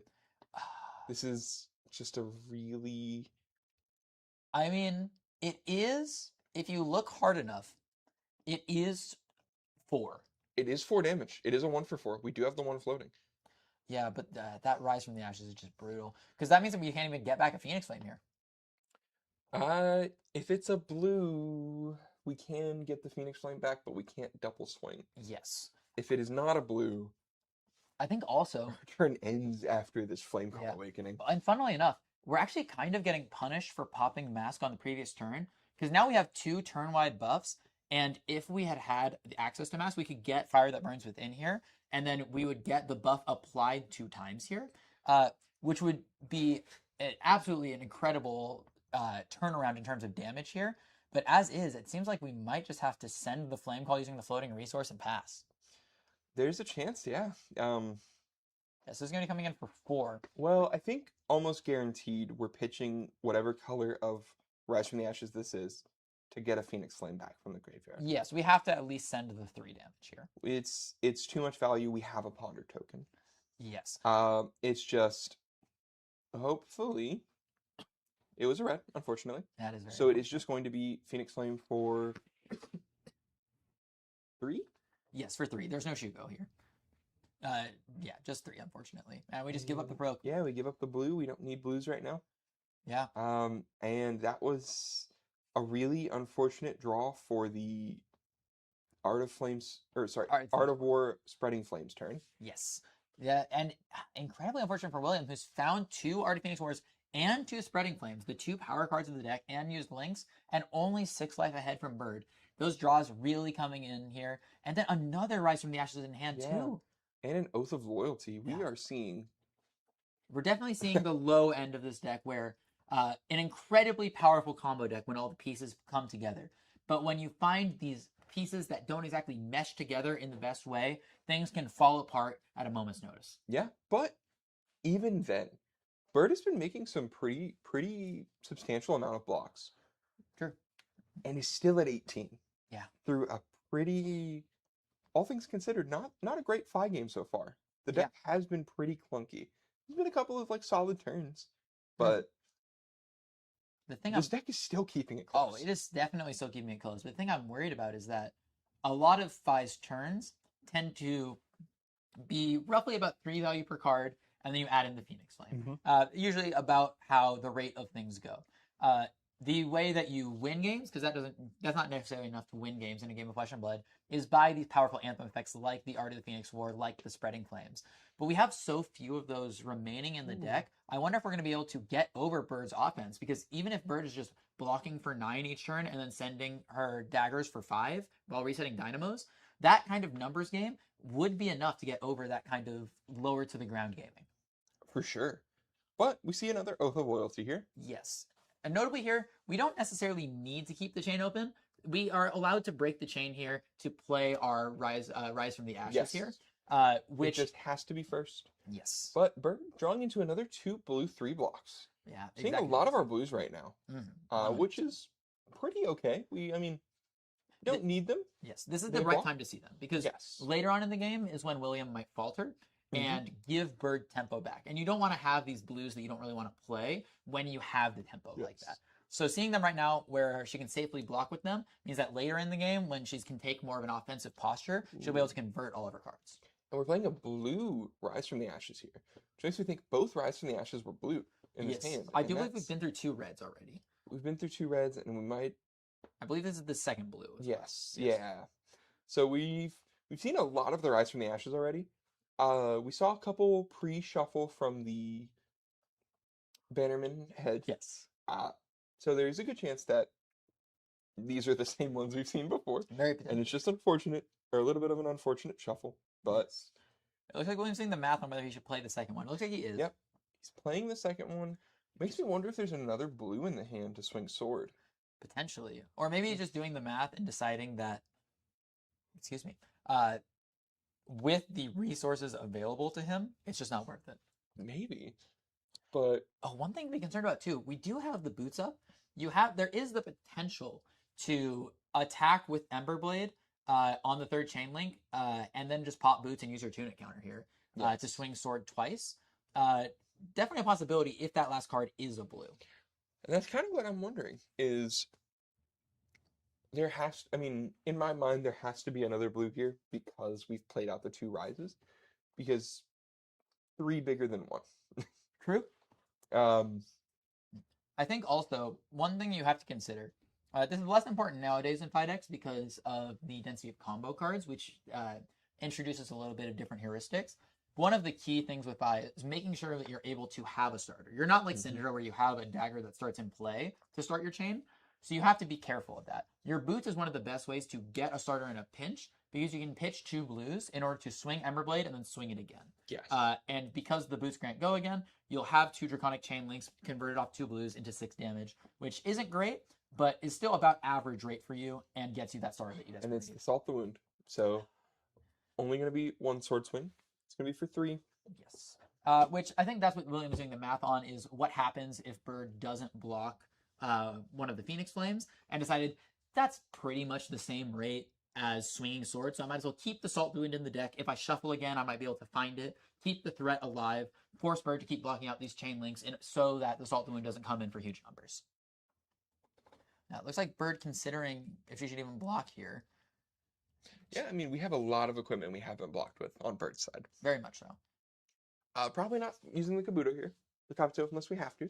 Yes, well, you know, the hand is 2 Phoenix Flames, so no. There's no real risk of needing it. So Phoenix Flame for 1 into Phoenix Flame for 2 off of the Shuko. And we're just giving the grains here. We're getting low enough life to where we just want to make sure we get the full value out of all of our equipment. Don't want to leave any value on the board towards the end of the game. Absolutely not. Yeah. And then the 3rd Phoenix Flame for 1 more. If only there was a Phoenix form. Maybe that bird will come back. It ate the Gold Moon State. That's the Golden true. Sun. Could That's drop true. off one of those. Yeah, so it looks like Bird's going to take her turn here. We have 2 cards in hand, and we're going to start with the classic Dagger for 1. And the thing about the Dagger for 1, it always will be a Dagger for 1, and it'll never change. Absolutely. Yeah. It'll always just be Dagger for 1. Yep, just Dagger for 1. Nothing else to worry about. Yeah. Looks like we have a Run and Renegade, a Display Loyalty, and Inflame the Firebrand, and Oh. can't tell what that last card is. But on Bird's side, we have 2 Searing Gazes.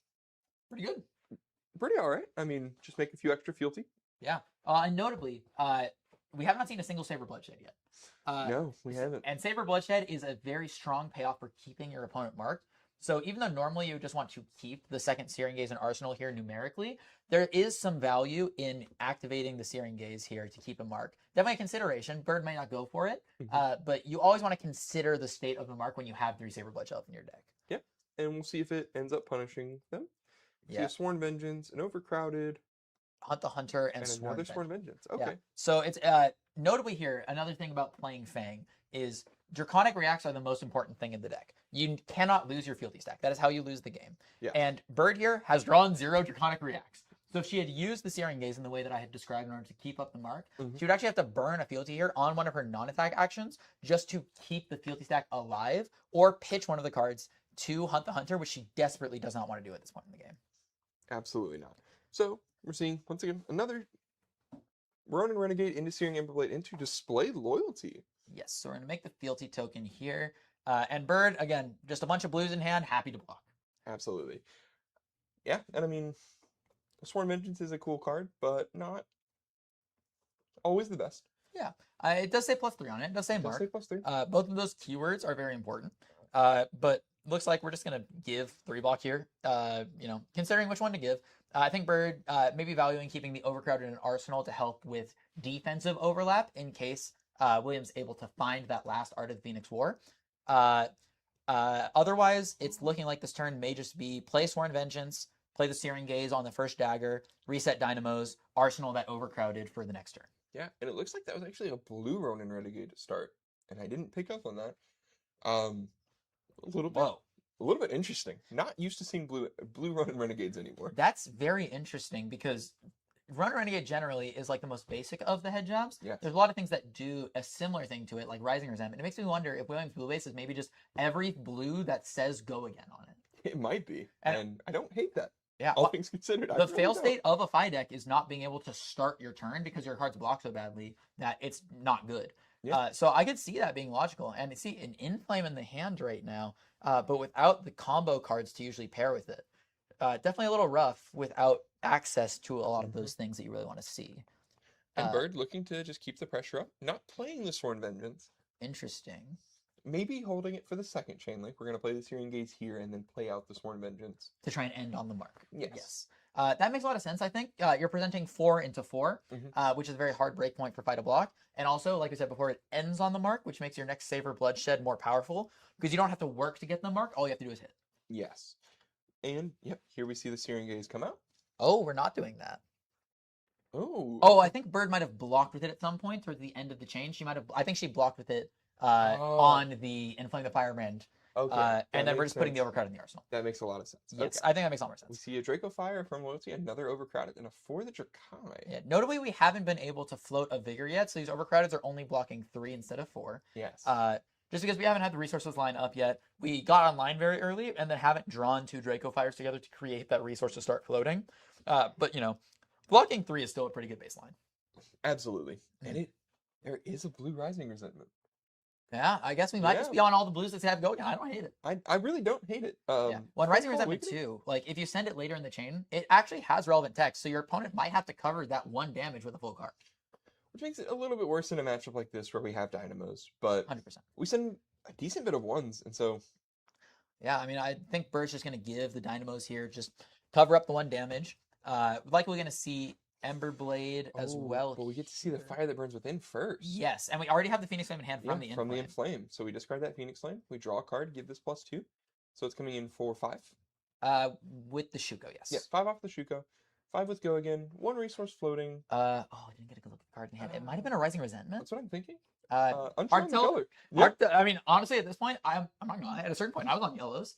I wouldn't be surprised. Rising Resentment of the 0-cost head jabs that 0-cost Draconic head jabs that Phi has access to. It is the best one because the text is incredibly relevant for paying for the cost for these cards like Fire that Burns Within. Definitely.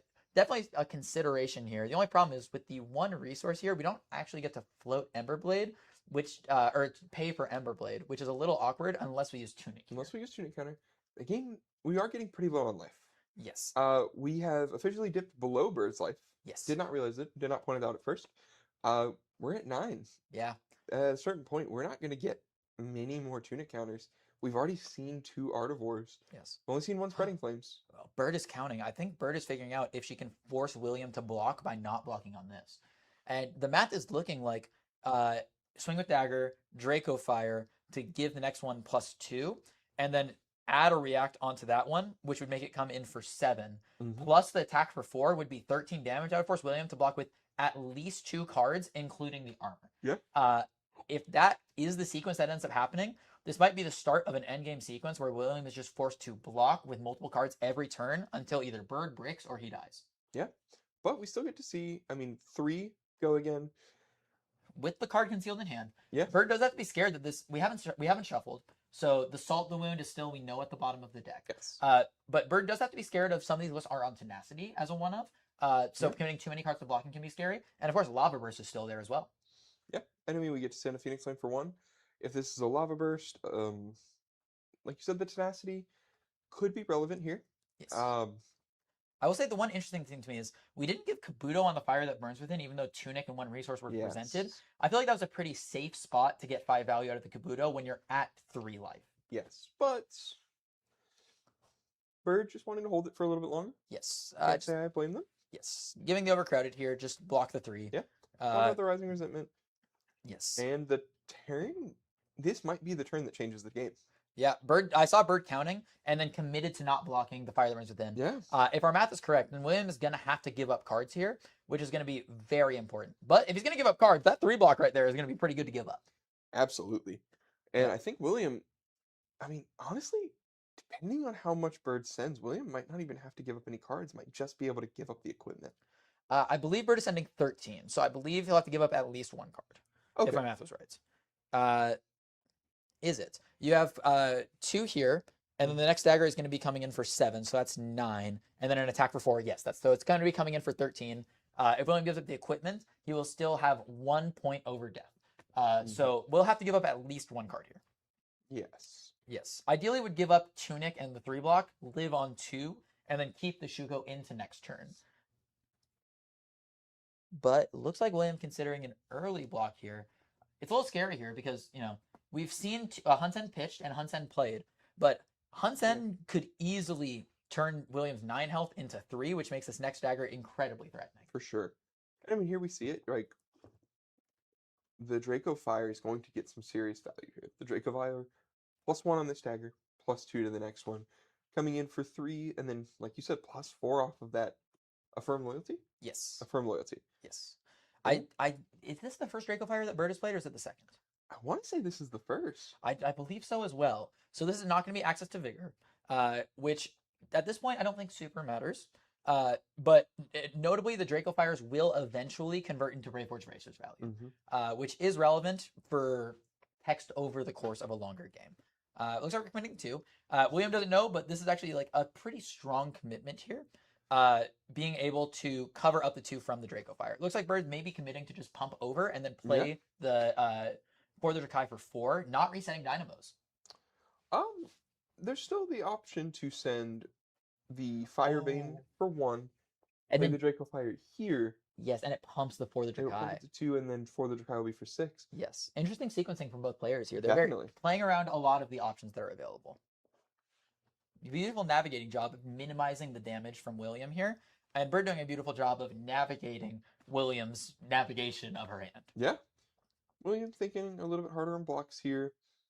If he gives that second card on block, though, he might feel he's forced to because of the threat of something like a Hunt's End. But if he gives that second card, he can get really punished by that Draco Fire. He get a little punished by it, but I think after the changes to this Draco Fire will pump this to 2, and then the for the Drakai will come in for 6. Yes. Which means even if we're giving up the card here, it's a little bit of lost value, but it's not going to kill us. Yes, it's not going to kill you. That is a big deal here. Yes, it's not going to kill. But the problem is the hand here is going to demand, I think, if I'm reading the hand correctly, I believe Bird is going to have to give up 2 cards here. But Bird is perfectly happy to give up 2 cards and then threaten William's life total here. Yes. Definitely scary. Yeah, William going to 1. Very scary position for William here. He has to take multiple cards out of Bird's hand, or else even a dagger for 1 and a long Whisker of Loyalty in the hand with an Oath of Loyalty. Incredibly strong here. Did we not have a starter in the hand? We just pitched a blue to get back a Phoenix Flame. And we're coming in for 0. Yeah, we're just coming in for 0. We didn't have a starter for the hand. It looks like we took that damage. It looks like maybe we were considering blocking because we didn't have the starter, but decided we just needed to threaten cards. Yeah, but this just isn't... This isn't good enough, I don't think. This isn't enough. Yeah, Down to the Spider is going to cover up here. The attack isn't great on this base, so there's not going to be a mark. But we are just going to get back the Phoenix Flame with Phi. Coming in for 1, we just give Dynamos to cover it up, and now William has to commit the last card, and it's only coming in for 4 here. Yeah, I mean, to be fair, 4 is the life total. Yes, but Bird can just give up grains here. Yes. Bird can give up grains. And he even has the second react. Yeah, and this, I do not believe it's being represented right now. This actually should mark William here, which is relevant if there's a Saber in hand, which we know there isn't. But the mark could be relevant here. Could, but probably won't. And then we get to play this. Yes. Unfortunately, I do believe I don't believe this is deterministically game. No, it might be because this 4 power is going to demand 2 cards of block from William, and then we attack with the dagger. William has to give 2 cards, and then we use Long Whisker Loyalty to get around it, and we kill through that.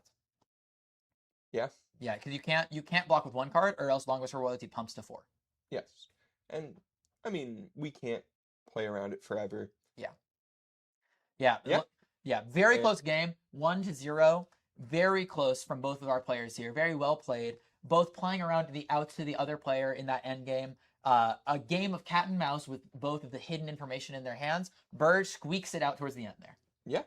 I think just the early game from William was a little too weak. Bird had a pretty okay start, a pretty solid start. I mean, 3 fealty by turn 2 is exactly where Fang wants to be. Yes. And then the 5 player or William just didn't draw Yeah. The that whiffs, great off of the Art of Wars. the whiffs on the Art of Phoenix Wars, definitely devastating to that turn cycle. Yeah, but Bird will move on to the top 4, gaining more points Yes. towards the overall circuit points. And William, great showing. Did Yes. did a great job today. I mean, second seed going into top 8. Incredible. Great place to be. The deck obviously has done well in their hands. They've shown that this deck can do things. The game was still close, all things considered. A little bit of an unfortunate break. Yes. But yes, that an amazing game from both of our players, and we're going to look forward to seeing what they do in the future. But for now, we're just going to cut to a quick break, and then we'll be back with our top 4 game.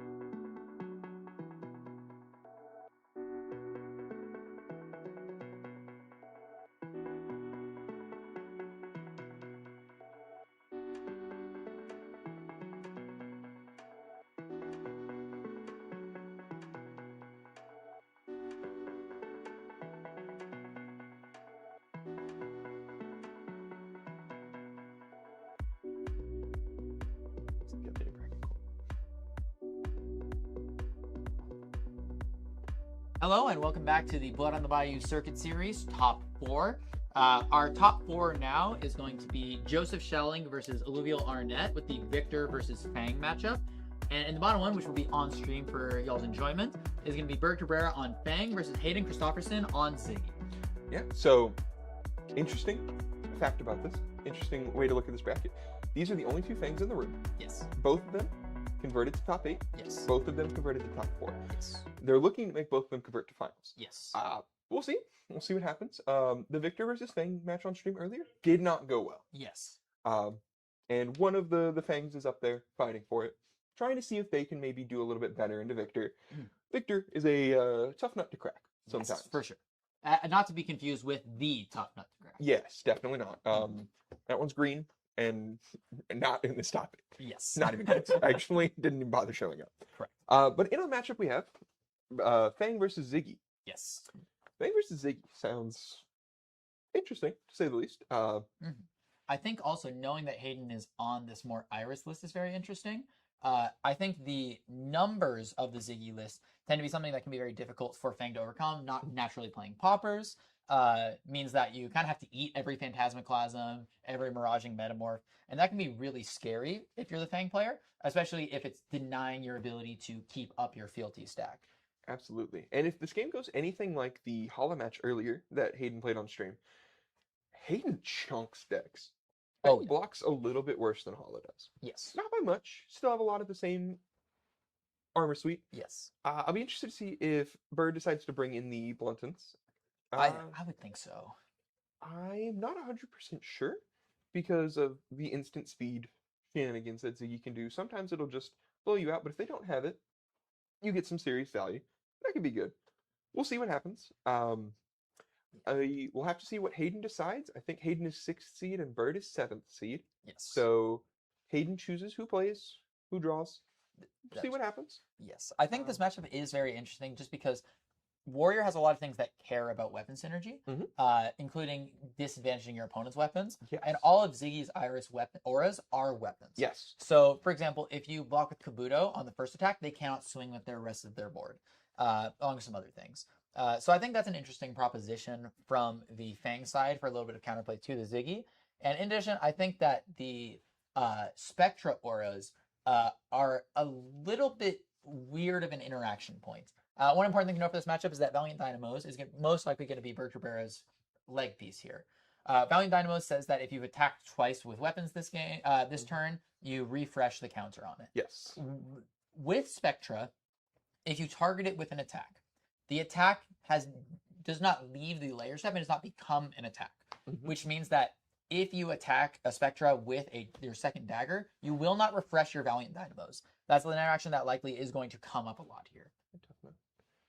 Why? That is a toughness token. What is Bro doing? Interesting. I'm excited to see where this toughness token comes into play. But all jokes aside, Fang has disappeared. Yeah, the Kabuto can do a lot of work in this matchup, depending on how much of a board Hayden gets to set up. Yes. This isn't a deck that really, I don't, as far as I know, Fang can't really run Jagged Edge. We have a few extra resources, but it's super tight. Yeah. I think it's been tried. It's then been cut, but it's been tried. And then maybe try it again. And we'll see. Yes. I think more importantly for Fang is the fact that you're able to pop these wards on inconvenient numbers. Obviously, you're doing 4 on 3 blocks most of the time. So even if the wards are eating it up, you're still eating the wards, which is the most important thing. Yes. So I think Fang is going to be very capable of clearing these boards. It's just a matter of whether they can clear the boards and get online in enough time before the extreme offense of these Phantasm attacks is able to overcome the Fang. Yeah, and speaking of Phantasm attacks, starting off with a 5-go again on Spheres of Surreality. And notably, that one in the hand do have that in this matchup. This is honestly not the worst place to see it. It's a yellow. It is a yellow. It's a little unfortunate. Oh, this turn from Hayden is kind of insane. 5-go again into Erase Face, arsenaling a Sink Below. Ooh. That is an amazing start. Erase Face is a mean card into these Draconic Heroes. Well, and notably, if Bird did not have the 3-block there, then she might be forced to give up armor that's not the Dynamos in order to stop that Erase Face, because you cannot let that hit. Absolutely not. That would stop any of your daggers from getting go again. It would Ooh. stop your fealty from even getting to trigger. Mhm. It'd be very rough. And we see a very early Fire and Brimstone here. Um, and I'm interested to see if Bird will Arsenal that, or if we're going to pitch it away to the bottom, I think try and play it later. almost certainly going to be an Arsenal target here, considering we didn't use the grains there. Yes, and the Endear Devotion makes it a lot harder for us to. Yes, I guess it is possible that because we are going to endear here, but we could pitch it away. I just think that exchanging that Fire and Brimstone is just so low value that unless you expect this matchup to go to full fatigue, that you'd want to keep the Fire and Brimstone just because of how strong it is. And this is the dagger for 8, so Hayden covering 3, blocking with the sink below, taking 1. Yeah, still made a fealty. Yeah, Pretty good. Yeah. We're up a fealty on Bird's side. Hayden still only took 3 off of the first offensive salvo from Bird. Not a bad spot to be in. Not bad at all. Sink below, very well placed. Oh, yes. We see a Stardust Spike. And we're swinging it with the second ripple away. It Yeah. looks like our hand blocks very well from Bird's side, but doesn't attack very well. I don't see any Draconic reacts in there. I do not either. This might be a... If Yeah. this sink doesn't pan out. We found one. We Okay. found one. It's So not. It's potentially the worst one in the deck. it but is, but it's still another attack, and that's fine. yeah, the most important thing is that it says you don't lose the fealty that you have on board. Yes, which is pretty wonderful. Are we going to see the Saver come out? What do you think? I think that's what Bird's considering right now. Hayden's not marked, but it still says +4. Oh, Hayden lays down the hand. That is a sign that Hayden wants to keep all of this. Yeah, a little bit. Or he's bluffing right now. A Could little be bit of true. banter happening between the players, you know. Got to see what permutations. Because if Bird thinks that Hayden's going to try and fatigue, then you don't play the Saver. You want to save that for a late game situation. Mhm. If Bird thinks Hayden's going to end up killing her before she gets a second cycle, that Saver's got to come out now or else it's not going to do anything. Yeah, we're pitching away the glint. Yeah. So Still a chance for her to play the Saver. on the second absolutely, chain link. just the second chain link. So we play out the Smoldering Steel here. Smoldering Steel. Yes. The new card from Penn gives Draconic attack reaction, gives +1, and on hit, you deal 1 damage to your Yes. opponents. And most importantly, blocks 3. Also has some Frostbite text. Not relevant in this matchup, but Not relevant to a lot of matchups. The most important thing about this card, the way that you think of this card, right, is it's a +2 react, effectively, right? Mhm. That says you get +1 block on defense. Because normally your Draconic reacts block 2, regardless. So the fact that its text says blocks 3 is incredibly good. yes, it is one of the 3 blocks of this deck. It is a very solid card on both offense and defense. A little more defensively slanted, like you said, Yes. and it looks like we're holding the Saver. Yes. Bit of Looks an interesting one. Looks like we pitched into Vigor, potentially trying to make a second Vigor here. Hayden looking to maybe not block here, or maybe give a block here. Yeah. Oh, potentially using Fire and Brim here and gonna fuel that with the Saber here. Or maybe just even hold it. Yeah, just gonna send it here. Able to pitch away that other card in order to get over this. This is 3. Plays the elliptical to absorb it. Ooh. And we're just passing.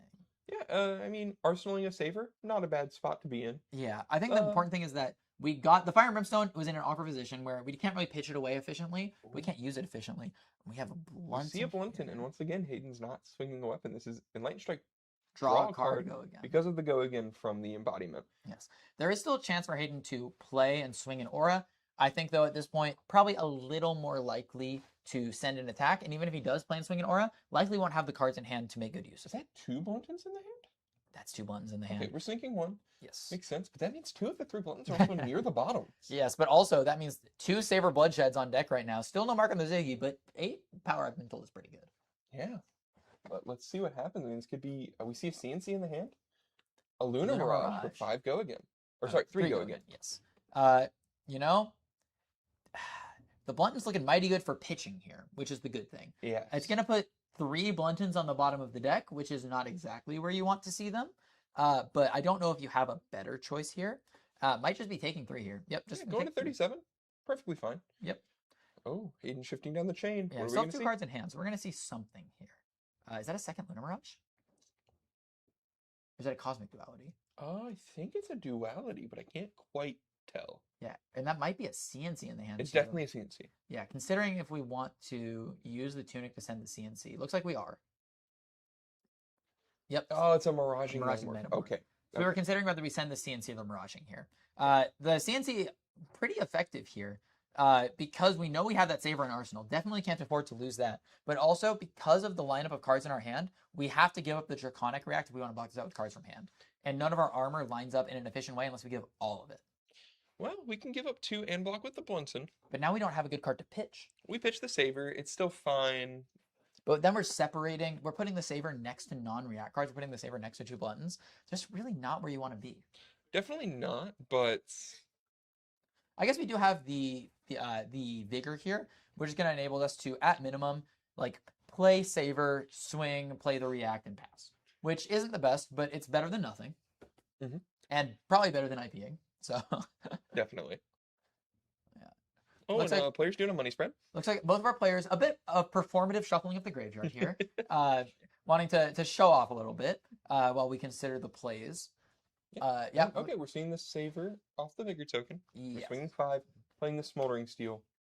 Presumably playing the Smoldering Steel. Yes, I do believe both these players are somewhat familiar with the deck, so Hayden does know. No real threat of tip-offs here, or exposed to market instant speed. So pretty safe here, and then just able to cover with the sink. Really not what Bird wants to see here. You really want to get those hits in. But we're fine because we got to keep the fealty. Exactly. That is The biggest the thing one upside. the biggest thing is that that's not how you want to use a Saver. Oh, that is a awkward hand as well. And here's the Command and Conquer number 2. Absolutely brutal. We see a Hunt's End, a Draco Fire, a String Blade, and a Long Whisker I Loyalty. think you just have to block with the Hunt's End and the Long Whisker Loyalty and pitch the Blistering Blade to swing with the first dagger, Draco Fire swing the second one, Yeah. reset Dynamos. I think that's the only real play you have access to right now, which means that you're spending another turn not marking. Unless we just take 6 and lose a Saver. But that... That just can't be correct.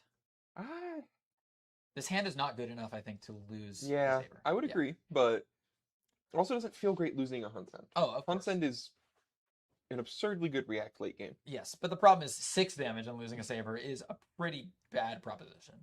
I don't know. Yeah. Card is like Justinic. I love True. Justinic. Dressnick is a pretty good card, I've been told.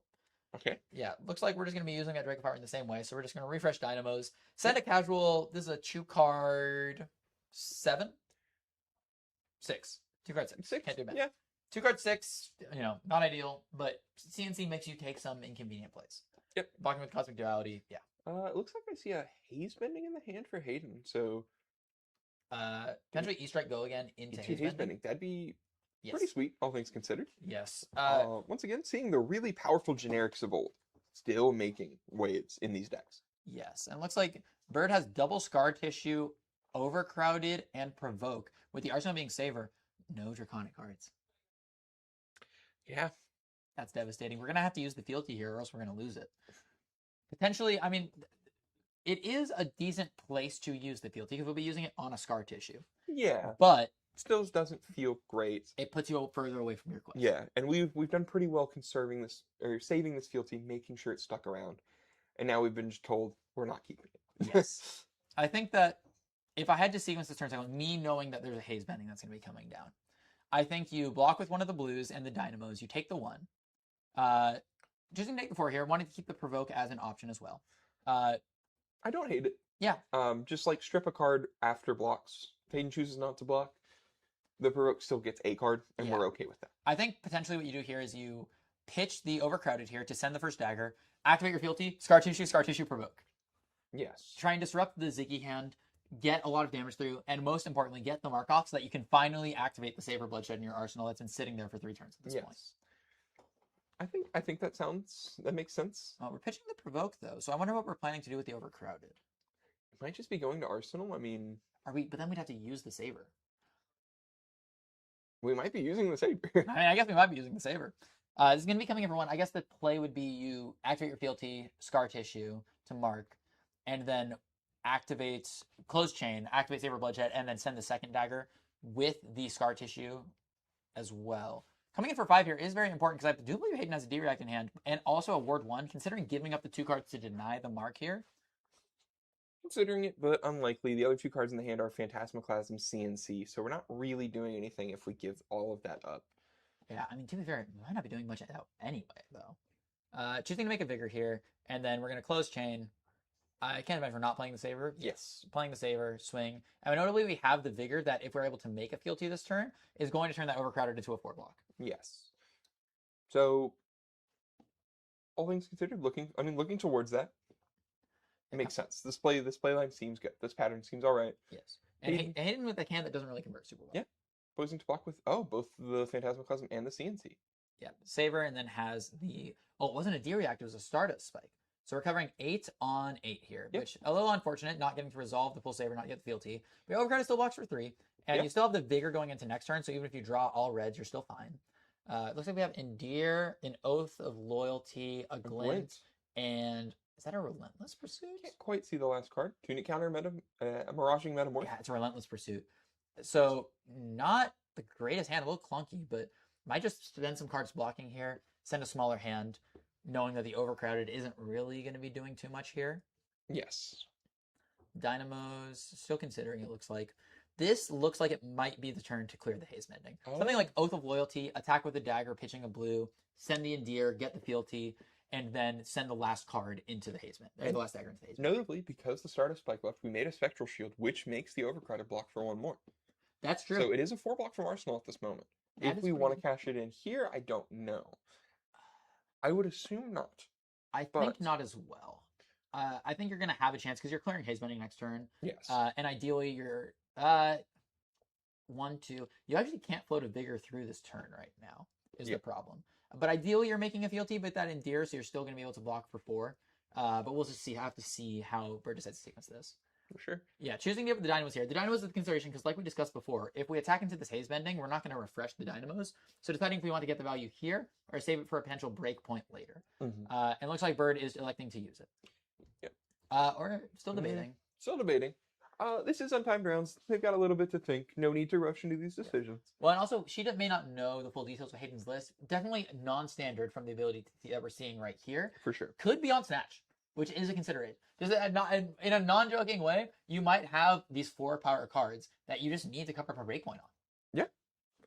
That is kind of real, I would say. Also, one thing we didn't discuss earlier, because Hayden brought Lightning Greaves last time, there is a Quick Dodge Flexors presented on the field right now. Yeah, I mean, knowing that, all of us know that Bird is on the Fire and Brimstone package. Yeah. We've seen it already, but if we have Quick Dodge Flexors on a Fire and Brimstone turn, Yes. it's pretty good. Yes. Also, notably, you're still able to make good use of it into something like I'm forgetting the name. Longtail, Long Whisker Loyalty. Long Whisker Loyalty. Yes. Which can present a 3 to 4 wide turn. Pretty good time to use the Quick Dodge Flexors, especially with all these attacks. Sending the Oath of Loyalty. Hayden maybe potentially considering there's an Unwinding Finality in hand. Yeah. There's a Sink below. A lot of options for blocking here and a lot of options for the offense. Yes. Sinking away the Unwinding Finality. Still deciding. But Oh no, sinking away. Couldn't see what the card to sink away was. Looks like there's an Aura in hand, an Unwinding Finality, and a Warmonger's Warmongers? now. Warmonger's an interesting card against this deck. It plays both attacks and non-attacks, but not in such a quantity where it's backbreaking.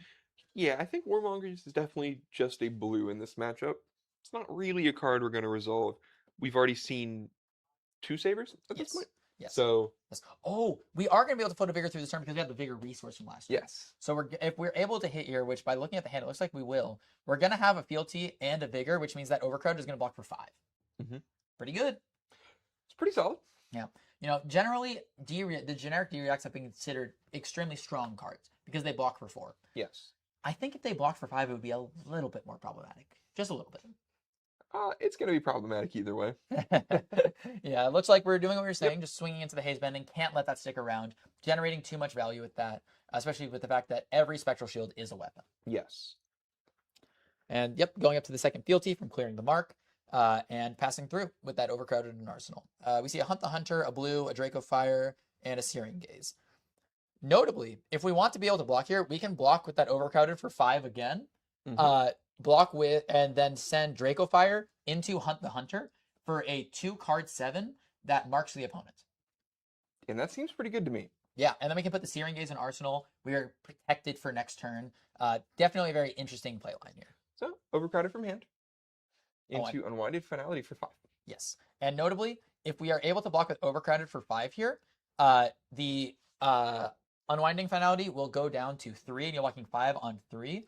If there is a Lightning Press, it still gets over by 1. Yes. Or wait, no. Oh, no. Yes. I thought this was blocking for 6 for a second. I was like, that's absurd. It is not. But it looks like we're just going to pass through. Last card's going to go to Arsenal. And it looks like Bird has a couple options for sequencing here. Either can use the Draco Fire with the Vigor token here to swing both daggers, or go for the play that we discussed before. Looks like we're swinging the dagger here. Because we have the Vigor, we can swing the Yes. dagger, play Draco Fire, and then play the Hunt the Hunter Arsenal Yes. Searing Gaze. Yes. Giving the overcrowded block here, getting the reverse side of that 4 block here. Draco Fire, Hunt the Hunter. Hunt the Hunter for 7? For 7, I believe. Yeah. So that's we had the 2-card 9 here. 2 card 9. Pretty good. And also marks. Sounds like Phantasmaclasm.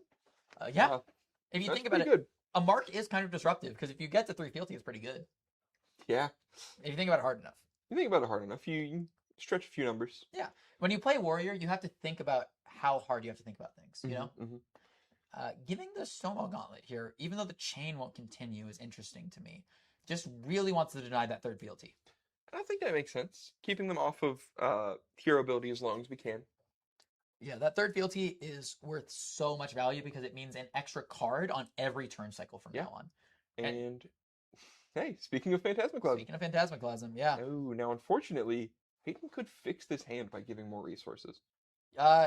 Notably, I don't know.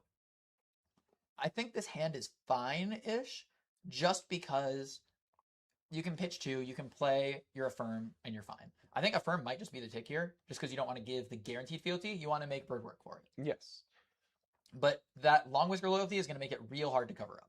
absolutely. Yeah. But we'll see what the last card drawn up here is. It's a blue! It's a blue. It is the nip at the heels. Yeah, Bird maybe giving Hayden a little hint to what's in the hand, but giving us a little treat for the stream. Yeah, the drawing that blue off the Phantasmaclasm here makes me think that this might just be a no blocks angle. Yeah, I mean, I don't really see a reason to block with anything besides Dynamos. Yeah, I obviously we air Like- Dynamo's value, but We gain a life. I think that's okay. well, you can block with the overcrowded in Arsenal. Oh, that I thought we used that last turn. No, we kept the overcrowded in Arsenal. Oh, sorry, no, we used the overcrowded. We put a Searing Gaze in Arsenal. Apologies, Yes. So I think It could be the Hunter Hunted, but or Hunt the Hunted. I Hunt believe the that's the best way to Hunter. effectively use our resources right now. Yes. I guess it really depends on the sequencing here. You'd want to block with a React here, but you need the Long Whisker loyalty to unlock the rest of the hand, and the Searing Gaze only blocks for 2. So you really don't want to be blocking with that. Yeah. Yeah. So I think it makes sense to just give the Dynamos here. Your hand converts so much better on offense here. This is your time to take a pivot. And I mean, we still have a life lead, so we're sitting in a pretty good position. About to lose that life lead, but with this kind of hand, there's almost no chance that Hayden's going to be able to block out all of this. Bird is going to get to 3 fealty this turn. More than likely. Yes. And one thing about Fang as a deck generally accepts that they will lose life in order to get online and then make up that value later. Yes. Bird is currently up on life and about to get online. Yes. And that is something that is very scary for Hayden here. That is definitely a good position for Bird. Hayden's definitely not out of it by any means. 100%. There's still a lot of flesh and blood to play here. 100%. But definitely a position that if I had to choose whose seat I would be in, I would definitely choose to be in Bird's seat here. But Hayden definitely still has a lot of play left. This is the first Phantasmaclasm as well. This is the first Clasm. Still 2 more. We know there's Pierces in the deck. We know there's Miraging Metamorphs off the Tunic counter that's going to be up next turn. A lot of incredibly high value plays that can come out from Hayden here. Yes. It looks like we may be blocking with the Long Whisker loyalty, just knowing that we can't give too much life here. And with the reacts in the arsenal and in the hand, any further reacts are kind of minimizing their value. For sure. And they're just equalizing life totals. I mean, when you look at all the fire and brimstone around Fang, it kind of does look a little evil. Does look a little evil. Yeah. It's a very evil deck.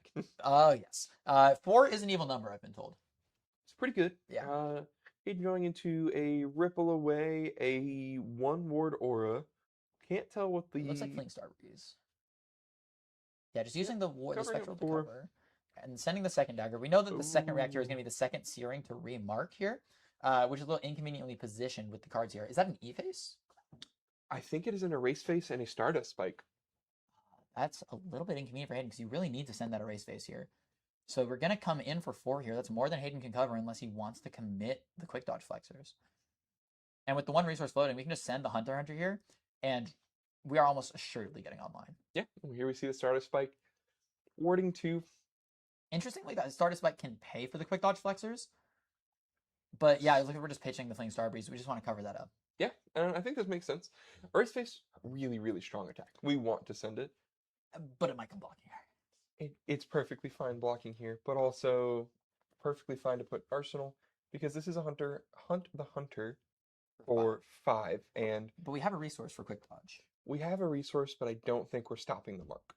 Uh, And that's the unfortunate part of Erase Face blocking 2. oh, If we erase face give up blocked 2. Tunic, maybe, I but thought it blocked the 3. That is no. incredibly unfortunate. it Then. is very, very slightly Yeah. out of reach Hayden's, because of the texture of the hand that Hayden drew. yeah. I do believe Hayden should have 3 resources here. I don't think it super matters here. Not really, unfortunately, Yes. but if we'd kept the long whisker loyalty, maybe. We are But- blocking. Yeah, I mean, Yeah, just yeah, going, just yeah, losing minimizing one damage. life. But do not believe Birds of 29. I think they might have hit undo on the life tracker. I believe Birds should be at 23. That is possible. Yes. Or Hunt the Hunter got way better.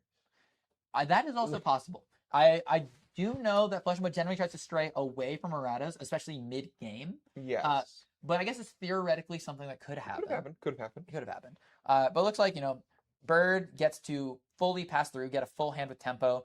And with that, we're sending a dagger for free. And I believe that's another Hunt the Hunter in hand. But I think I might as well save for Bloodshed too. I think there's a Draco Fire in there. Yes, a Dragonfire, maybe A little bit of an awkward angle. Yes. I mean, dagger for 1 is always the scariest one. Tooth of the Dragon. Tooth of the Dragon. Tooth. Yeah. A very powerful card. Yes, Hayden definitely not getting punished in that specific aspect. Only taking 2 when he could have been taking a lot more. Yeah. This dagger coming in for 4 with 3 cards in hand is incredibly threatening. Yeah. It's like how much does Hayden respect this? How much can Hayden afford to respect this? Yeah, no block. Draco Fire into the Hunt the Hunter. I think I see 2 instants in the hand. I think Hayden doesn't really get a choice. Yeah. I mean, this turn cycle from Bird is 2 into 5 into 7. So that's a casual 3 card 14. Yeah. Pretty good. See, And we play Yeah. a total of Ward 3. yeah, Tunic counter to play the elliptical, play another ward permanent, make an embodiment, keep 2 cards in hand. Yeah, but we can't really make good use of the embodiment. I wonder if we're just playing Warmongers and hoping that hoses it. But looking at Bird's hand, I'm seeing a lot of reacts. It's actually all reactions. Yeah, Warmonger's just a little unreliable in this matchup. Not a Yeah. lot of attacks, not a lot of non-attacks. But if we look at the other card that was in Hayden's hand, it was the Fractal Replication, and that does nothing by itself. Yeah, definitely a very scary card, especially because that card has the potential to block for 0. Yeah, and which which is what very I think it did in that last hand. And Yeah. That's why we didn't use it.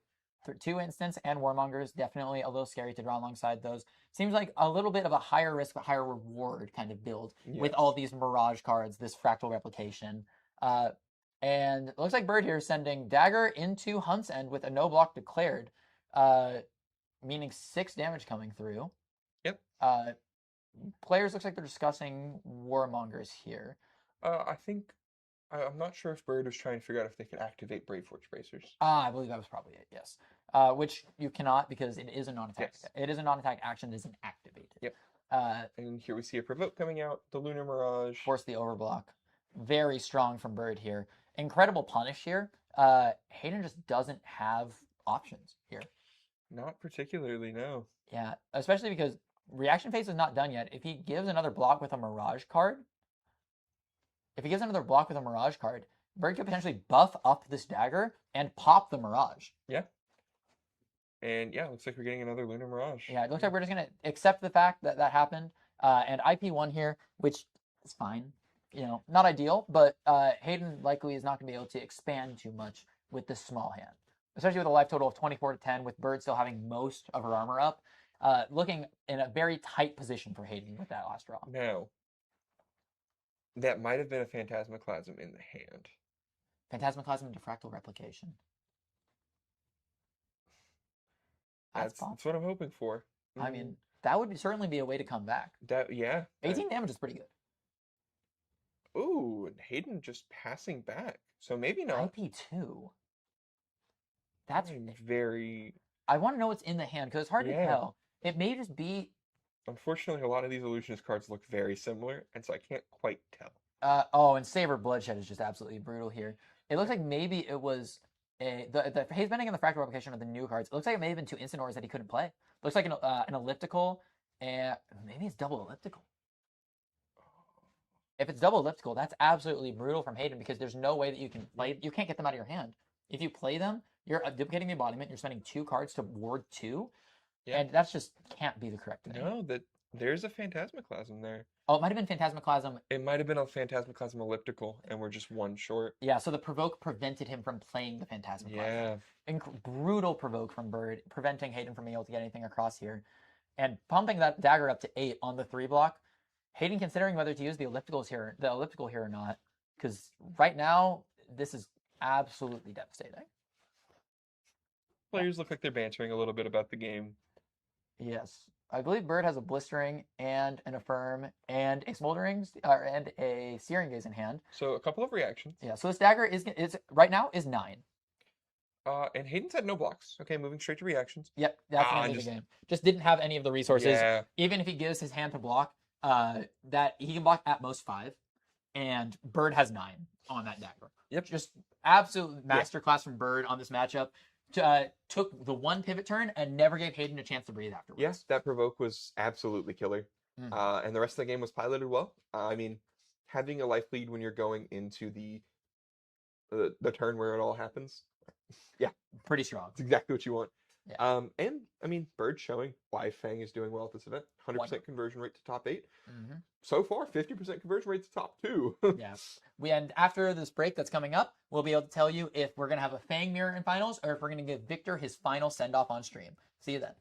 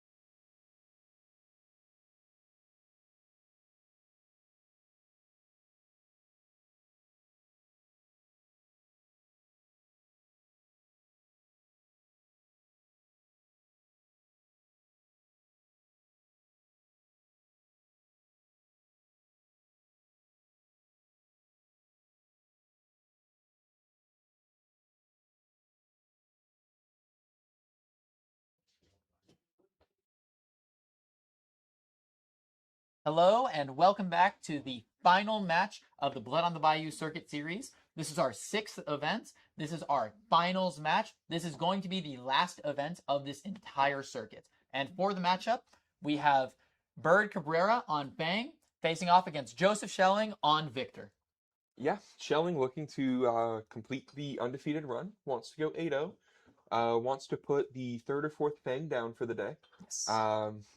Just show us why Victor's good, why Victor LO'd. And Bird looking to break that streak. Really unfortunate game on stream earlier.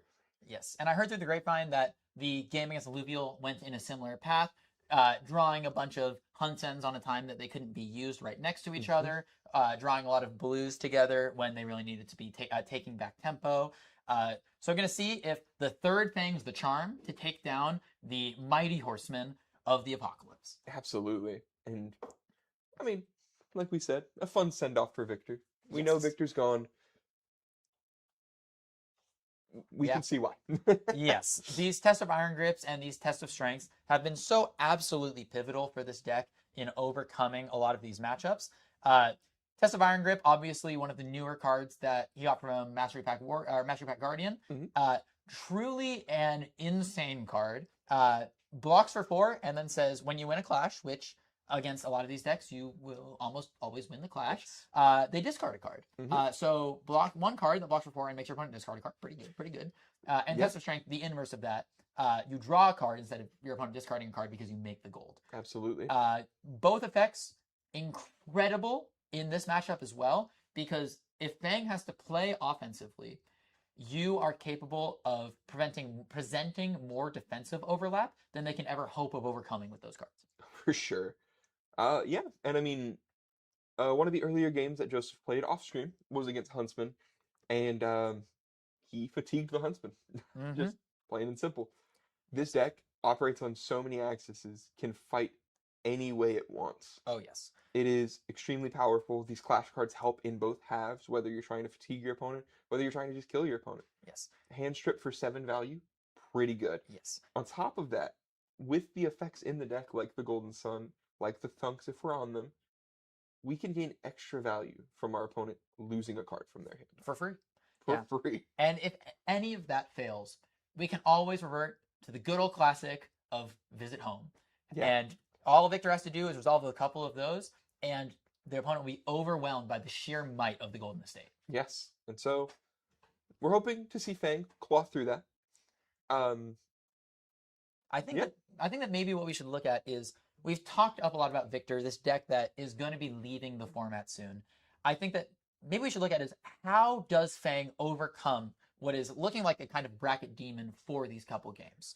From my perspective, at least, I think that Fang has a couple goals. One, we need to present the Dynastic Diadem. We cannot be losing our fealty for free because we have to work so hard to get it. Step 2, get that fealty. It's going to take a little bit. Fang it might have a little bit of trouble getting over Victor's offense, but you want to get to 3 fealty without losing too much life.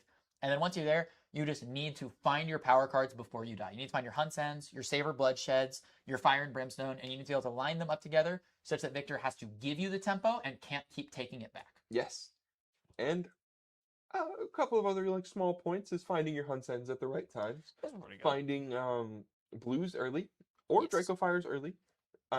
Just things to get us to those points where we can overcome the brick wall of both defense and offense from this Victor deck. I think one of the notable things is that Fang is one of those warriors that has often been touted as being near impossible to fatigue. The effect of attack with a dagger before committing a card from your deck, force your opponent to commit cards, and then choose what you want to do is incredibly strong. But the way that Fang is vulnerable to fatigue is if you are able to attack their hand and their fealty stack. Yes. If the opponent is unable to keep their fealty and unable to keep their hand, then the Fang player begins to fall apart. They have to spend a bunch of cards from deck and a bunch of life in order to regain that fealty. And if they have to do that enough times, then the Victor player can just threaten the fatigue angle anyway. Yeah, but it looks like the game's starting. Joseph is the higher seed, coming in at the first seed. Bird at the 7th, near the bottom. Yes. I believe... Schelling looks like they're going first. Yes. They have put a counter on the Tunic and are either trying to send a card or moving to Arsenal. Yeah, it looks like gesturing with the card to go to Arsenal. Yes. Yeah. So starting this game the same way. The exact same way as before. We see, Tooth of the Dragon. And to Hunt the Hunter. To Hunt the Hunter, not paying. Uh, It looks like we're just considering the pitch card here. Which, this is actually a pretty strong play. This is right here is a 3-card 8 isn't ideal. But when you look at the value of a mark, you're trying to get a fealty. A mark that doesn't rely on you hitting your opponent is incredibly valuable in this matchup, and you're still presenting it next to 8 damage, which is very threatening. Yeah, this 8 damage could very well grant the first fealty of the game, depending on how Shelling's hand converts, what we want to block with. And we know there's a For the Drakai in the hand. We see a Test of Iron Grip already. Devastating. Yeah. Yep, losing the Clash. That's really getting rough. rid of the For the Drakai is kind of huge. Yeah, because this was such a great turn to set up that For the Drakai in the arsenal, because the opponent wants to block out to prevent the mark from popping. But if you're able to get the For the Drakai in the arsenal, then you're insulated from hand disruption next turn. You're able to get that free fealty, but just wasn't in the cards. Yeah. And Test of Iron Grip proving that it's a very good card. Yes, and then Miller's Grindstone, another very good card that's going to be leaving soon. A 4-power hammer similar to some of the other hammers that exist for the other Guardians. But on hit gets to clash, and if you win the clash, destroy the top card of their deck. Yeah. This means this helps Victor threaten that fatigue angle, taking cards out of the opponent's hand or deck, regardless of what they do. Yes, and Bird looking like they're blocking one, clashing, losing a Hunt to the Ends of Wraith. Or from the Ends of Wraith? Hunt to the Ends of Wraith. I believe the lore is that it's Fang and Syndra hunting after Arachne, which is why it marks Arachne and then gets plus for mark, because you're choosing your mark and you're pursuing them. Interesting. Okay. Here we see an Oath of Loyalty and a Test of Strength. Yeah. Bird looking a little disgruntled about it. Yeah. As you'd expect. I mean, yes. This game is looking extremely familiar so far. Yes. And Bird playing the Oath of Loyalty, choosing not to block with the Glint or the Overcrowded. Yes, I believe. A little bit interesting. It looks like we are attempting to maybe put the Overcrowded in Arsenal to help hedge against some of these stronger, bigger attacks. Yes. With this many cards in Shelling's hand, I would definitely be scared of something like a Spinal Crush, a CNC Pummel, and Overcrowded in Arsenal can help hedge against that. Absolutely. And here we see Shelling thinking about the blocks for a little bit. Once again, no rush to these players, no need to speed through your decisions. They have all the time in the world to think about it. Yes. Bird's hand being the Searing Gaze, looking to hit, deal a damage, remark is the ideal. It's exactly what we'd want. Yes. May not happen. Yes. But it's what we're going for. Shelling poising to block with 2 cards. Yes. And one of the scary things about this too, Bird actually doesn't have a fealty stack right now. Yeah. So theoretically, there's no reason she needs to play a Draconic card right now. Absolutely. She could theoretically let Shelling commit multiple cards to defense and then just say, okay, I'm just going to IP 1. You lost a bunch of cards out of your deck, and I'll just keep going. And Shelling doing the same thing as before. When we go to hit with this, we activate the Quick Dodge Flexors and... Interesting that we're committing these this early. We really care about that first mark, or that second mark a lot here.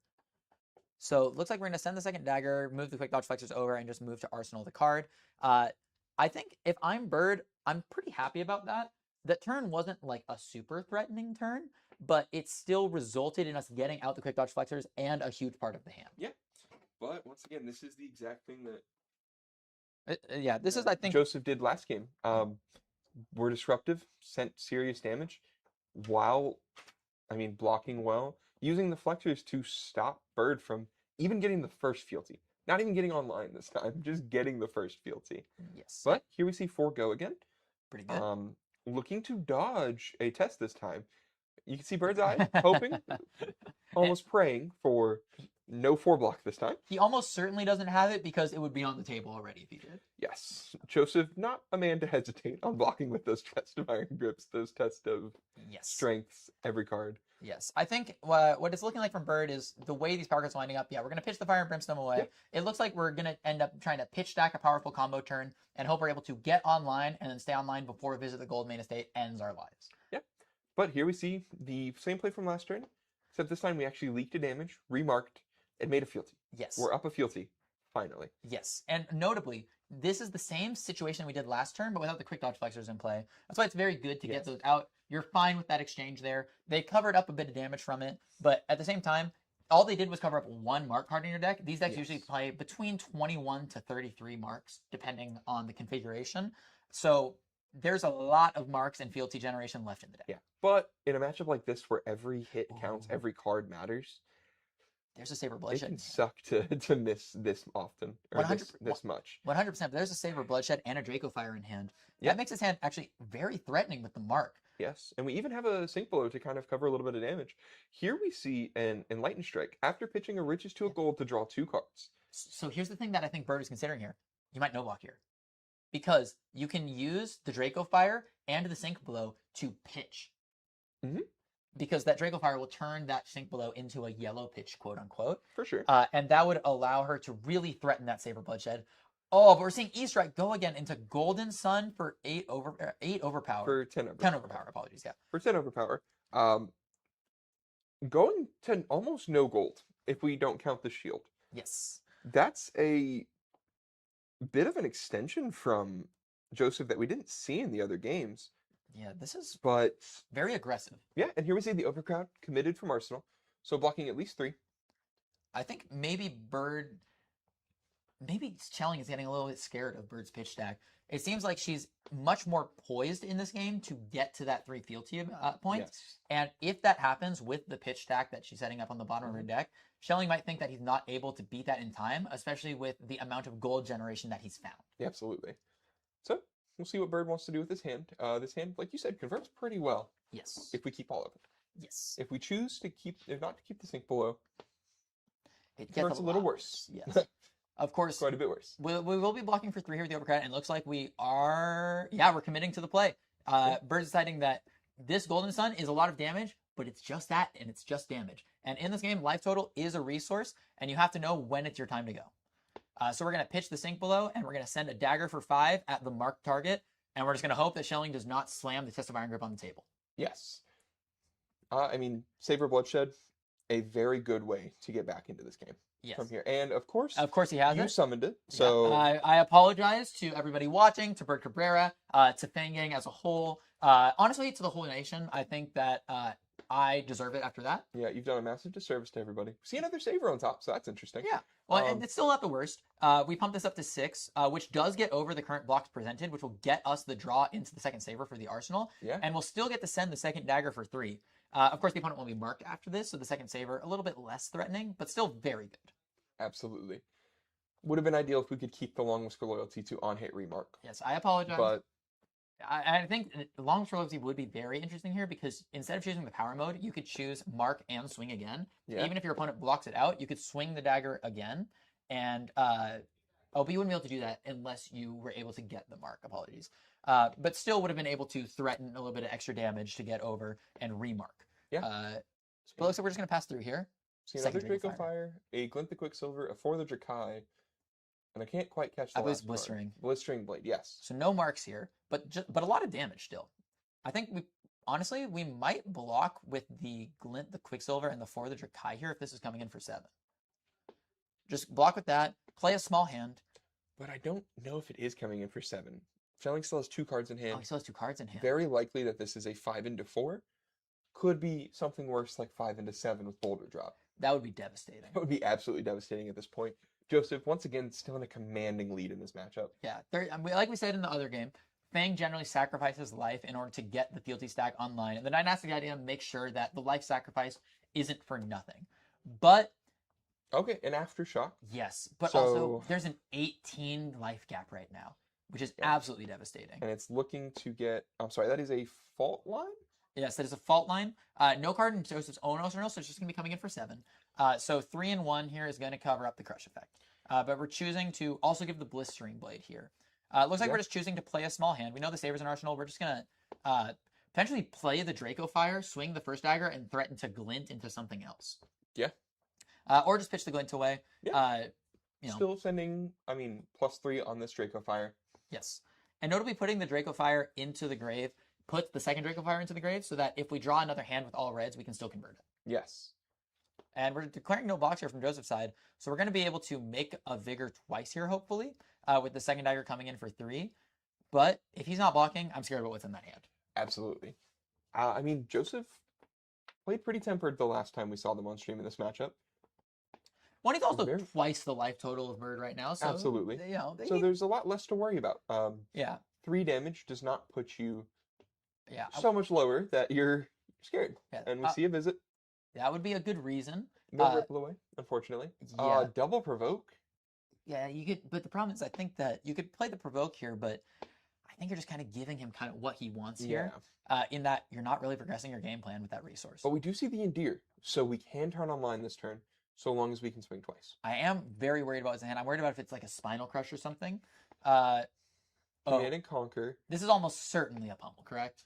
Yeah, it's not looking great. I feel like if it's not a pummel, you block. Maybe. Maybe the hand didn't have the pummel, and we were hoping to get it off of the visit draw, but it seems a little... Yeah, it looks like Bird may not have the luxury of playing around the pummel here.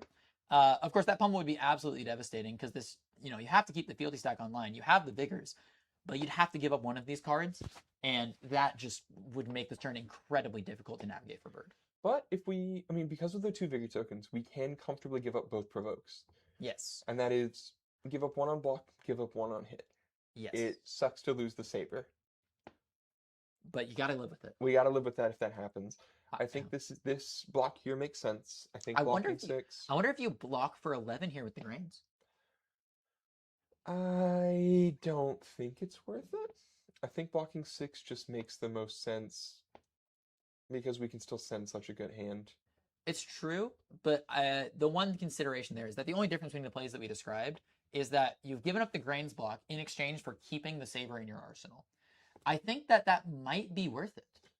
I'm not 100% sure because of Grain's ability to cover a breakpoint or a crush effect later that might come into effect. That's also very true, but I think if you take the CNC pummel right now, you'll be taking your Bird will be going down to 12 and discarding a card and losing a Saber. I think that an 18-point life gap without your second Saber is just going to be incredibly hard to overcome. Okay. And looks like you're going for it, yeah. Going to try and cover up the pummel here. Blocking 10 with the Blistering Blade, keeping the provoke. Yes, likely looking to try and... Potentially trying not to swing 2 daggers this turn, potentially trying to make shelling overblock. Perhaps. Do we remember what the card in Arsenal is Saber, right? It is the Saber. I think maybe also Bird hedging and trying to keep a Vigor floating through the turn to keep Overcrowded alive, maybe? Yeah, just playing the Endear, not getting the fealty, but yeah, threatening 4, keeping your board. Yeah. Just can't afford to take the pummel that is pretty obviously there. Of course, if there's no pummel here and shelling had just threatened it. And there's a Shelter from the Storm. Yes. So it doesn't necessarily mean there's no pummel because of Tunic Counter. Yes. But definitely, if that was a pump fake, then that is rough. Yeah, it's a little bit rough, but can't do much about it here. Keep the tempered play. Try and keep a life total. Yes. Try to keep your life total higher. It's fine. Yes. Makes sense. We still got to swing daggers twice. Keep a Saber for the next turn if we can mark. We haven't seen too many of the mark effects, so we should be seeing another one soon. Yes, and Shelling not going to let a card go out of deck just for this 1 damage. So Bird is going to be able to convert those 2 Vigors back into 2 Vigors. We are a machine that converts Vigor into Vigor. Yes. And double sink below overcrowded. And here's another visit.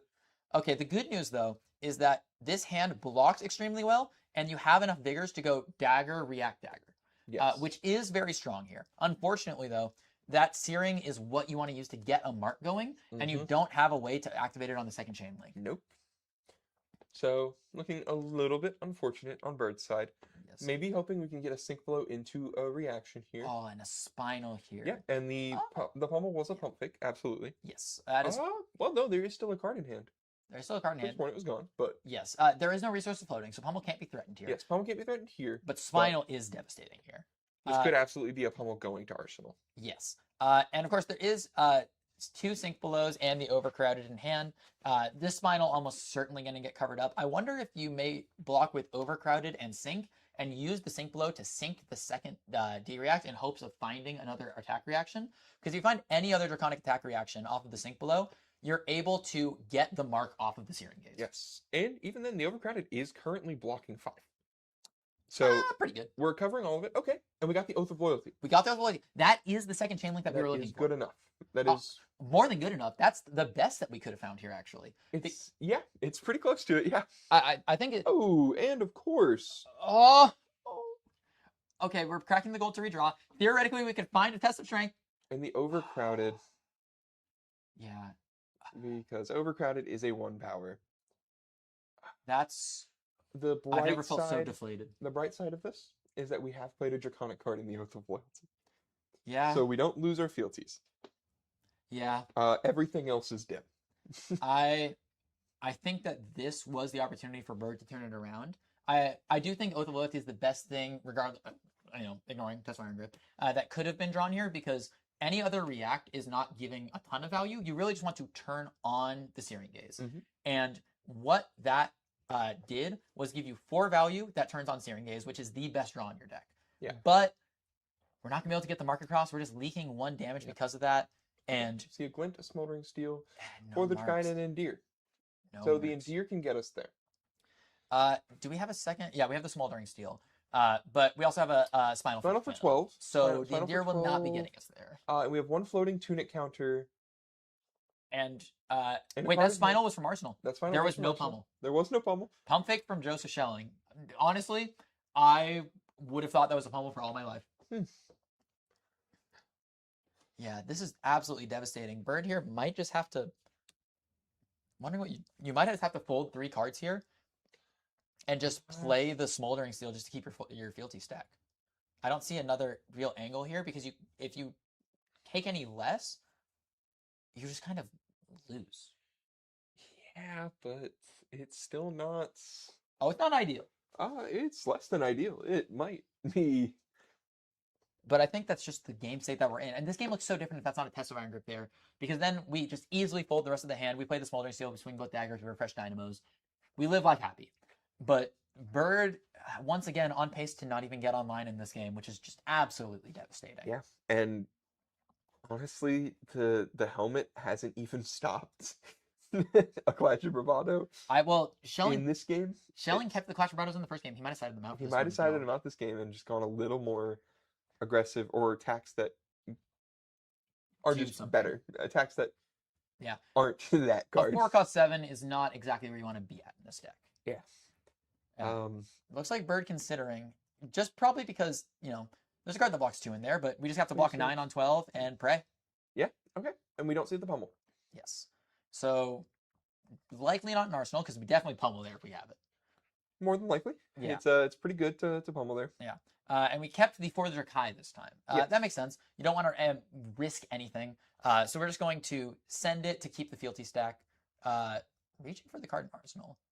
Because we have the Vigor, just choosing to send the Saver into the Dagger. This is risky because we're going to lose our fealty stack? I'm trying to understand this play here. There's no mark on the table, and we didn't activate our fealty token, so we're just going to lose our fealty? And there we see a Thunk creating a Might. Yeah, I'm not 100% sure. Maybe this is like a trying to bait something out style of play, but losing the fealties for it seems... But Bird seems to have accepted it when there was the option to keep the Searing Gaze, so she knew Yes. something was going on. I'm struggling to see the line here, though.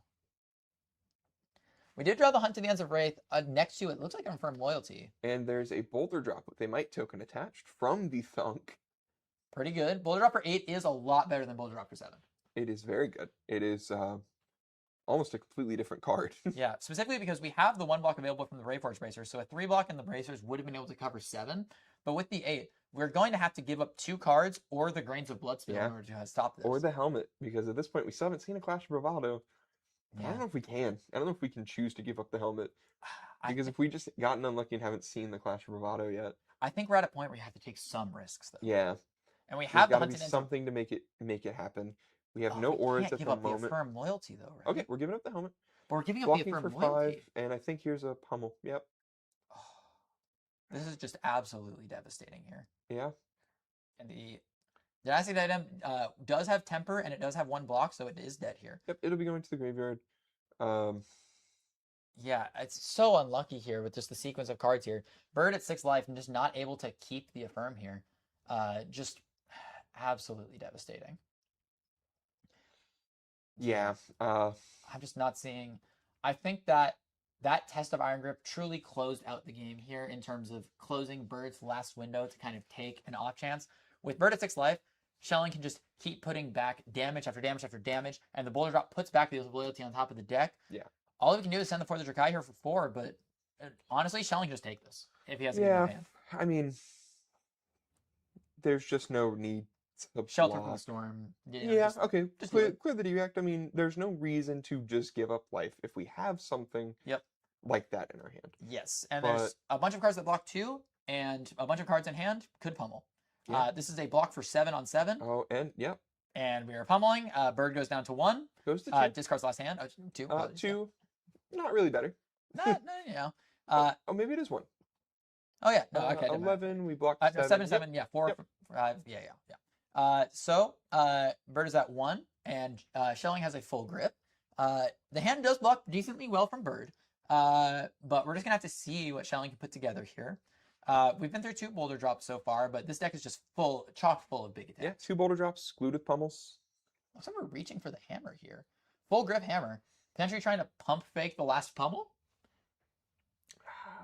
I truly could not tell you. Maybe there's just no real attack to send. Maybe. We're sending a 1 for 5. Yeah, just sending the Hunt the Hunter. Just it doesn't even have the mark. Just it's 5 damage. You got to send damage at some point somehow. Yeah.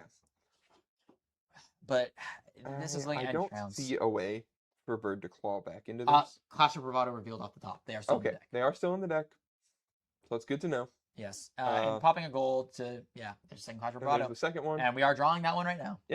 Not that we have a fealty to break, anyways. But Man, I think importantly it's just a 4 for 7, which Yes. says I take 2 cards from you.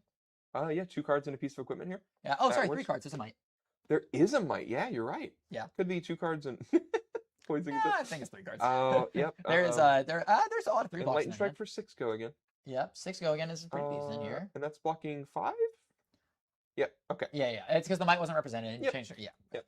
Yeah, both players understanding that we want the game state fully represented. We don't want the game to end just because of misrepresented game state. Yes. And Shelling just considering if he wants to send Hammer or something else here. He does have a Vigor floating here, so could send the Clash of Bravado off the Vigor plus a blue. Yeah. And it looks like that's exactly what we're doing. We block we block 5. 7. Block 7. We're still barely alive somehow. We're still trying. And I mean, it's a good thing to always play it out. Your opponent could Brick.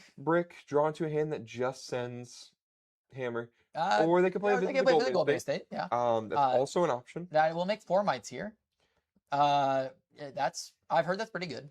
That's pretty okay. I mean, we've burnt through a few gold tokens, and we're still making 4 mites at this point. Pretty good. Yeah. And Shelling still with a solid 2 cards in hand, 1 in arsenal, or 3 cards in hand, apologies. I'd imagine there's a pretty decently big attack coming through. Even if there isn't, Hammer is good here. Hammer gets 2 cards. Oh, and here's a Clash of Bravado. Okay. Yeah, that's 7. And we're just gonna block 9 and arsenal a card, presumably.